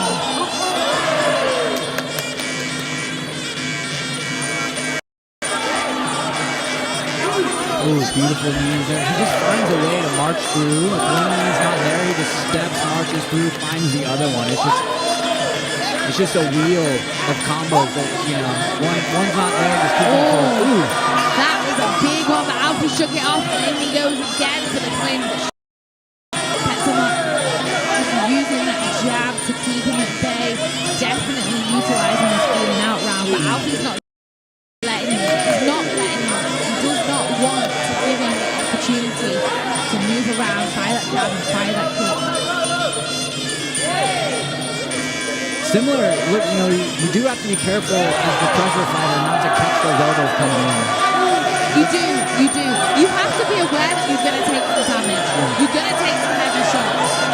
But you've got to be able to take it. Alpha's just going forward now, pressuring forward. And I love how he hooks over the arms and sets up the elbow left to right. Beautiful work. Yeah, absolutely grinding. I think grinding is the best word I can think of. Talk about Alfie's style. Petsama really needs to have some conditioning to maintain the pace that Alfie's going to put on him in this third round. So far, I've not seen too much from him, but he did land a heavy elbow. Ooh, and that inside short elbow there from Petsama was a bit That was nice. the He's one, he's going to have to find more of those, I think, in this third He's and fourth if he wants to keep him away. He's going to have to keep his strength, keep his balance, because Alfie's just going to smother him time and time again. He's going to go forward.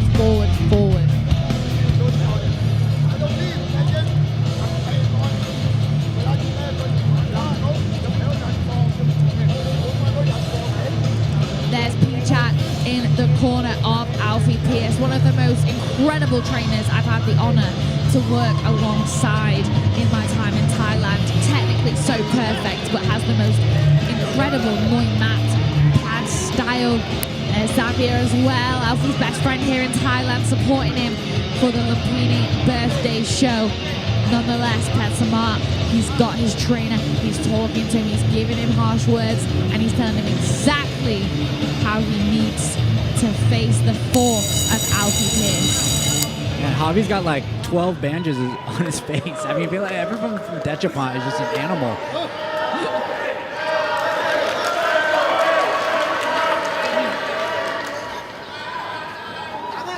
And here we go. Oh, big team from Alfie to start round number 3, and the action is a go. There is no breathing space given whatsoever. Petsama goes for the sweep, doesn't quite manage to do it. Alfie goes in with a big right elbow and a left one to follow up in the clinch. I didn't think the bell had finished ringing before Alfie started to and from the gate, these two are locked up, exchanging knees.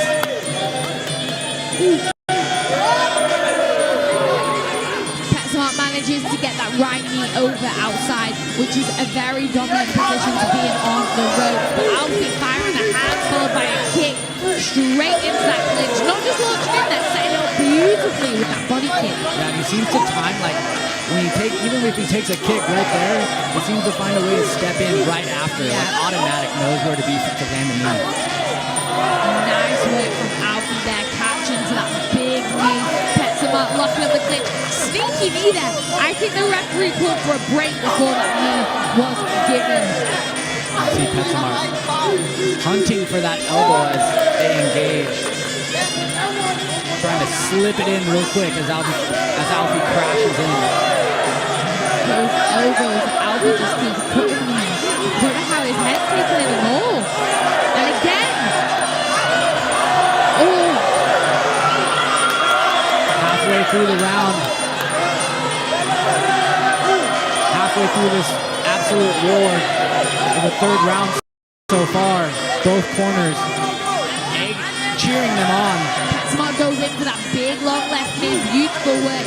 Re-angles and fires the body kick. Alfie calls for more action. A big uppercut there through the middle. Petsamart is firing the elbows, but they're just not landing quite so clean. It's like a battle of the marching, like they're timing each other's marching knees. Trying to figure out how to outstep each other, just timing correctly. Just under a minute to go. The gas tanks are still going. Petsamart doesn't look like he's tiring, and neither is Alfie. So it's really going to be a case of who's the most conditioned in this play. So Petsamart getting some really nice standing knees through the middle there, and a big marching knee with that palm over the face, and nullified with a big block. Alfie answers that with a big right hand. Beautiful work. I like to see the kicks and boxing from Alfie. I know his last fight, that guy stalled against him a lot. He's going to have to find a way around that. I think he's landing a lot more in this fight. Oh, amazing elbow. Really good timing. Last seconds of the third round. Petsamart thinks he's taking that one. His hands are up, but Alfie also looking pretty pleased with himself. It's really quite even, but I do think Alfie put it on him early, and I think Nice elbows. Oh, just missing that one. Beautiful technique. You can pull down on the guard to open up that elbow. He's a true master at that. They're just not landing enough yet to cut anyone. But I wouldn't be surprised in the next 2 rounds if we see some cuts by the volume of elbows that have been locked in this fight so there's far. got to be a cut in this fight. There has got to be some blood somewhere. But the defense and the arm control, that's what's impressing me the most, is the arm control. They make it look so easy, but it's really not. Yeah. I'm not disappointed in this final main event, Eleanor. Not at all. No, there is action, and they're bringing action. Let's see as they go into round number 4. Who can bring the most action? It's going to be a competition, that's for sure. Yeah. I want to see everything. I want to see all weapons firing. I'm more impressed with Alfie's boxing, but Petsamart, he's able to get those body kicks in, that's for sure.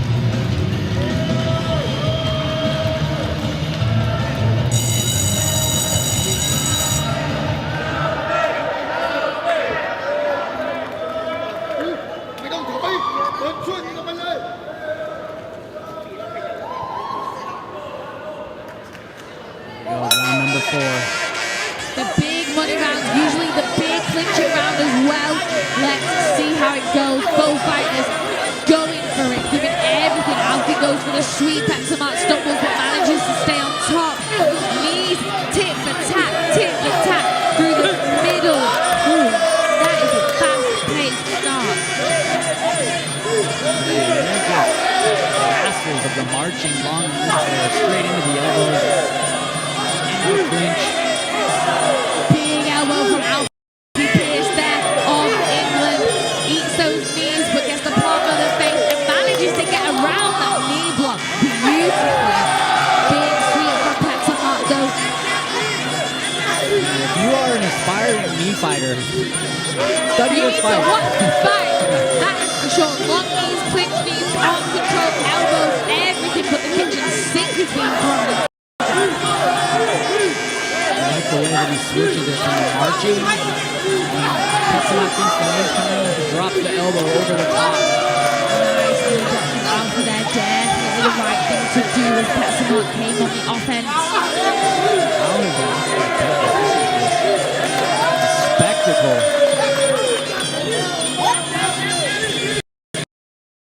The pace too in this fourth round, halfway through the fourth round here, and these young men are just launching elbows and knees at each other. Petsamart is walking forward now, marching down. Alpha has had the tables a turn, but still just as active in the clinch there. Really good work. Alfie now utilising that knee block against the opponent to set up boxing. The uppercut is working beautifully. The active corner there of Sword at Japan. Xavier calling for more action for Alfie to come forward. But Alfie looking pretty confident. Pretty comfortable on the back foot to set up that knee block and utilise those elbows. This is a different fighter that we're seeing right now. That's some versatility right there. I mean, if your whole thing is going forward and you're still feeling comfortable at the back foot. Big knee from Alpha there on the rope when he jumps into that one. But Petsamart locks him up. Looking a little bit gassed. It's going to be a case this time. Right across the hairline. Through the elbow there. Knees, more knees, endless knees from both these fighters. Nice kick punch. I like that technique there from Alfie. Punches are snapping the head back of Petsamart. Pinging bang every time and again and again. Alfie scores there. Beautiful. Tries to find a hold to that left elbow. 6, 5, 4, 3 seconds to go in this fourth round. What a round of action between these two. I'm struggling to score this one, to be honest. I think it's going to depend on what the judges favour personally, because each judge, fortunately, it's just the way they see it in their eyes sometimes, but I would hate to be the judge for this fight. Yeah, I mean, an endless amount of action here. The volume from both these guys, just marching, kneeing, elbowing. Yeah. This is, you want to be this active when you clinch up, right? I mean, these guys just don't stop. Yeah, the referee isn't diving in every 3 seconds to break them apart. It's really, really a Muay Thai specialist fight. Yeah, this is great. Some sweeps too, some really good sweeps. Let's see, though. I do think it's pretty even. I do think so. I would hate to score in this fight. Absolutely hate it.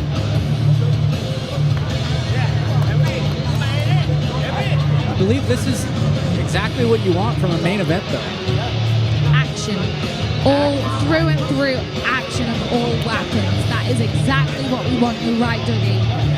Round number 5. I don't think there's going to be any dancing in center ring in this fight. I think these two, they've got the heart to fight till the very, very, very end. Yeah, I don't think there's going to be any dance-off either, Eleanor. Let's see. This is the final 3 minutes of the entire event, and what an exciting 3 minutes it's going to be as both fighters are going to give their all. Off we go. This is the end of the fight, and round number 5 is a go. Alfie on the front foot again.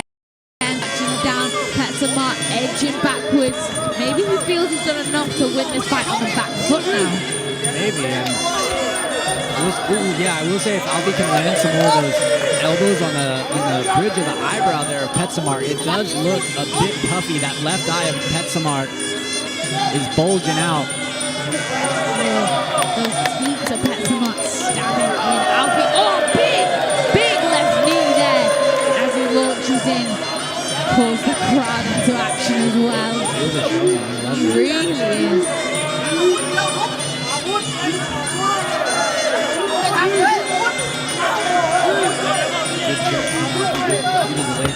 Nice body shot there, Petsamart coming back on his own. Cheering at his own score before his head picks back again. That palm over the face. exactly where you want to be in the clinch.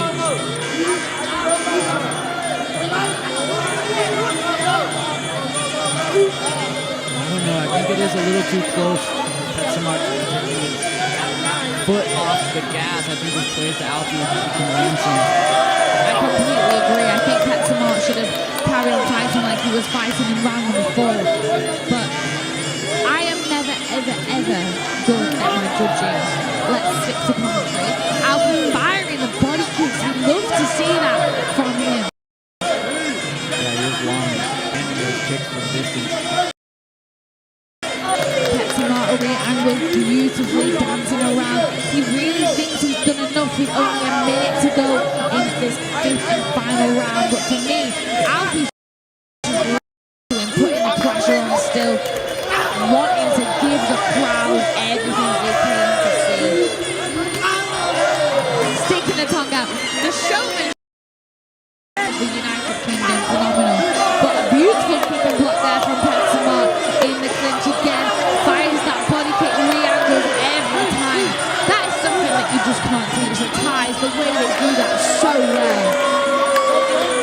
I think it's one of those things too, when somebody has such a similar style that you're fighting, you might actually play to your advantage to be able to kind of skirt out of the way because you know a little bit what your opponent's trying to do. It makes it a very technical Muay Thai fight. This is amazing.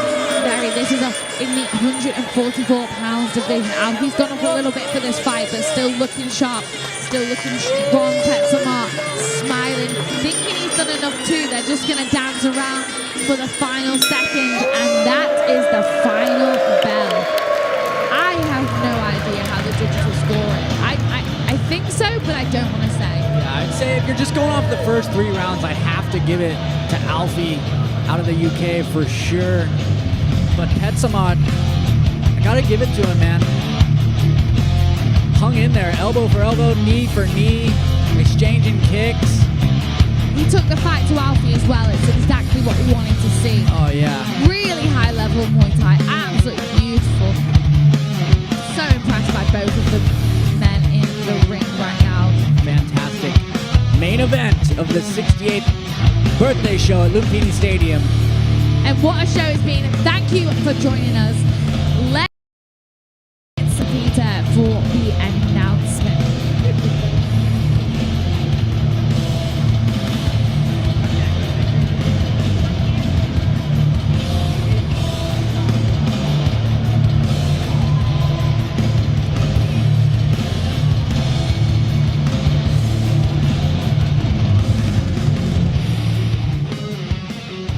Ladies and gentlemen, all 3 judges scores it the same, 47-48. For your winner, by way of unanimous decision, fighting out of the blue corner, Alfie Sordeshapan.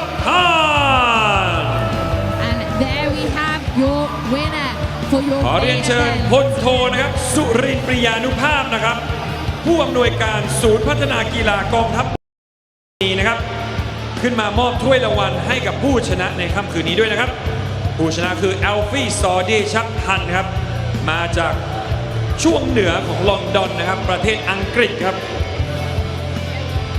Thank you for joining May I us please for invite พลโทสุรินทร์ปริยานุภาพผู้อำนวยการศูนย์พัฒนากีฬากองทัพบกมวยไทยลุมพินี to come up into the ring and give the fighter the trophy.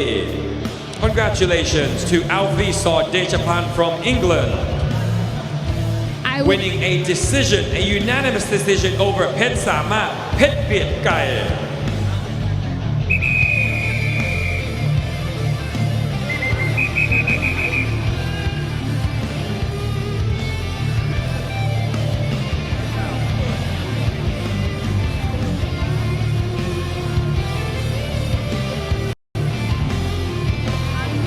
และรางวัลสำหรับนักคู่ชกดุเดือดนะครับผมขอเรียนเชิญนะครับแรมโบ้แล้วก็เฟเดริก NF ลูกสวนจากฝรั่งเศสนะครับผมเงินรางวัล 10,000 บาทนะครับผมสำหรับผู้มวยดุเดือดครับ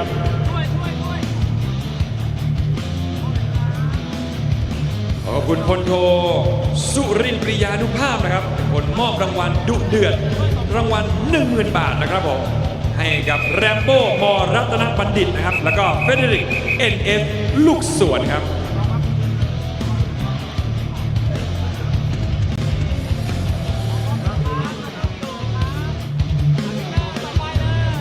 รางวัลถัดไปนะครับมูลค่า 10,000 บาทนะครับผมรางวัลนักชกยอดเยี่ยมนะครับขอเรียนเชิญปีใหม่มอรัตนบัณฑิตครับผมขอบคุณพลโทสุรินทร์ปริยานุภาพนะครับมอบเงินรางวัลให้ 10,000 บาทครับให้กับนักชกยอดเยี่ยมในค่ำคืนนี้นะครับนั่นคือปีใหม่มอรัตนบัณฑิตครับผมส่วนรางวัลพิเศษนะครับสำหรับแม่ไม้มวยไทยนะครับจระเข้ฟาดหางศอกกลับและเข่ารอยเงินรางวัลถ้าน็อกได้นะครับเอาไปเลย 20,000 วันนี้ไม่มีนะครับแต่ว่าห้ามพลาดครับต้องรอลุ้นรอบหน้าครับผม Best Fighter of the Night ปีใหม่มอรัตนบัณฑิต and the best fight tonight goes to Rambo มอรัตนบัณฑิต and Frederick NF ลูกสวนแล้วก็ต้องขอบคุณสปอนเซอร์นะครับ BKK Ink Tattoo นะฮะเป็นร้านสักชื่อดังที่อยู่แถวเข้าสารนะครับผมการันตีโดยรางวัลที่ได้มาระดับโลกนะครับแล้วก็สักนักมวยระดับโลกมาแล้วอย่างเช่นตะวันฉายนะครับโจนาธานแฮกเกอร์ตี้นะครับแล้วก็ก้องโทรณีครับแล้วก็ศิลปินชื่อดังอย่างยานโอมนะครับรับรองว่าไม่ผิดหวังนะครับแล้วก็เขาก็จะผลิตผลงานให้เข้ากับคุณโดยเฉพาะเลยละครับแล้วก็วันนี้นะครับผมก็ต้องขอบคุณบริษัท V Media Sport จำกัดนะครับที่ produce รายการในวันนี้ครับผมปีเตอร์เดนแมนขอตัวลาไปก่อนนะครับผมสวัสดีครับลุงพี่นี่